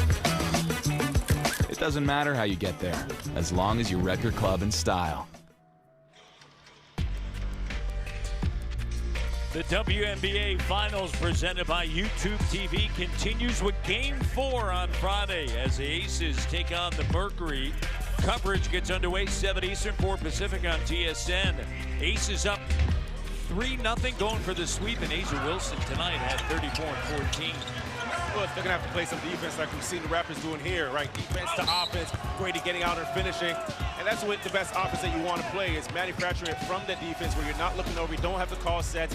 Everybody gets involved, right? You feel a part of it. You're getting lobs like this to Grady there, Emmanuel quickly, everybody's touching the basketball, and guess what happens? Where you get easy buckets like those, everybody's a little bit more motivated to come back on the defensive end and give it their all as well. Quickly with Mobo, Walter, Dick, and Barrett on the court for the Raptors. Jones, Sabonis, Monk, Ellis on the court as that shot doesn't go. And Nick Clifford, the rookie, out of Colorado State for Sacramento. Sabonis spinning, go to work underneath and does with the multiple pump fakes and finishes with the offhand. Big time patience, right? Gets there, has RJ standing him up and just spins between Mobo to the rack. Walter. Here's Mobo. Uses quickness on Sabonis. Sabonis stays with him, gets the block. Second chance opportunity. Barrett with the three, buries it. Best shot of the game, right? After an offensive rebound, what happens? All the defense is in the paint. You get that kick out, and RJ just looks so comfortable. Rhythm three off of an offensive rebound. After struggling Monday night from downtown, Raptors are 9 of 12. Sabonis backs in, goes over top. RJ Barrett, that's a tough cover. And he's just so strong, right? Dips that shoulder and then turns over the right. He extends with that left, and again, a left-handed player, southpaw, right? Tougher to cover. 6'10", 240, working on the inside. RJ Barrett attacking. He's fouled in the act. Fouls on Isaac Jones. It was only so long that RJ was going to go back at Sabonis. Here, you get the rebound here. Walter doing a good job fighting between defenders. Extra pass by quickly for the three. Like I said, RJ Barrett at the free throw. And this is an area for him where you're going to have to see that free throw percentage go up. He's left 4 or 5 points on the table over the last season. He just hasn't shot that ball well, but I think he also understands that, for him to be the best player for this team and the ability of him getting to the rack and knocking down the free throws is going to be an important part of his game. It also gives you an opportunity to slow it down where you knock it down. Now you can set up your full court press like we're seeing here. RJ last season, second lowest percentage since his rookie campaign. He's a career 70% shooter, and if he can get back to that number, it's going to be beneficial for the Raptors. Grady Dick comes away with it on the miss by Murray. And Quick is fouled by Ellis. Look how fast that basketball got up before, right? Quick gets that shot with about 20 seconds on the shot clock, right? And it didn't look forced, right? You're popping that basketball, you're advancing up the left side of the floor, and he's right there in the position. And that's what Coach Darko said as well, is that they want to get him off the basketball a bit more. And he's one of the first players down the floor where he's in shooting position and he can be aggressive, get himself to the free throw line, see the basketball go through the hoop, and get in a bit of a rhythm. Injured on opening night last season against Cleveland, played 14 minutes and ended up playing in a career low 33 games as Ochai Agbaji is back in. Chad also looking to check back in for the Toronto Raptors. He's at the scorer's table quickly. Raptors lead 50-36. Keon Ellis in his 4th season out of Alabama, undrafted. Sabonis. Crowd around Sabonis. Here's Clifford. to Sabonis, two-handed slam. 12-point lead. Quickly, the three short. And Ellis comes away with it. Clifford with it. Pulls up, and the three rattles out. And just a hurried pace. We saw this on Monday night in Denver. Grady, what a cut! That's nice. The delivery gets by Clifford. The three spills out quick. 0-3 from beyond the arc. 7:25 remaining here in the first half. Levine using the Sabonis screen. Mobo right there, and Mobo's going to get charged with the foul. That's going to be his first. You're going to get a great look at this play here, the delayed 5-out offense. Look at the weak side. Grady gets the 2 points, but that weak side, everybody's above the free throw line, so there's no help and no recovery. 12 baskets on 16 assists.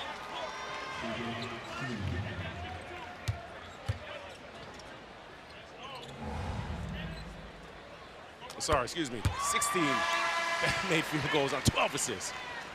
I was mesmerized by the layup. Yeah, well, offense, great offense. You gotta forgive me, Matt. The defense, as you mentioned, in that ability to create those opportunities. Raptors with 9 fast break points and getting out and going. Last season they were excellent in that category, better than 18 points a game. Levine, successful trip to the foul line. He's got 10 points. Sabonis with 13. Ingram with 14 leads the Raptors. Zabaji, the corner three doesn't go. Schroeder quickly now to Levine. Levine cut off by Shed, digging in. Walter creating a turnover. Shed gets it back. Fires it ahead. Jacoby spinning, has it denied by Murray. Scoot back up, and now they'll get into the half court.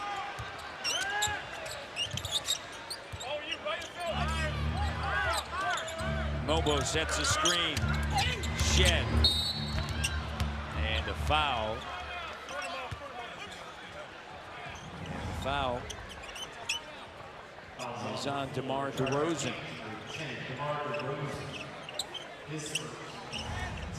Love the pace that Shed plays with, right?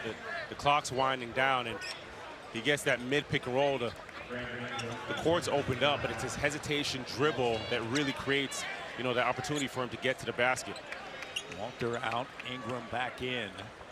We talked about that earlier, his ability to, you know, adapt to the NBA size and speed. You can see him playing with not just going 100 miles per hour, but change his pace, change his speed. Toughest guys to guard. Which is extremely important, right? Having that ability to do that. Here's Shed. And he gets it this time. It's the same thing we're talking about. Getting in there, surveying the floor. You don't know if he's going to pass. You don't know if he's going to get to his floater. And gets the defense on his heels and stops and pops.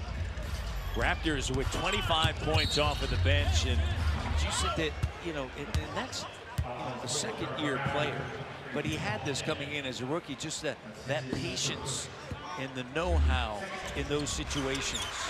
Look at it here. Mobile sending screen, that hesitation, boom, freezing the defense, and you don't even know if it's going to be a lob to the weak side, to Abaji coming off that weak side. But I really like it. He's been like really a sponge, but also a leader, right? In the offseason, having some guys out to Texas, you know, and having his own little mini camp. You think about, for a second-year guy, that shows so much leadership in Jamal Shed. Head to Austin, Texas. Spent a little bit of time on 6th Street. Why not? Got the lakes. Here's Dennis Schroeder fading. Mamakhelishvili just checked in, along with Shed, Ingram, and Abaji. CMB, Murray with another denial, then Eubanks with the denial on the inside. Levine rising up. This is the 3. CMB hustling in for the rebound. Love the way he plays it. His rebounding, and I'm going to make a wild comparison. Nice. good look. He does the same thing as Jokic. Before he leaves the ground, he gets into your lower body and displaces you and comes up with those rebounds, out of area rebounds as well. DeRozan, Levine, the reverse layup and a foul. Opportunity for a three-point play. CMB, he can work tight quarters. That right hand here between Ingram, between Agbaji, just splitting the two of them, using that inside hand for the finish. He has always been able to score. One of 4 players, Zach LaVine, average better than 23 points, shot over 50% from the field, 40% from 3, and had a true shooting percentage of better than 60%. He's got really good feet on his moves, like kind of like twinkle toes. And I've seen your dance moves, so yeah. I know you guys move the same. Yeah, I know. He's got the footwork. Shed. Guarded by Schroeder. CMB with it. Over to Ingram. And a bump and a foul. And again, preseason, you're seeing a lot of fouls. We saw that on Monday. Everybody's trying to keep up the defense, right? And these are the things that will play itself out over the course of the preseason. And, you know, the thing is, guys are also trying to give a little extra effort because you're trying to prove to your coaches, right? I'm deserving of minutes in the regular season. I want to be in the rotation. So you're going to get guys playing a little bit more aggressive, getting into the offense a little bit more, making that extra effort. Now, the ones that are going to remain in the rotation is they've got to be able to sustain that level of play. Ingram at the foul line. Raptors up 55-43. 16 points now for BI at 19 on a Monday night against Denver. 56 points by the Raptors with 5 minutes to go in the first half. Certainly not the defense that I think Doug Christie wanted to see. He talked about playing to their identity. Raptors, though, 9 for 16 from 3. End of the clock, shot clock violation. It's been the Raptors' defense that has been extremely impressive.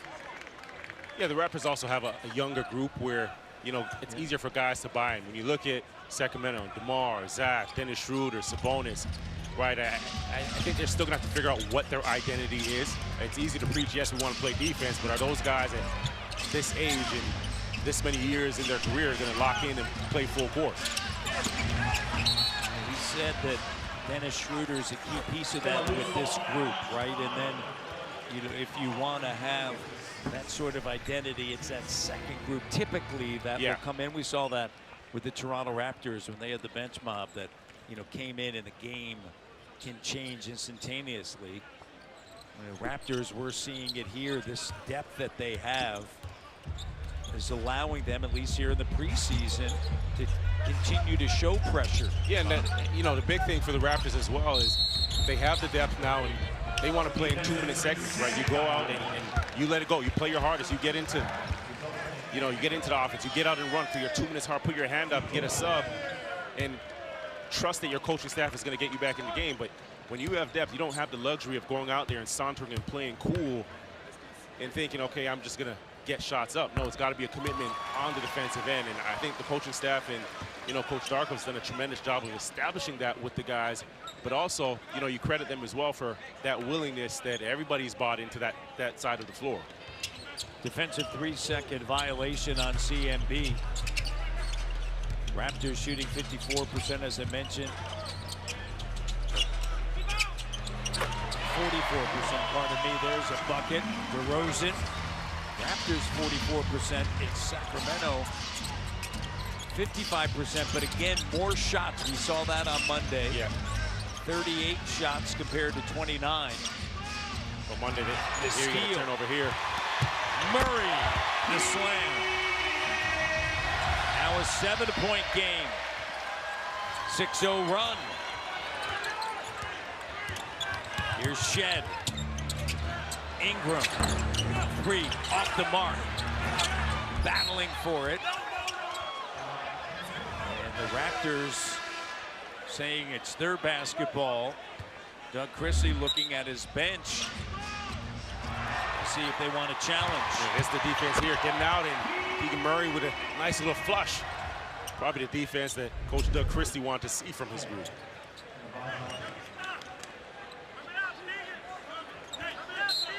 Mamu, along with quickly CMB, Ingram, and R.J. Barrett.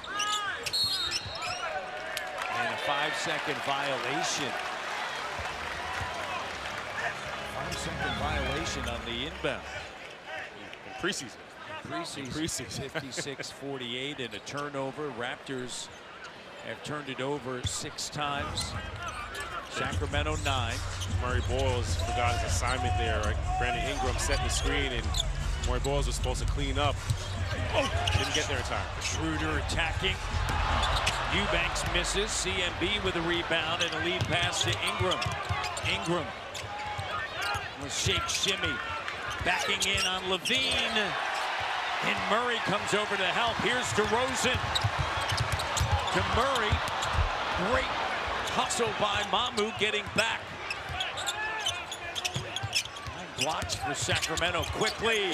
The pass, CMB whips it over to Sandro, and he misses the three-pointer. Great vision by CMB. Yeah, and that's good offense, right? Everybody touched the basketball, goes to 2 sides, and CMB with a cross-court pass to one of your better shooters on the floor.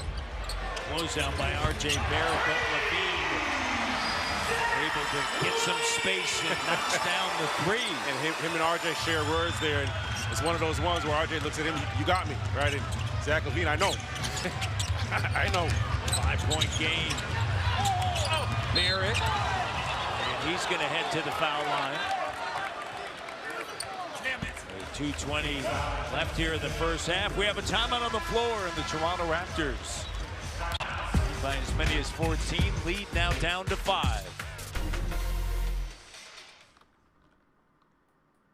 Okay, we need a new movie pitch. Something good, something exciting.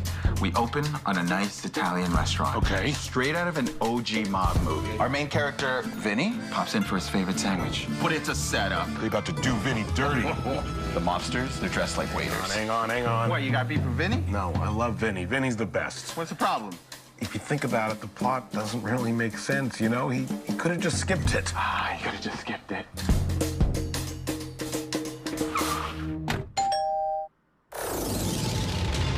Michelin innovates on the road and far beyond by manufacturing prosthetic leg belts that allow for greater flexibility of movement.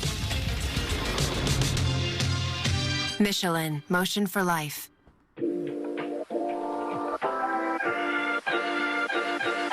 Man-made pants, the most comfortable and versatile pants you'll ever wear. Feel the best at the gym. Feel confident at work.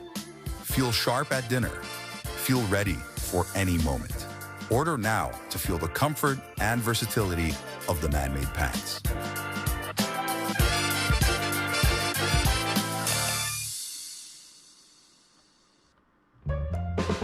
HelloFresh makes it easy to pull together a delicious homemade meal any day of the week, no matter what your day looks like. HelloFresh, easy, delicious, homemade. Domino's best deal ever. Get any hand-tossed pan, thin crust, or New York-style pizza with any toppings for only $13.99 online. Your favorite pizza at our best price. It's Domino's best deal ever, but it's not forever, so get it before it's gone. Only at Domino's.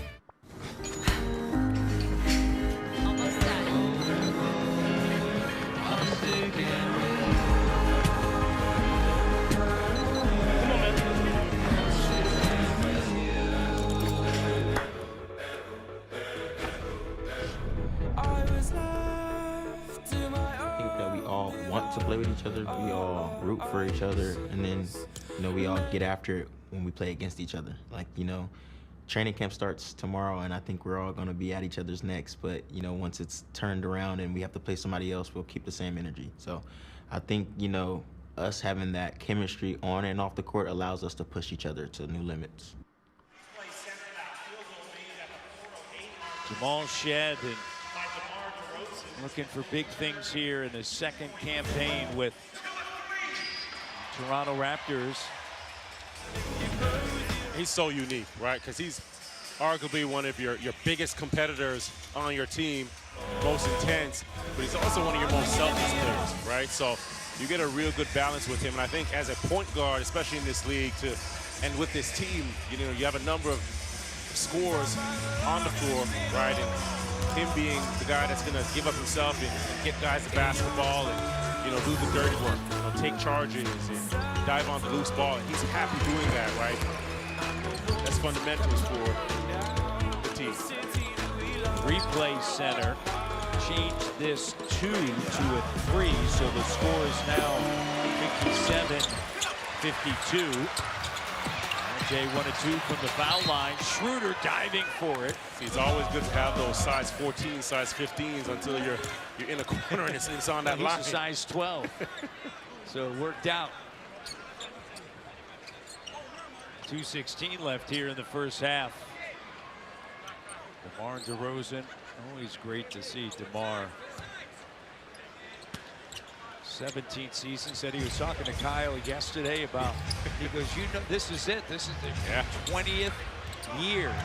Like, to go into a year knowing that that's it. You know, he's such a good person. He mentioned that.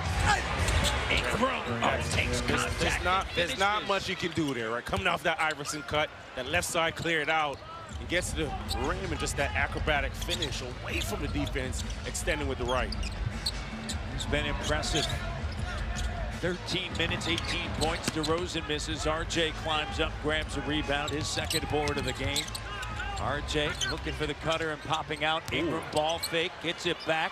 Open look, RJ buries it. Now, what I tell you in our open, Matty, RJ roll when BI is on the floor, just be shot ready, stay weak side, and BI right there, drawing 2 defenders, gets the defense up in the air, kicking out, and RJ walking 3, which he's more than capable of making at a high rate.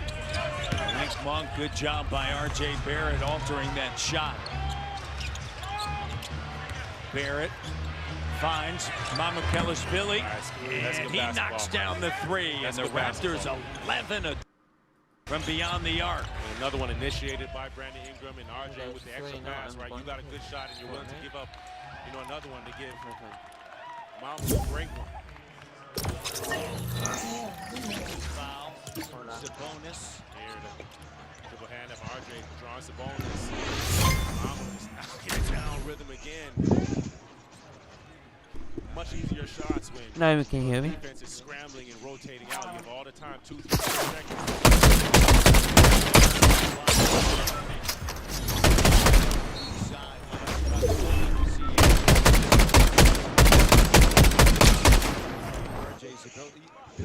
William's streaming.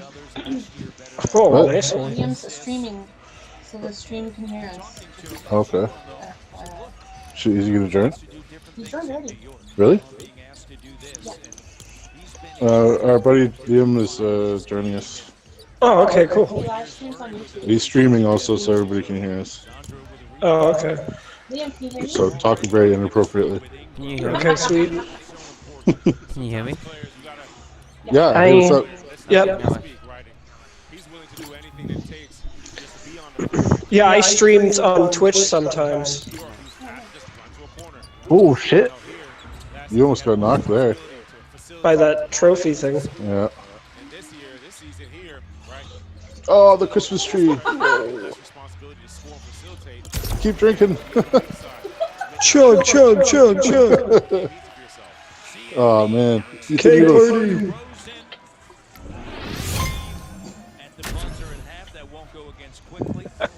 Eat the noodles.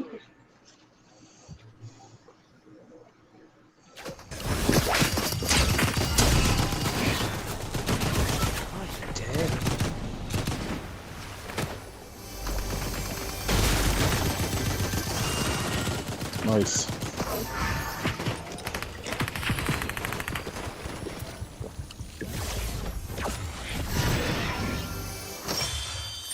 Oh, good.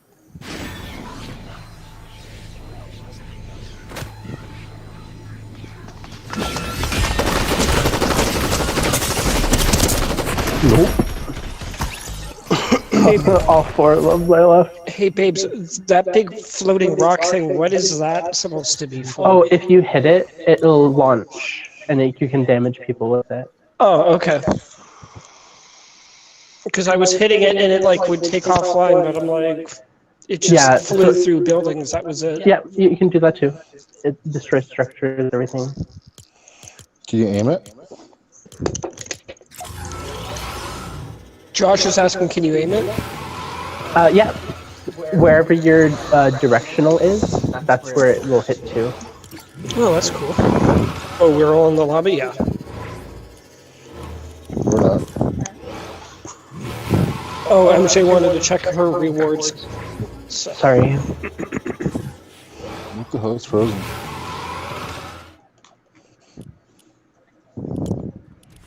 There you go. To the lobby! Can't hear you. What are you talking about, Willis? You can't hear me at all. I said to the Batmobile. You sent me the Batmobile? I'm so confused. Nah, I think she said to the Batmobile. You got a Batmobile? No. I'm so lost. What the fuck is happening? We were driving the Batmobile last night. Oh, yes. But, no, Naomi just said to the Batmobile, and then Josh just got lost.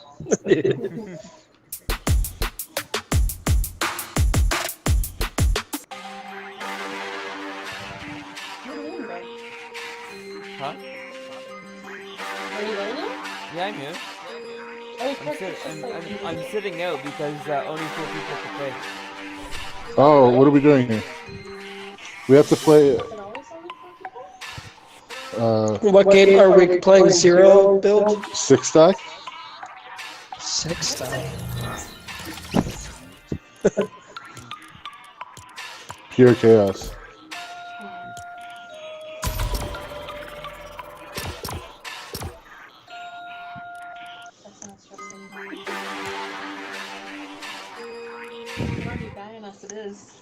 Huh? I'm already dying as it is.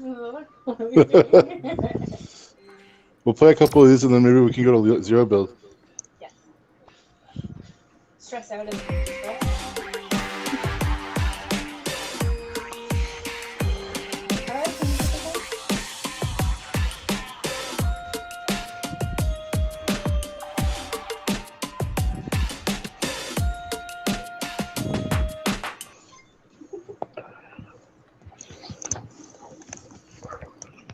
You okay, baby? Mm-hmm. Okay. Just making sure.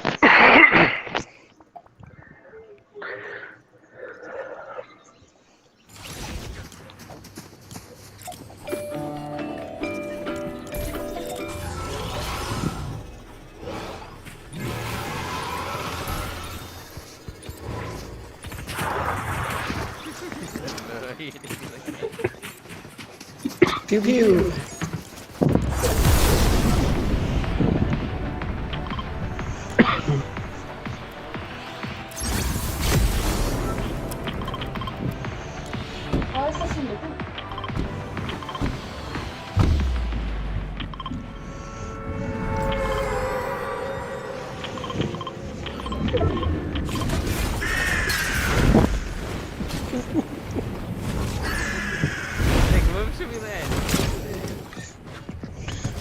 Oh shit, there's people here already.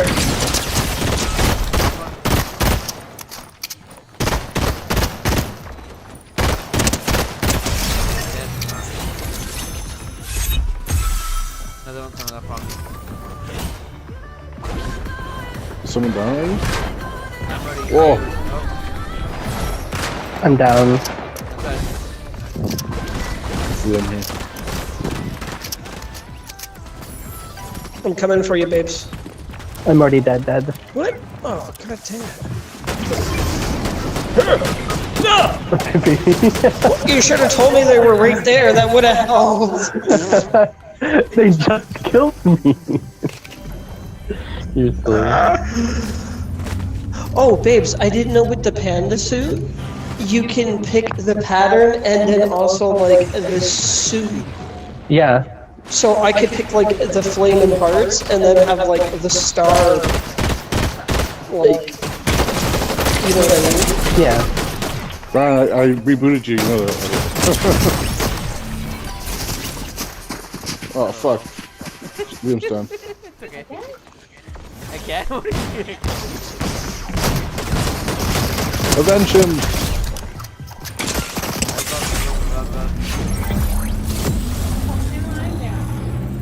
There's someone above me. Yeah. Oh shit, Liam's done. Oh, I can't reboot anyone else. I'm I don't done. have any more money. Sorry, guys. It's fucking Cleveland.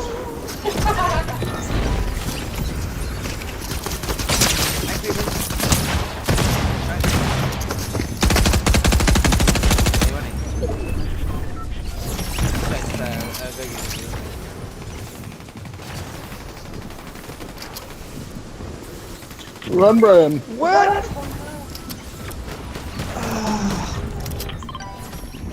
Nice, I got taken out by a terrorist. A Burpinder.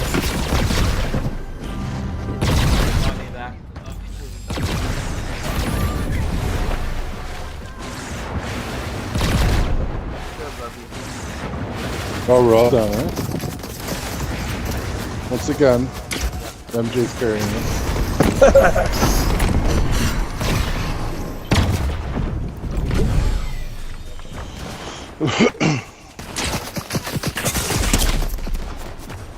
With 3% health. Dang. I think it's probably on.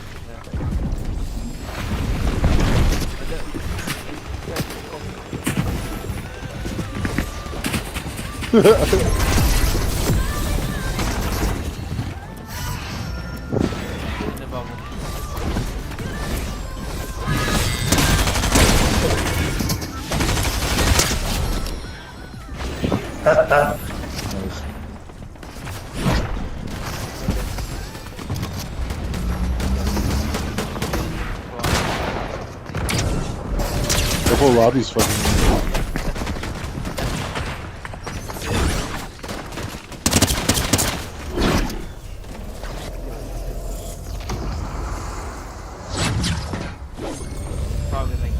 Oh, cool.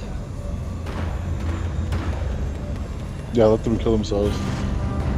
Right, just hover, just hover.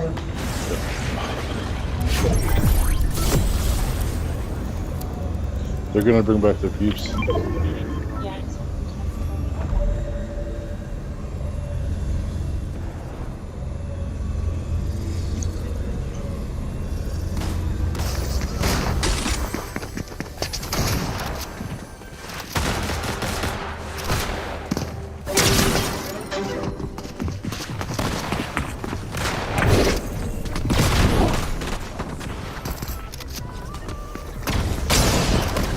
Oh my god, there's still 10 people running around. Yeah. Jesus.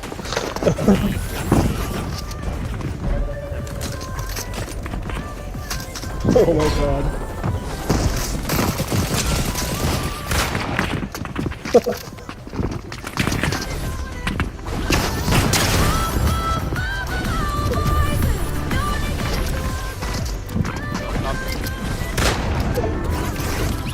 Nope.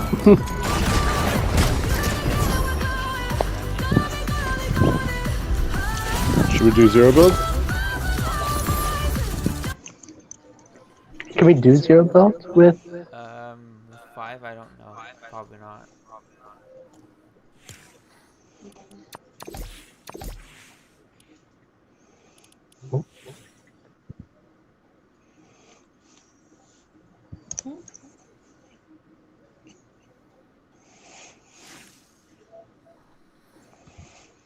Mm. No. No, you can't. Yeah. Dang.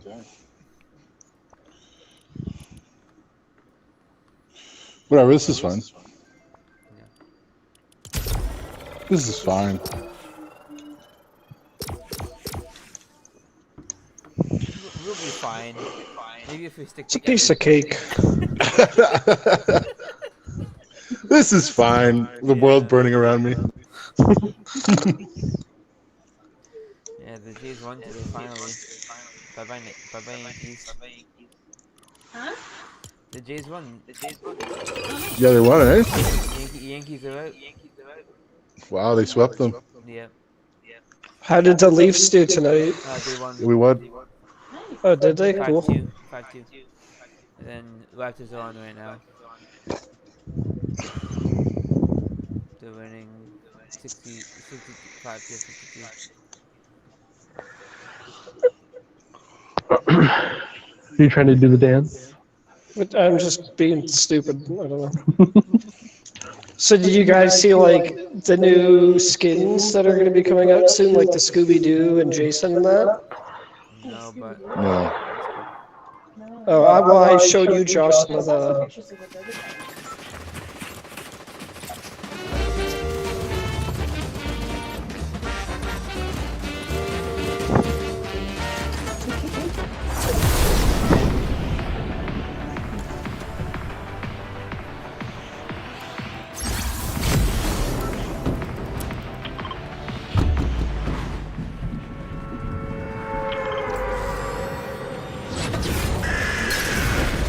Infinite ammo. Shoot.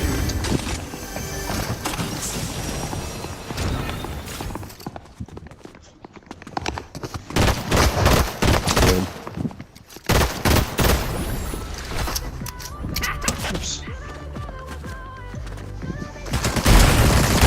Got my baby. But I can't shoot with my shotgun. No! Why am I going for ammo? I don't need it.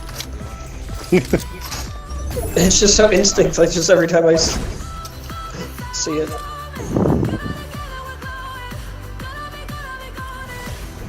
Oh, I thought you were down. Yeah, because from afar I see you in like that position and like you're crawling and I was like, oh no. Where are you, babe?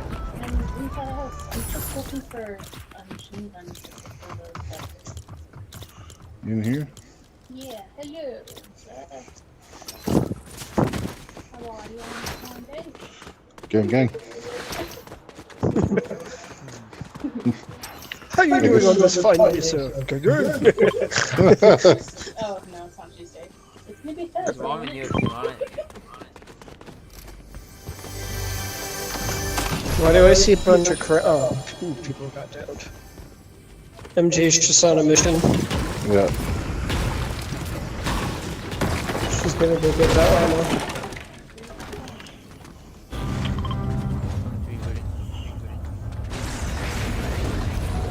Oh, someone's rebooting. Is there someone rebooting?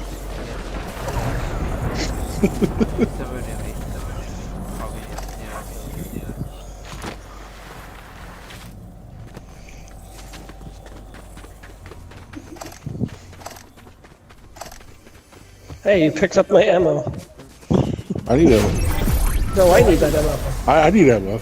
No, it's mine. I seen it first. I was running towards it before you. We have unlimited ammo. Does anyone want Rumi's sword? Yeah, please.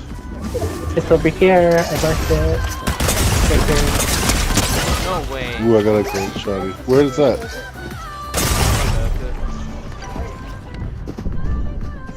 I don't see it. Oh, I see it. No! This person's rebooting and I died. Damn it, he took everything.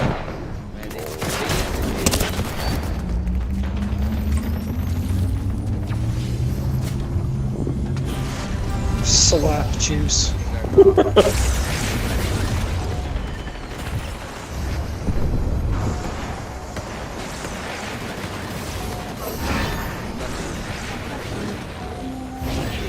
What happened?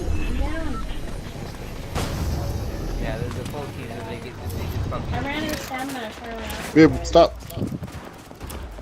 Right there.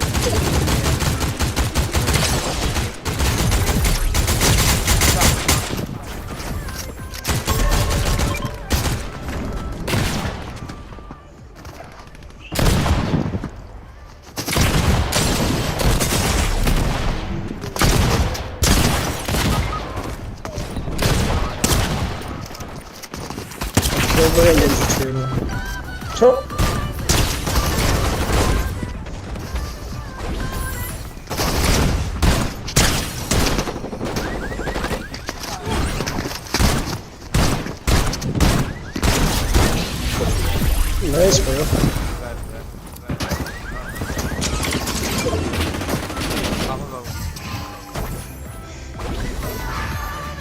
Come to me. Oh god. Look how injured.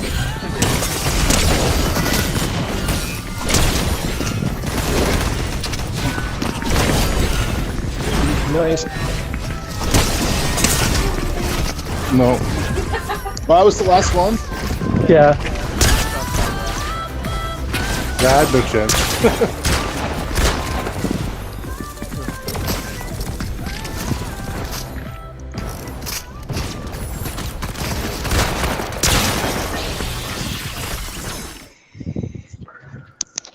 I'm excited for the update tonight. Yeah. You're not going to sleep tonight, are you? Yeah. Oh no, I'll have to sleep because the update takes hours. As soon as the update happens, he's gonna go to sleep so he can wake up when it's done. Because it starts at 4:30 and then sometimes it takes like 3 to 4 hours.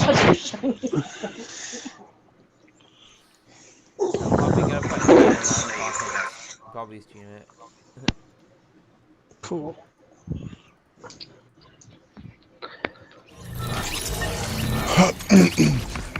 Probably change my pickaxe. I don't know why to make no stand. I low-key wanna like change my whole skin again. I don't know why I picked this guy.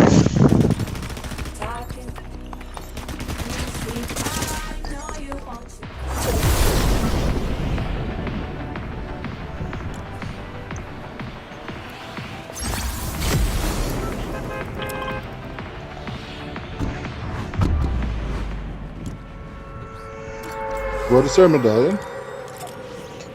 I think it was like increase reload speed or something. No. I can't read it.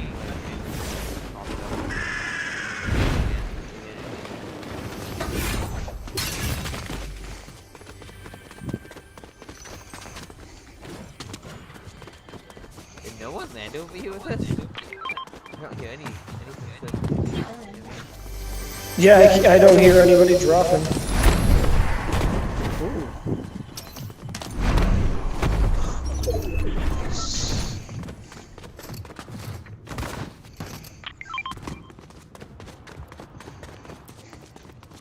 Ooh.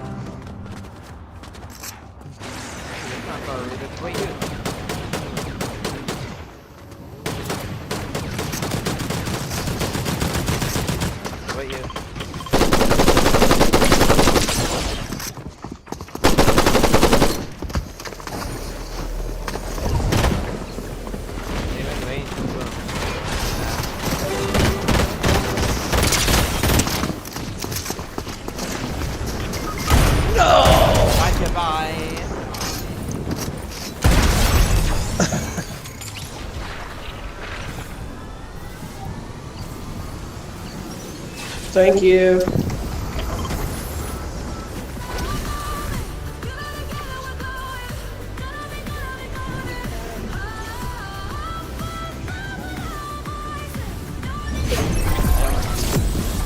Oh shit.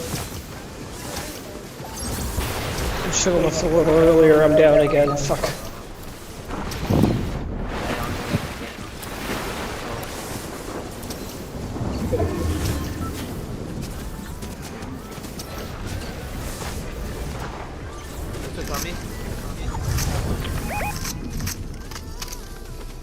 The river's taking me.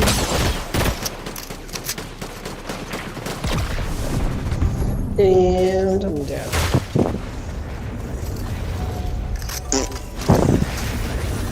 Somebody calling me? Or was that your phone? My phone. Oh. I got him. Oh, thanks.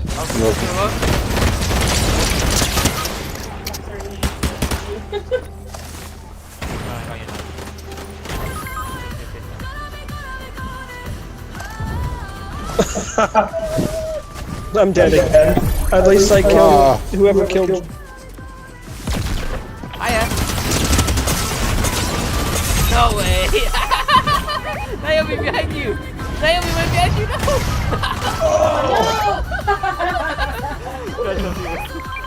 What's going on over here? What's up, though? Yeah. Watch out.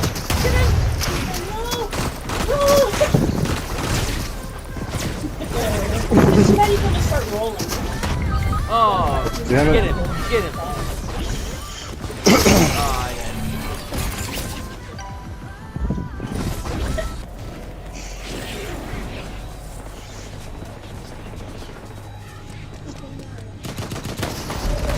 Go redo half the team.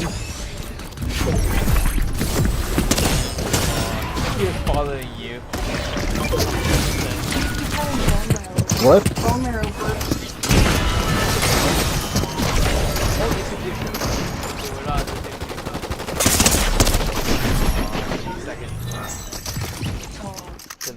Those two men. I think those last two people were the last two. I'm getting no kills. Yeah. You only got. Going to lobby, or are we ready up? Lobby, because I want to change my skin. Okay. Lobby. Oh, I need to go to the washroom. I'll be right back. No.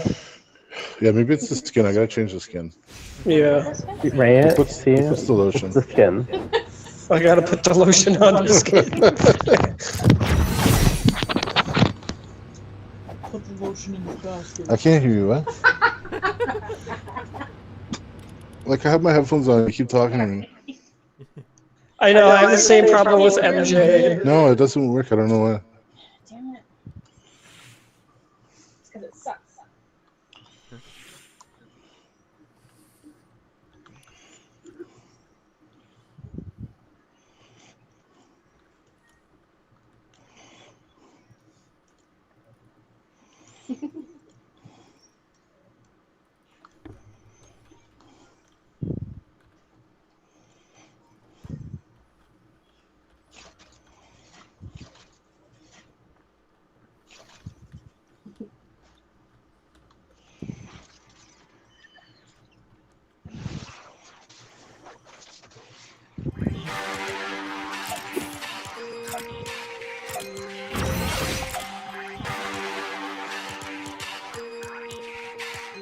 What's the problem you have with me?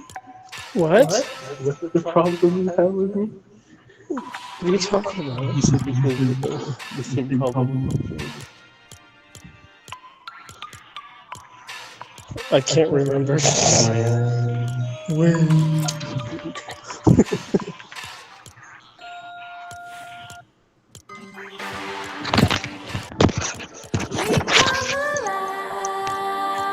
The shoes look so funny on the robot.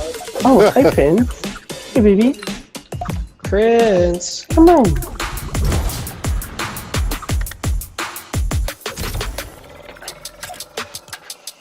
Come on.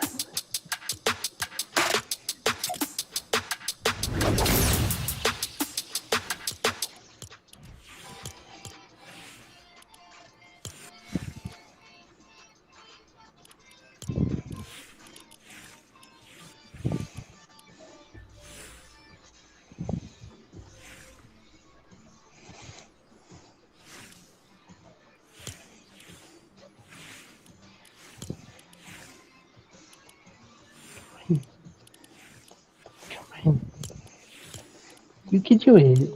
Come on. Come on.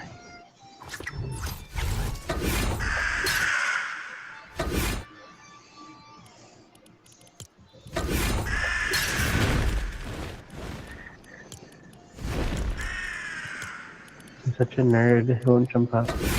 Hey, Bubba's. Come here. Oh, Batman. Yeah. Come here, lie down. Prince. Come on. Prince. Come on.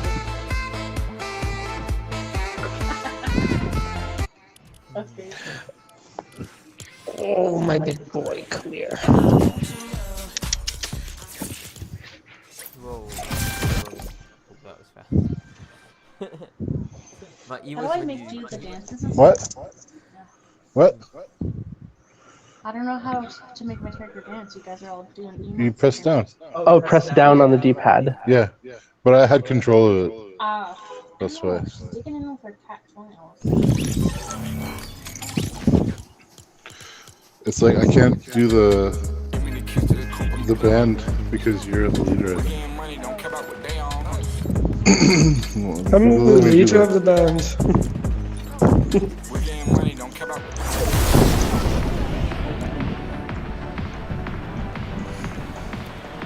What if we went to like here first? Bad idea or no? The factory first? Yeah. Yeah. Bad idea? I'm already going there. Shit, yeah, I Me went too. far. Oh well. Well, I'm gonna try to aim for the castle. Yeah, there's already like 5 teams over here. Oh, but yeah. Oh no, there's so many. I already got my gun. Star, get out of here.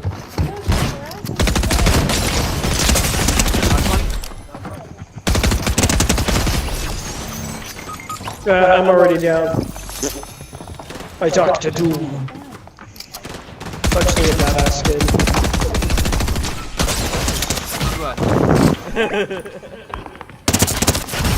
Oh, you too.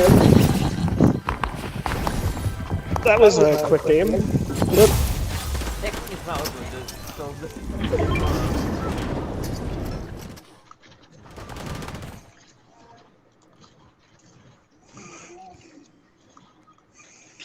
Aw.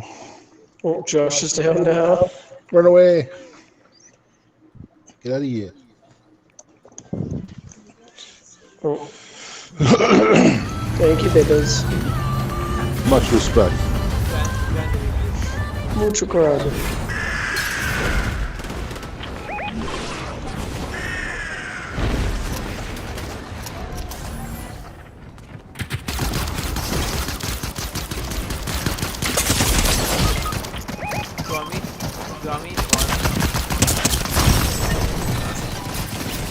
It's impossible to get away.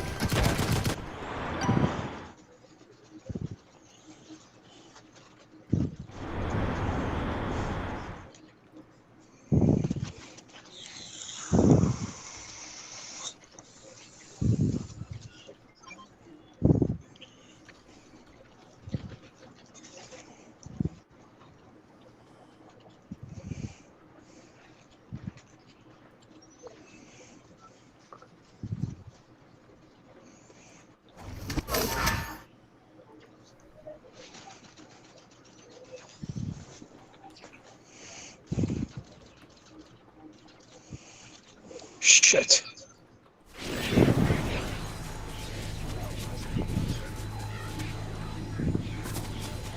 Leave me alone, leave me alone, leave me alone!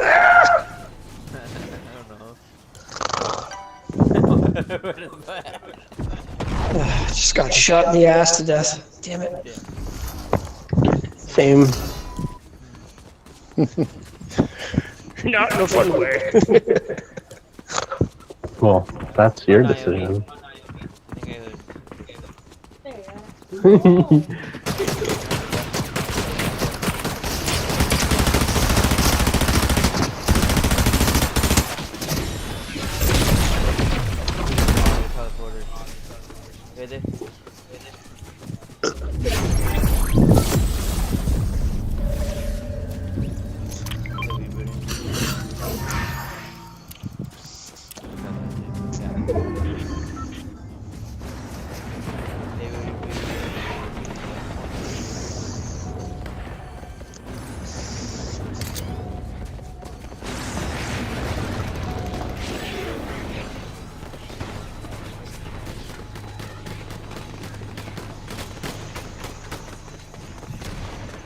Right there.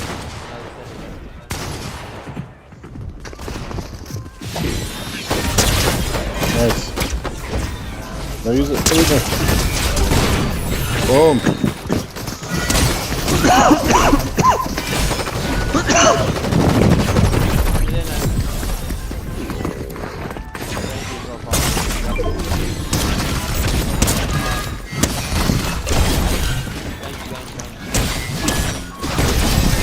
Taylor Swift. You killed Kenny.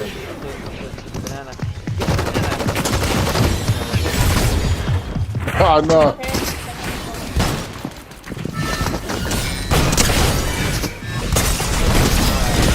Nice.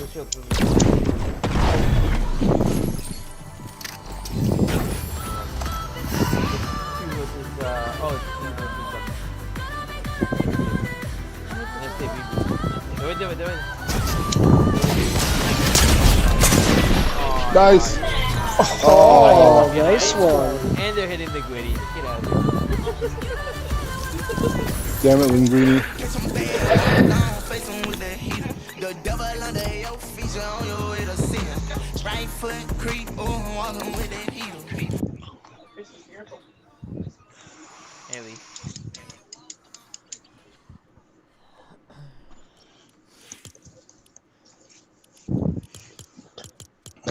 Excuse me. Why, thank you. I don't excuse you. Uh-oh. Inexcusable behavior. Unexcusable. Unacceptable. That would be awesome if they had, what's his name as a skin? Lemon grab. Lemon grab. Yeah. Just run around yelling that at people. That'd be great for the proximity chat. Right. Just scream the whole time. Just kill someone. Unacceptable.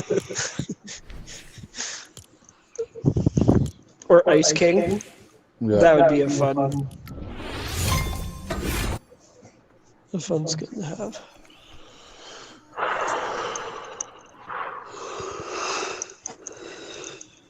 Ooh.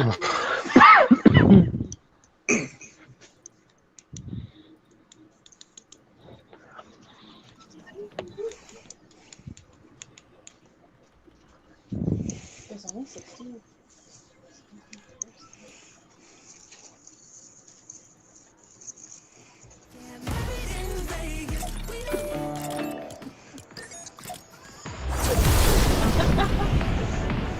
I know, it just so I can wait.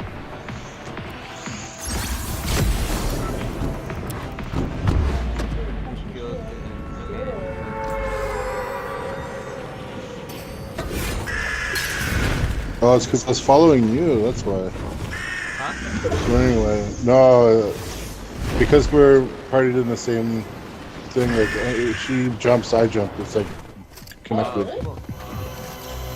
But it throws me off because I'm waiting.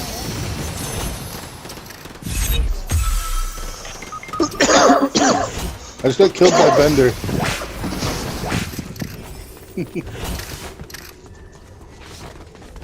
And there you go, you can exact your revenge on him. Thank you, if I can get to him. He's right here. Oh my god.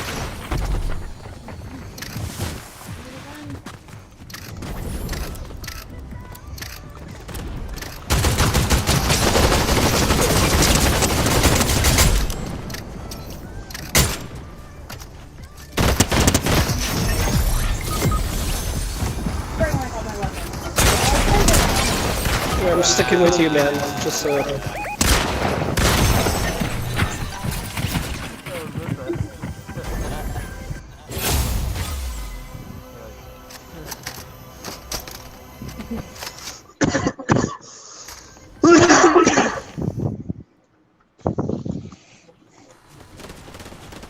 Damn it, another Bender. Oh no.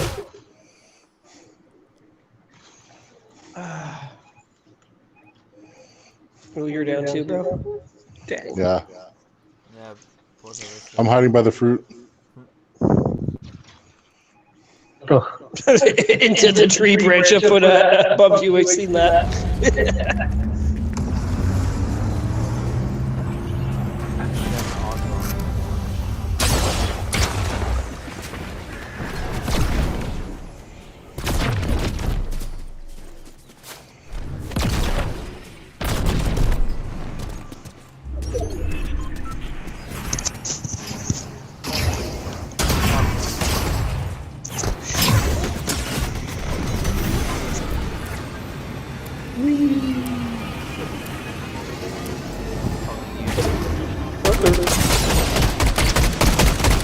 your shotgun, babes? Not for long.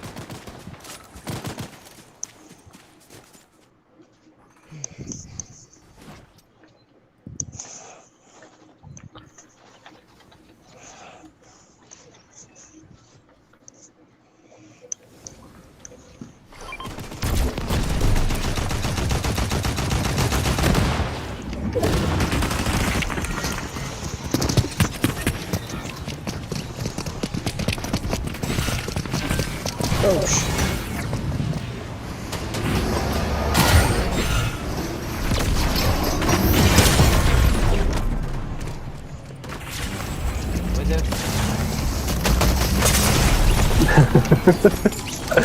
I was trying so hard.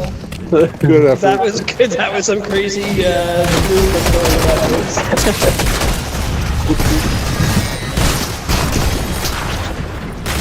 You done with the nurse movement?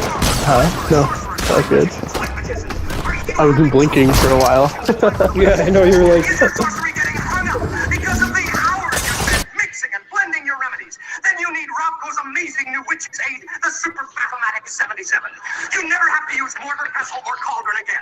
Super Battlematic cuts, chops, slices, dices, mixes, and blends herbs, plants, twigs, sprigs, leaves, branches, claws, teeth, eyes, ears, skin, hair, blood, flies, insects, limbs, and organs of all kinds. What are you listening to, Josh? Or was it? Is that you? No. Potion to win love and shrink hides. Feather of a young lark, belly of a fly, blood, bile of an ox, a lizard's lungs, say Sanax, and your will is done. 7 threads of a hangman's garment, baffle. The fuck? It's an infomercial for like a witch's cauldron. Yeah, I know. I was like trying to figure it out. Oh, did they freeze? Oh, they're healing. Huh?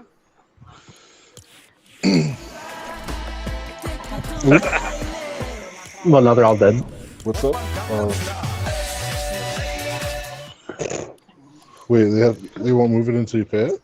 I guess because it was Ship Express. Lol. Derp.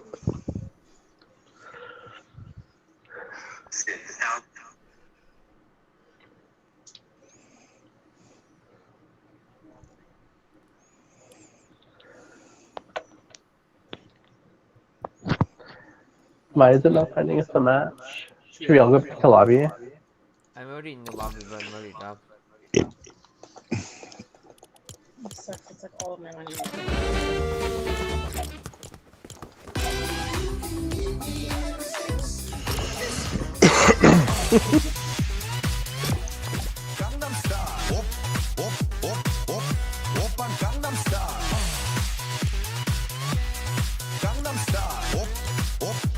This is my version of Gundam Style for people who can't dance.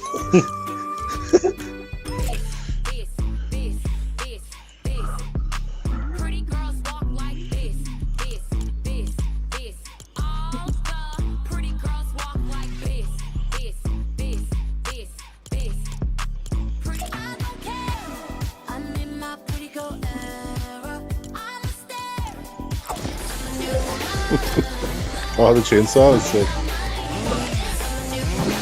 Oh, for Leatherface? Yeah.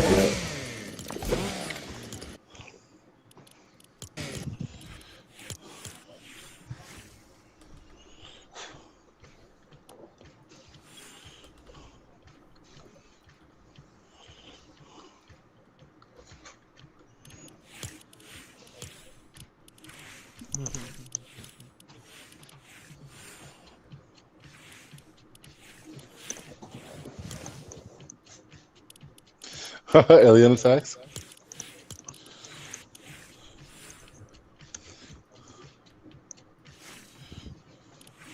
Your character, like, it's going with the music. It's funny, Vibs.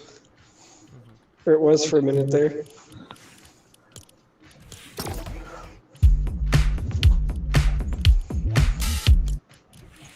Oh, that's it.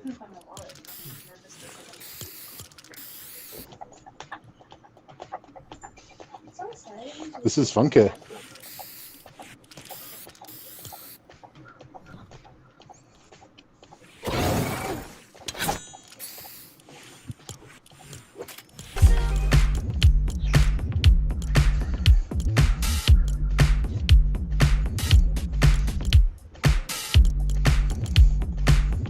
We need some guitar or something.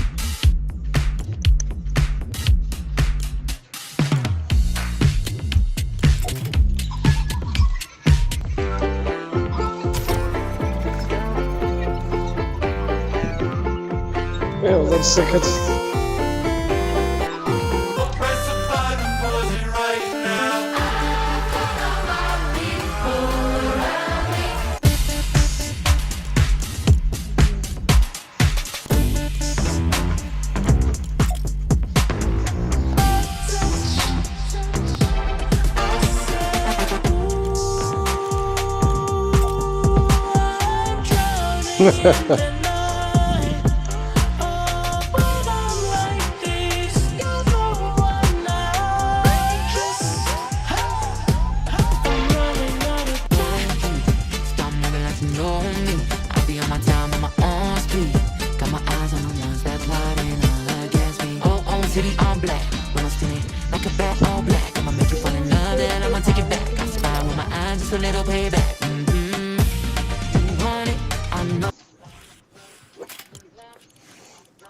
We're just waiting on Naomi here for a sec, sorry.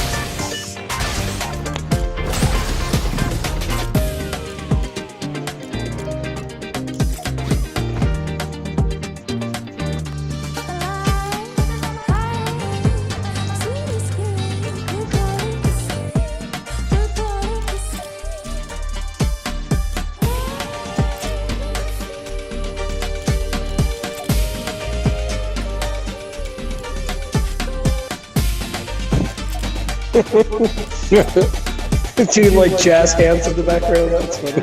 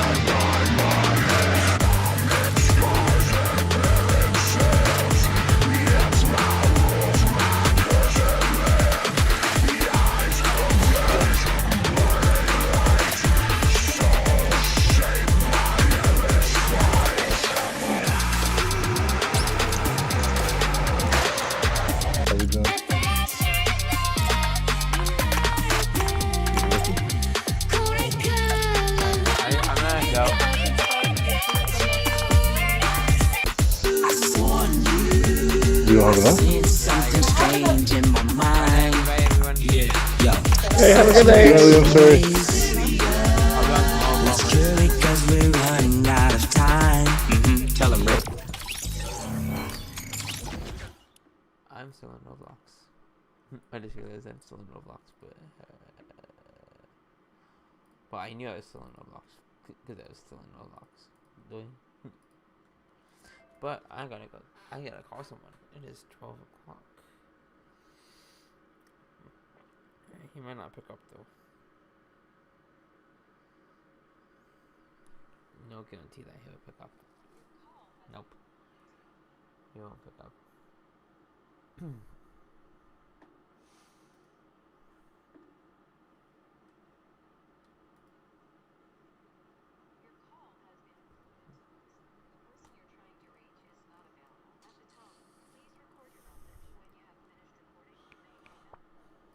Happy birthday to you, Morgan. I'll see you later today. Goodbye. Boop. But thanks for watching the stream, guys. I might just end it off here. It is midnight. And I'm tired. Yeah, that was fun on Fortnite with my friends from work. Well, one friend from work. The reason why I put them up here is so I could hide everything. Oops.